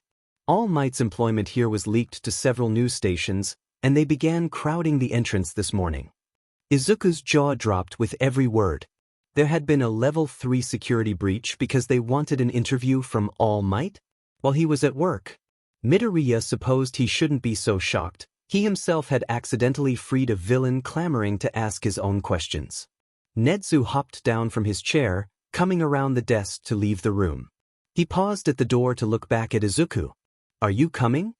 Izuku jolted, scrambling from his seat to follow after the man, whose whiskers twitched with amusement at his disciple's rush. The doors of the office opened and Izuku cringed. He hadn't heard it past the alarm that was still ringing, but it was abundantly clear with the door open.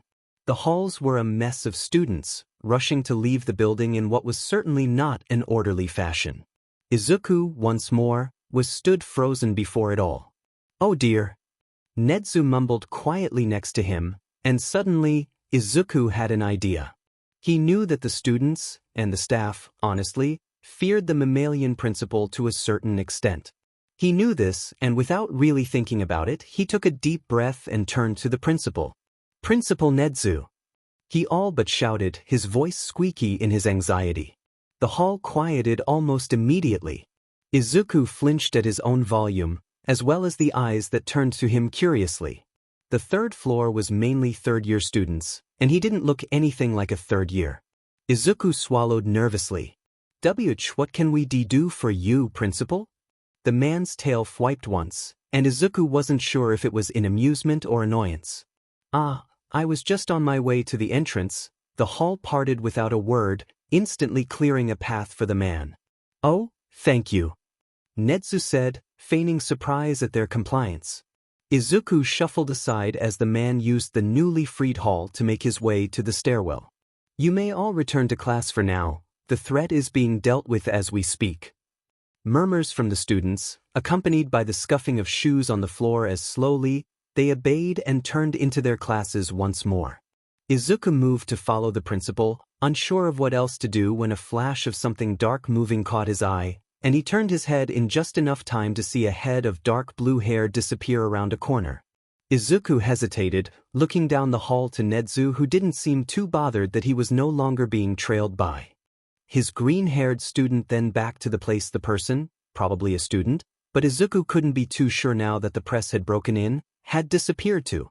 A moment more, a moment that Izuku took to take deep breaths and consider his options. Then he sighed and turned on a heel and began to trail the student. He didn't have to wander far. Izuku turned the corner, expecting to have to search for the student, only to jump a little when the boy was there, forehead against the wall, barely out of arm's reach from him. Oh, Izuku said, surprised. The boy flinched and shrunk in on himself. Sorry. Izuku stopped. He couldn't just leave. The boy's hands were shaking, as were his shoulders and his legs. Come to think of it, the boy's whole body was shaking. Are you all right? Izuku asked quietly. No response. I don't mean to press. I know how much it sucks when people try to know what's wrong and you don't want to talk about it. Hell, I doubt you want to talk to a junior about it anyways, but is there someone you would talk to about it? He cringed at the end, realizing he'd been rambling, and averted his eyes. Sorry. The boy didn't move aside from a small head tilt, though Midoriya did note the boy was no longer shaking. Eventually he spoke. What's your name? Izuku looked up, surprised. He met the boy's eyes for just a second before looking away. He didn't want to make him uncomfortable. Midoriya Izuku. He responded. Amajiki Tamaki, 3. Izuku smiled. Can you? The boy cut himself off and Izuku waited for him to continue. Can you go get Mirio-kun from my class? The request was so quiet that Izuku was almost afraid he didn't hear the boy correctly. Still, he nodded. I'll go get Mirio-senpai. The The boy didn't respond and Izuku hurried off to 3A at the end of the hall. He peeked his head inside, nerves manifesting in the form of his hands twitching nervously. The teacher wasn't there yet and Izuku cleared his throat, gaining the attention of the nearest people, then the whole class when he meekly spoke up. Is Mirio-senpai here? A blonde boy who was chatting with a girl with light blue hair perked up, looking over at the greenette. That's me. He smiled brightly and instantly, Izuku saw all might in him, the buff stature, the wide grin that always seemed genuine. Izuku baked out of the doorway and waved for the boy to follow, only looking behind him once to make sure the boy actually did. So, what's up, Kohai? Izuku blushed. How did he explain that he found a boy having what looked like an anxiety attack in the hall and that they'd asked for him? Just follow me? The older boy nodded and shortly, they were turning the corner. Amajiki-senpai? He watched the dark-haired boy cringe at the name while Mirio lit up from his peripherals. I brought. Tamaki, Mirio sighed with relief brushing past the greenette to comfort his friend. Where'd you run off to? I was scared. You'd panicked. Izuku kept his tongue, barely holding back from saying he did. And who's Greenie? I thought for a second that he was trying to confess when he showed up.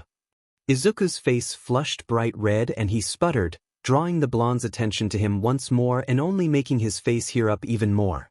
Of course, Izuku could see that Mirio was an attractive person, but he had never even heard of the boy before that day, aside from a vague memory of the boy during the sports festival.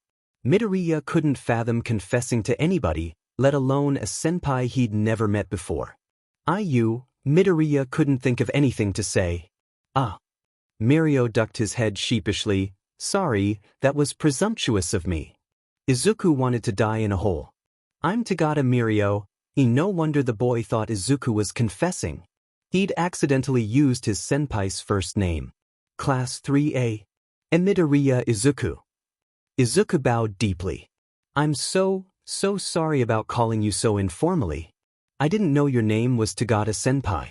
Tamaki-senpai just asked me to get a Mirio-kun from 3A and I assumed. Hey. The boy cut off with a boisterous laugh. It's no worry.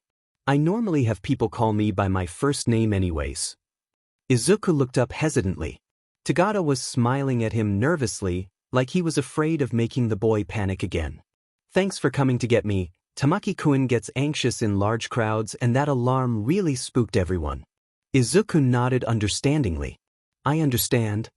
Midoriya scuffed his feet. I don't really like people all that much either. It wasn't really a lie. Izuku liked people, but most people didn't like him, so he'd learned to avoid them. Sorry again about calling you Mirio-senpai. And for bothering you, Amajiki-senpai. The dark-haired boy blushed again and meekly spoke up. Just Amajiki-kun, please. The boy breathed, moving so that he was mostly hidden by Mirio. I don't think I'm worth being called senpai. Izuku frowned, biting his lip as he considered trying to convince the boy that he was worth being called senpai. Ultimately, he decided that this was the kind of thing you didn't push, especially not as a near stranger. Okay, Amajiki-san. Izuku changed to be respectful, seeing the boy relax a bit more, though he still didn't look up from the floor. You should probably get back to class, Principal Nedzu said to wait there. Mirio raised a brow. And you don't need to head to class? Izuku paled a little at his mistake. What class are you in anyways? 1E. Izuku remembered being told that, and hoped they wouldn't investigate any further. A first year? Mirio grinned. I figured you were younger, but I wouldn't have guessed a first year. What are you doing all the way up here? Izuku ducked his head. I was in the principal's office. He said. Better to be seen as a delinquent than reveal his real status. Thankfully, neither boy pushed, though even Amajiki looked intrigued by the answer. Well, we'll be on our way then. Mirio nodded.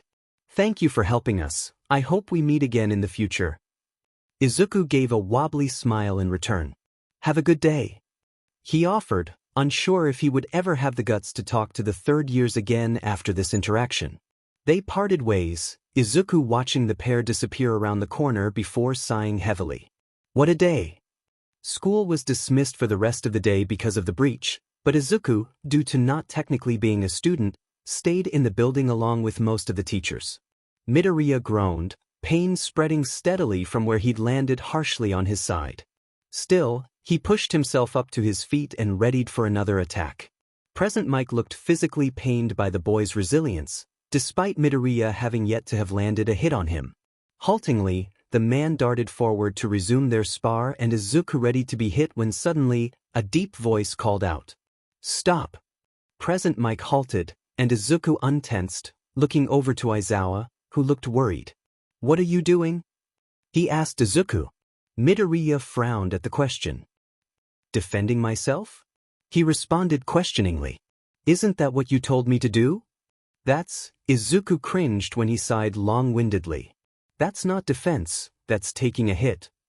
Izuku tilted his head. It's good that you know how to take a hit." Aizawa started. "That means we can skip over that part of our lessons when they come up. But knowing how to take a hit and keep getting back up is not the same as defending yourself." Aizawa motioned to present Mike, who turned and held up his fists defensively. Izuku watched as Aizawa threw a slow, demonstrative punch and his blonde colleague blocked it. "Defense is about preventing them from hitting you." Izuku nodded understandingly, even if he was a bit confused about the difference. "Go again, but this time, try to avoid getting hit." Izuku nodded, ducking out of the way of a fist from the blonde. They danced around one another for a good few minutes, long enough that both parties were wearing down, albeit one more so than the other. Izuku sluggishly ducked out of the way of a fist but was too slow to dodge a hit to his side. He hissed, stumbling out of the way of a kick and looked to his opponent, ready to dodge. His mind went blank. A pale hand outstretched towards him, fingers slightly flexed, ready to explode his face off. A head of blonde hair was behind the hand, and Izuku froze, his breathing cutting off in an instant. He took the hit, not even having braced for it because why would he? What would it do? He'd just get more hurt if he tried to defend himself. It was just better to take it and deal with the damage later. Izuku hit the ground with a cry, and he instinctively curled into a ball to protect his stomach. He didn't want to throw up, and a foot to the stomach was an easy way to get there. He waited, prepared to be hit again and again and again, but nothing happened. There was no sound, no explosions, no cruel laughter, no voice saying that he was just a loser, just a useless Deku. No merciless voice telling him that maybe he should jump and hope for a quirk in his next life. "Izuku!" Midoriya flinched at the hesitant call, peeking out from where he'd hidden in his arms. That voice wasn't Kachin or any of his cronies. He peeked out, seeing long blonde hair, not at all the same color or length as the explosive head that he was so familiar with. The eyes that looked over him, confused, concerned and perhaps a bit afraid, weren't red or full of hatred like he was expecting, like he was used to. They were green, and so unusually gentle from over the rims of triangular yellow glasses. Izuku's brain finally caught up with the situation, and he flushed red with embarrassment. He uncurled, sitting up and smiling sheepishly at present Mike and Aizawa, who was stood behind the man with an unreadable expression on his furrowed face. "Sorry," he apologized. "I get wrapped up in my head." "Izuku," present Mike said again, softer than the first time. "Are you all right?" Midoriya blinked, confused. Yes." He looked to his side that had been hit and a hand came up to his face. He flinched when his fingers brushed over what was sure to be a lovely bruise in the morning. I'm a little beat up, but it's like Aizawa-sensei said. I can take a hit." "Midoriya." Aizawa spoke this time, more seriously than Midoriya was expecting. "This is serious, what happened there?" "Nothing happened." Izuku shook his head. "Just some dumb reminder." "I'm okay, really." "Reminder?" Aizawa repeated skeptically. "Midoriya, that looked more like a flashback." "A flashback?" Izuku questioned. He'd heard the term, obviously. He had PTSD, of course he knew what flashbacks were, but that wasn't a flashback. It was just his dumb brain confusing one blonde for another. "You were completely out of it, you basically collapsed." Aizawa confirmed. "Was it the fighting?" "No." Izuku denied quickly. It's just I knew someone who was kinda mean to me, he was blonde and tried to grab me a lot. Izuku laughed, rubbing the back of his head. Like I said, just a dumb reminder. Midoriya.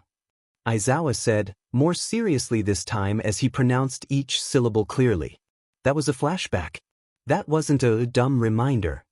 That was a sign of serious trauma. Izuku couldn't help it. He laughed. He threw his head back and laughed at the horror on the blonde's face and the stern concern on the dark-haired teacher's. He laughed because of course he showed signs of serious trauma, he was traumatized. Aizawa-sensei. He said once he was calmer. I am traumatized. The teacher's expression didn't change.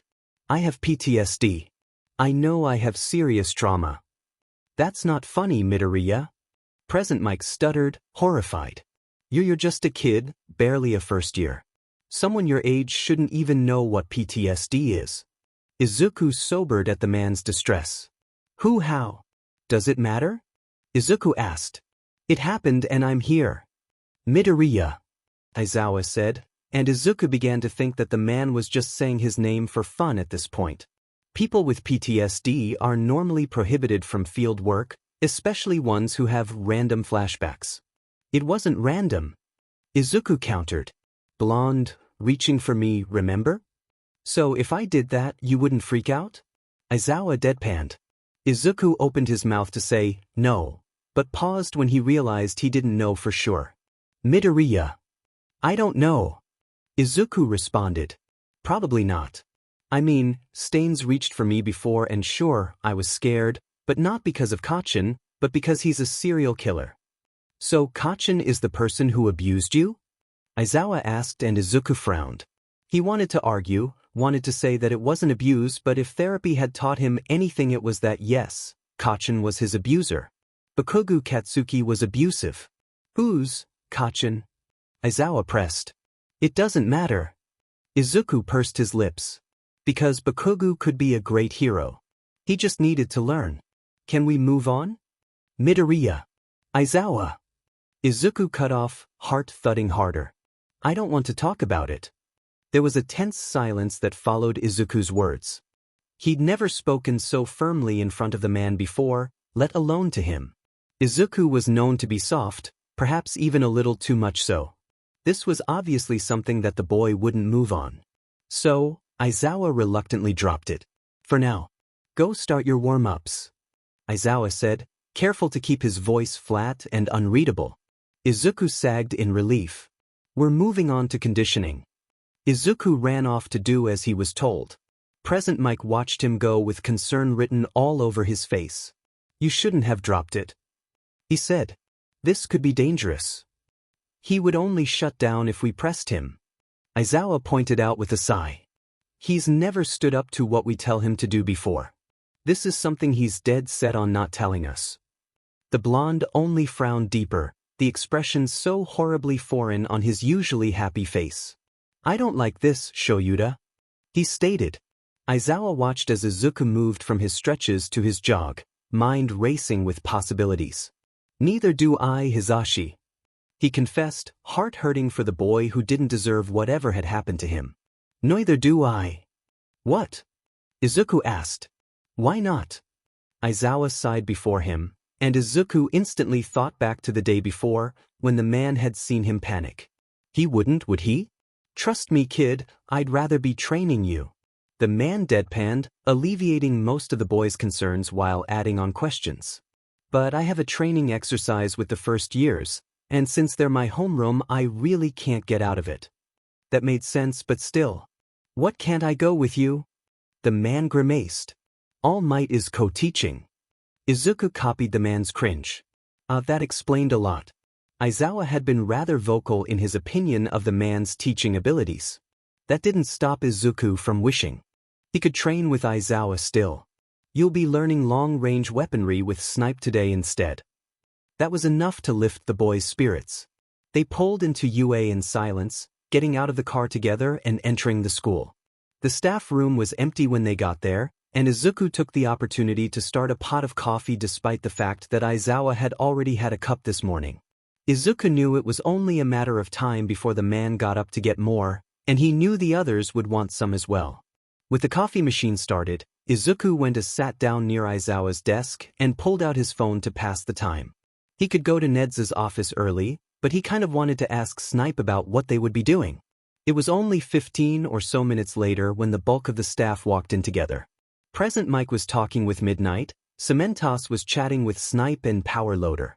Their conversation was especially interesting. I'm telling you. Power Loader groaned. That girl is going to make me miss teaching Kahaku-kun. Cementos chuckled quietly as Snipe responded. I don't doubt it. The man's peculiar American drawl was prominent so early in the morning.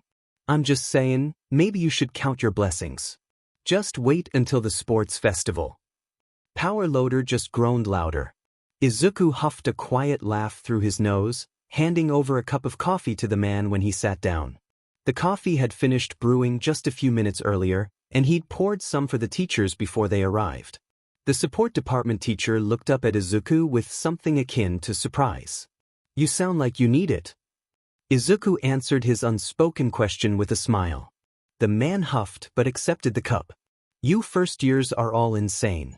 A machine-crazy girl and a mini Nedzu in the same year? I need to retire. You think you have it bad? Aizawa grumbled, sliding one of the cups from Izuku to himself. I have a kid in my class whose quirk is explosions. And he's got the worst temper I've ever seen. Izuku flinched, and his only solace was that Power Loader also cringed in sympathy. And he's not even the worst one. I've got Endeavor's son and this problem child. Izuku squealed indignantly when Aizawa motioned to him as part of his list. To deal with as well. Well, Present Mike quipped. At least you're free of one of them for today. Izuku sunk into his chair with a pout. Oh. Midnight cooed at the boy's displeasure. You'll be all right, Midoriya-kun. Not only do you have lessons with Snipe today, you'll be in the class with the third years. Izuku whipped his head around to look at the teacher with mouth agape and eyes wide. Snipe nodded in confirmation. Nobody had a free PRD during the time you usually train with Aizawa, and I've got a smaller class this year, so you'll be joining us. Izuku felt his stomach twist uncomfortably. Which class? Classes A and B have joint training today. Cementos popped into the conversation. Izuku sunk further into his chair. Will that be a problem? No. Izuku shot up at the suggestion. No. Not at all. The teacher didn't look convinced. It's nothing really. He blushed. I ran into 2 students from 3A yesterday after the alarm went off, and it was just a really awkward conversation. Izuku turned even more red. Oh. Midnight asked mischievously. How so? He thought I was confessing to him. Izuku responded, turning away when the woman squealed excitedly. I wasn't. There was a boy who was panicking and he wanted me to go get the other guy, but I guess I was acting weird and he thought. Izuku couldn't bring himself to say it a second time. Which students? Snipe asked curiously. Izuku tried to remember their full names. Oh, it was Tagata-senpai and Amajiki-san. Midnight gasped. Why? Oh, those 2. Snipe laughed. Yeah, they've been pretty much inseparable since their first year. Probably before that. Izuku nodded understandingly. Let me guess, Mirio thought you were confessing? Izuku's blush was more than enough answer. Figures. That boy is so oblivious for someone so smart. Yeah, Midnight agreed. No wonder he thought little Midoriya was confessing though. I'd bet he gets a love confession every day. Why? Izuku asked. Is he popular? Popular? Present Mike laughed. The boy's the strongest kid in the school. Izuku's jaw dropped. Him, Amajiki, and Hato-san are part of UA's Big 3. They're practically celebrities. And suddenly, Izuku's thoughts of Mirio resembling All Might was all the more true.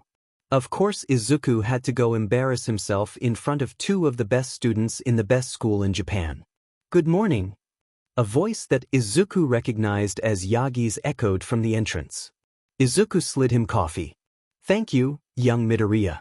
What were you discussing? Oh, just some student drama. Izuku explained. Yagi frowned. Is it wise to gossip about the students? It was Izuku's turn to frown at that. Of course not. Midnight laughed. But it's fun.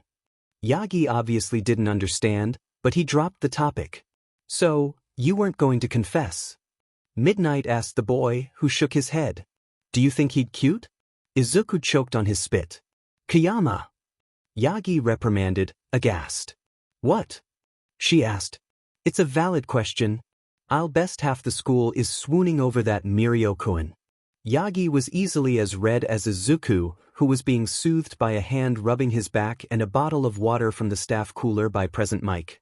That is highly inappropriate. You're his teacher. Now it was Midnight's turn to be offended. I don't mean I'm attracted to him. She glared at the man. I can admit he's attractive without wanting to sleep with him. Izuku cut in, voice raspy from his near-death experience. I guess he's cute. Izuku flushed. But I don't think I would confess to him. Izuku took another drink of water, speaking again with less gravel. I'm not really interested in him that way. But you're interested in him in another way? Present Mike asked, confused. Izuku smiled sheepishly. He has a really cool quirk. And that got the few who knew about his analytical abilities to laugh, even a small huff from Aizawa. Of course you'd focus more on his quirk. Present Mike rolled his eyes fondly. Although, I can't say I disagree. Izuku smiled, then looked down to his phone when it pinged. It was Tsukachi. Neomasis 634, how's training? Izuku smiled, responding. Good, how's work? Neomasis 634, boring? Stain's been quiet so I've been stuck doing paperwork. Neomasis 634, any word from him on your end? Izuku 635, nothing yet. Izuku briefly contemplated telling the man about their meet planned for later that day. He kinda just pops up, you know? Neomasis 635, unfortunately I do. Neomasis 635, you run into All Might yet?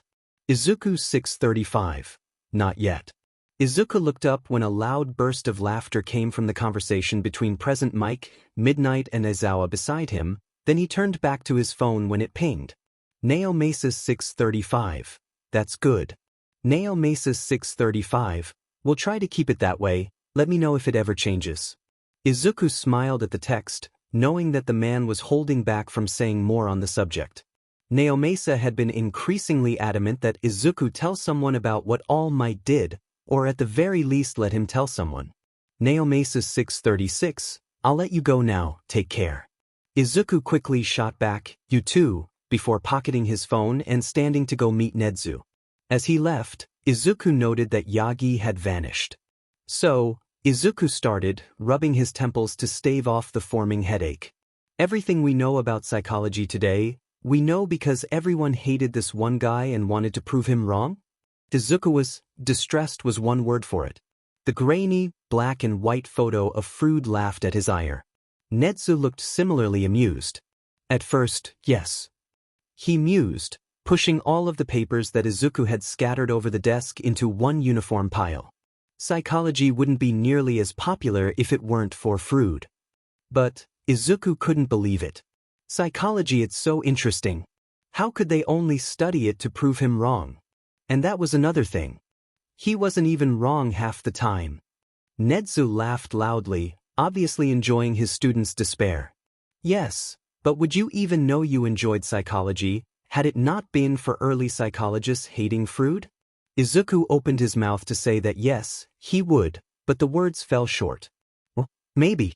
I don't know. Nedzu's tail wagged behind him. Izuku sighed, ready to argue further when the bell signifying the end of lunch rang and he looked at the clock on the wall with a frown. It wasn't a pout, it wasn't.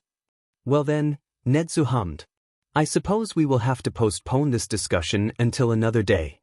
The man gave a quiet hup as he left his chair, coming around the desk in a way that was slowly becoming familiar to the curly-haired boy. Izuku gathered his things, following after the man as he opened up the office doors. All I would like you to do by tomorrow's lessons is think about what Frood's feuds had to offer modern psychology. I doubt I'll be able to think of much else. Izuku grumbled, hiking his bag higher up on his shoulder. I'll see you tomorrow, Principal Nedzu-sensei. The mouse nodded, closing the door behind the boy as he made his way to Class 3A. The door was open. Ah, Midoriya-san. Snipe greeted when he noticed the boy standing awkwardly by the door. Izuku blushed as the eyes of the class turned to him. Come in, we're almost done here and we'll be heading down soon. He nodded, shuffling inside the classroom and pointedly ignored the excited grin that was flashed at him by a blonde boy near the center of the room. There were a couple empty seats and Izuku just took the one nearest, listening in on Snipe's explanation of what the class would be doing, despite the fact that he'd be doing something completely different. Back to what I was saying, you will be doing individual work on anything you feel needs improvement. If you need a partner for that, then come talk to me and I'll pair you off. Any questions? Izuku wasn't looking, but apparently there were questions because Snipe called on someone. Who's the new kid? Midoriya ducked his head, blushing, while Snipe nodded. This is Midoriya Izuku, a second year who is using his free PRD to practice long-range weaponry with me. It was a good lie, since the second years actually had a free PRD right around this time. Any other questions pertaining to the exercise? Silence, then another nod from the teacher. Good, let's head down to Gym Beta. The class moved as a whole, and Izuku hung back to walk with Snipe. He didn't make it that far. Midoriya-kun. Turning slowly, Izuku smiled nervously at Tagata and Amajiki, who approached him with varying degrees of excitement. I thought you were a first year? I am well. Okay, time to come up with a convincing lie. I'm the same age as the first years, but I kind of tested into the second year. Okay, not too bad, and also partially true. So, academically, I'm a second year. Mirio made a face of understanding while Amajiki simply nodded. Why do you need to practice long-range weapons? The blonde asked next. Aren't you in Gen Ed? Yes. Izuku started. He was in Gen Ed, on paper anyways. I was trying to get some early practice in for the sports festival. Right? The sports festival. Since Gen Ed gets to participate and can have support items, I thought I'd try some long-range weapons. Gen Ed gets support items? Mirio gaped. That's awesome. I'm surprised more students don't take advantage of that. Izuku bit his lip nervously. And most students outside of the hero course don't like it? The sports festival. They see it as a hero course thing. Midoriya knew that Mirio's mood would be somewhat dampened by the news, but he hadn't expected the man to look like he'd been slapped in the face by it. And not everyone thinks that. He rushed to add. The support course uses it to show off their inventions. And if anyone does well enough, they could be transferred to the hero course. Really? Mirio asked, amazed. Is that what you're trying to do? Izuku opened his mouth to say no, but was stunned to silence as the boy continued without a response. You totally should. I already think you're fit for the hero course anyways. Midoriya's heart flipped in that same way it did when Stain called him a true hero. You what? Izuku asked meekly. Me? A hero? Why not? Mirio shrugged as they turned the last corner to the gyms. I mean, you stopped to help Tamaki-kun, and you didn't even know who he was. But you don't even know me. Izuku countered weakly. You don't even know my quirk. What does your quirk have to do with it? Mirio asked, raising an eyebrow incredulously. My quirk makes me impermeable, and until I got a suit with my DNA in it, I lost my clothes every time I used it. The boy laughed. Not exactly the most heroic of quirks at first glance. They stopped outside of the lockers, Midoriya looking up at the blonde who smiled down at him. I think you'd make it in no problem if you aimed for the hero course. The green-eyed boy just opened and closed his mouth, trying and failing to come up with anything to say back to that. Okay, he ended up saying, voice high and squeaky yet at the same time breathless. They stopped in front of the locker room doors and Izuku cleared his throat. You should get changed. Izuku reminded them when they didn't move. Ah, right. Mirio grinned. Think about it, Midoriya-kun. You'd make a great hero. Then they were in the locker room, and Izuku was alone in the hall with a thumping heart and stomach in knots. Because the strongest student in the school, which by extension made him one of the strongest students in Japan, had just said he could be a hero. Izuku had even reminded them that they didn't know his quirk, and they hadn't even asked what it was. They just accepted that Izuku could be a hero. Just like that. The boy took an extra moment to gather his thoughts before sighing heavily and taking the other door into the gym, walking to stand by Snipe as the first few students trickled out and began their warm-ups without further prompting. "Welcome back, kid," Snipe said, sounding amused. "How was you talk with your boyfriend?" And suddenly, Izuku was a tomato. He'd completely forgotten that Snipe had heard about the confession misunderstanding, and he fumbled to explain that no, it wasn't like that, when the pro just laughed. "Sorry, kiddo. You're just too easy to mess with sometimes." Now Izuku was pouting. "I guess we should start with firearms, since those are pretty straightforward." Izuku watched with growing anxiety as the man pulled a small handgun from his belt, checked the mag, then after putting the mag back, he held the weapon out to the boy, hand on the barrel. Izuku looked at it, then up at Snipe, obviously uncomfortable. "It's unloaded and the safety's on." Izuku looked back down to the firearm and took it hesitantly, keeping his finger off the trigger just in case. Snipe took a second gun from his belt. First things first, how to handle the thing safely. Izuku did indeed learn how to handle a gun without hurting himself, or others, but that wasn't until Snipe could get him to hold the thing with anything more than the kind of grip you held a butterfly with. They got there eventually, and when Snipe told them they were moving on without Izuku having fired a bullet once, the boy was hit with a wave of relief so strong it added 3 years onto his life. Snipe laughed a little at the boy's obvious joy at moving onwards. "Not a fan?" he asked mirthfully. "No," Izuku said firmly. I guess I could use one if I had to," and the boy's face twisted uncomfortably at the thought of ever being in a position where he'd have to shoot somebody. But if we can avoid that." Snipe nodded understandingly. "I doubt you'll even be allowed to have a gun on the field, so you shouldn't have to worry." Izuku watched, intrigued as the man took a cloth from his belt and draped it instead over his arm. "I just didn't want you to need the skills and not have them, you know?" Midoriya nodded in understanding, but his stomach still churned uncomfortably at the thought. He didn't like anything about the weapon. The weight, the feel, the cold, unforgiving steel. The boy shuddered. Nothing about guns was pleasant. Snipe returned his nod, then unfolded the cloth on his arm, showing off the array of small throwing knives and stars. "Do you always have these on you?" Izuku asked curiously. He knew that the cloth was part of the man's outfit, but he'd always assumed that it was for the whole Wild West aesthetic that Snipe had. Snipe nodded, confirming that he did. "I don't usually have to use them, but they come in handy when I run out of bullets." Snipe took out 2 of the throwing knives and handed one to Midoriya. It was dull. "I brought the training ones with me today." Izuku looked up at the man, unaware that he'd made his confusion so obvious.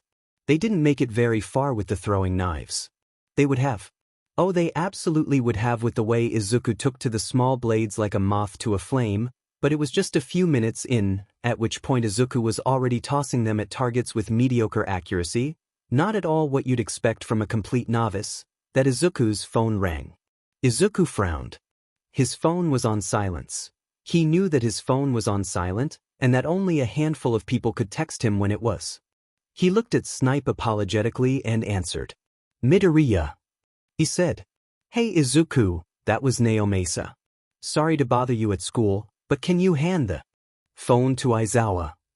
There was some shuffling in the background, and an angry voice said something indistinguishable. "It's kind of important, and he's not answering his phone." "Oh," Izuku frowned. I'm not with Aizawa-sensei right now." He looked at Snipe again, who was distracted by a student who took their impromptu break as an opportunity to talk with their teacher. "He's at, I don't actually know. But it's for training with the first years." Izuku looked to the hero class he was currently training with. "I couldn't go because All Might is there with them." "To All Might is at U.S. main building." Tsukachi contradicted. "I know, I'm the one who sent him there just an hour ago. Netsu texted me to confirm he got there." Izuku frowned deeper. That didn't make any sense. "Could you try to contact him for me? Nobody here at the station is getting through, something about signal interruption." "Yeah, hold on." Izuku put the man on hold and texted Aizawa.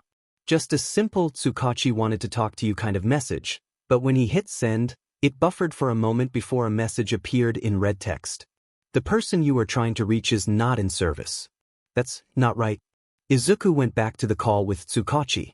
Hey, can you do me a favor real quick? I promise it's relevant. I sure. Naomasa responded. What is it? Can you try texting a number you know doesn't exist and let me know what it says to you? Izuku couldn't place why, but he knew something was off. His phone didn't normally send the out-of-service text back. He just never got a response back. Okay. A few clicks. It says, the number you are trying to reach is not in service. Please check the number you are trying to reach and dial again. Izuku nearly dropped the phone. Why was that relevant? Izuku felt sick. Something was seriously wrong, he knew it was. He'd asked Tsukachi to do that on a whim, swearing that the message he'd gotten wasn't right somehow. He knew it usually said, number, not person. Because it wasn't always a person you were trying to reach. Tsukachi, I'm gonna have to call you back. Wait, Izuku, the man didn't get to finish as Midoriya ended the call. Snipe noticed his change in demeanor. Something up, kid? Izuku didn't give a response. He bolted from the gym, feeling urgently that this couldn't wait. Something was wrong, and Aizawa could be hurt because of it. Students could be hurt because of it. Kacchan could be hurt because of it. Izuku knew he was in 1A because of course he was. Even if he hadn't overheard Auntie Mitsuki telling his mom about the great news, he knew that Bakugo would have made it into 1A with his spotless record and incredible quirk. Izuku took the stairs as many at a time as he dared, gasping for breath by the time he reached the 3rd floor. Nezu must have been watching him from the cameras, because the chimera was already outside of his office. Midoriya-san. Izuku briefly recognized Yagi just exiting the office behind Nezu. Aizawa. Izuku heaved, doubling over as he coughed on the harsh breath. Something's wrong, nobody can reach Aizawa. That's hardly enough for this kind of concern. Nezu blinked. There's no time. Izuku gasped. I need you to check the cameras wherever they are, something is wrong. Izuku demanded, pleaded for the man to do something as he desperately pushed back the crushing fear f-arfir. Nezu nodded quickly, hurrying past the stunned Yagi back into his office and behind half shoved out of the way by Izuku in his haste to follow. Nezu hopped up onto his chair and rapidly typed something, clicking with a sense of urgency Izuku had never seen. Eventually his face fell, ears pressing back and eyes widening. Oh dear. The man breathed, picking up the phone and pressing a button by his computer. I need all Pro Hero staff and personnel to my office immediately. Izuku didn't like the sound of that. He came around the desk to see what had caused the announcement and gasped, horrified. He didn't know where it was, but it was crawling with villains. All the students were by the entrance still, but they were blocked from it by a man made of dark mist. Before him, the broken uniform that Izuku easily recognized as the Pro Hero 13 was heavily injured, and then, the students were enveloped in mist.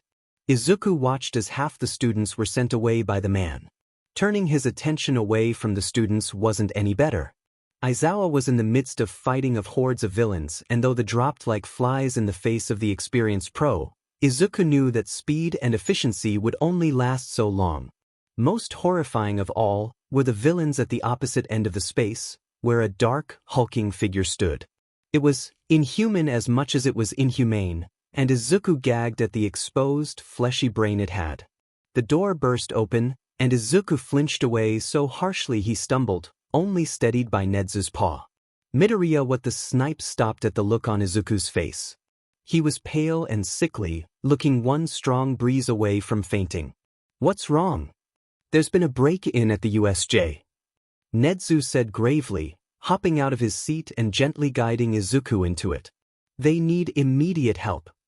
But the students, Yagi started only to be cut off by Izuku, whose attention was still transfixed on the events happening at the USJ. Someone got out. He announced, earning Nezu's attention quickly. It's a kid with a speed quirk? No, engines, his legs are mutated to have engines in them. The boy seemed ready to dissolve into mumbles, but shook himself out of it. They'll be expecting you now. Not so soon. Nezu shook his head as the rest of the teachers filed in. We need to get to them quickly. We can send All Might ahead.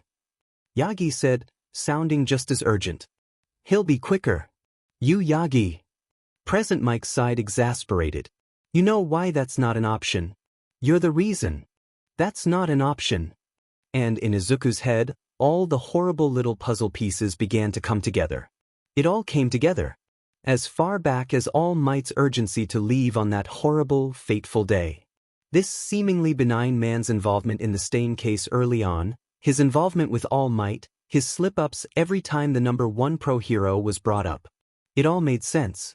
It made sense in all the worst ways possible, and Izuku wanted to vomit all the more for it. But that panic would have to wait. Go. Izuku swallowed, earning the attention of the room as a whole. I go. He looked at Yagi and his eyes portrayed more than 1,000 words ever could. They need you. He croaked. The man floundered, mouth opening like he wanted to say something repeatedly before he shut it resolutely and nodded, booking it from the room. Once the door was shut behind him, Nezu turned to him with an air of concern. Midoriya-san. Later. Izuku responded.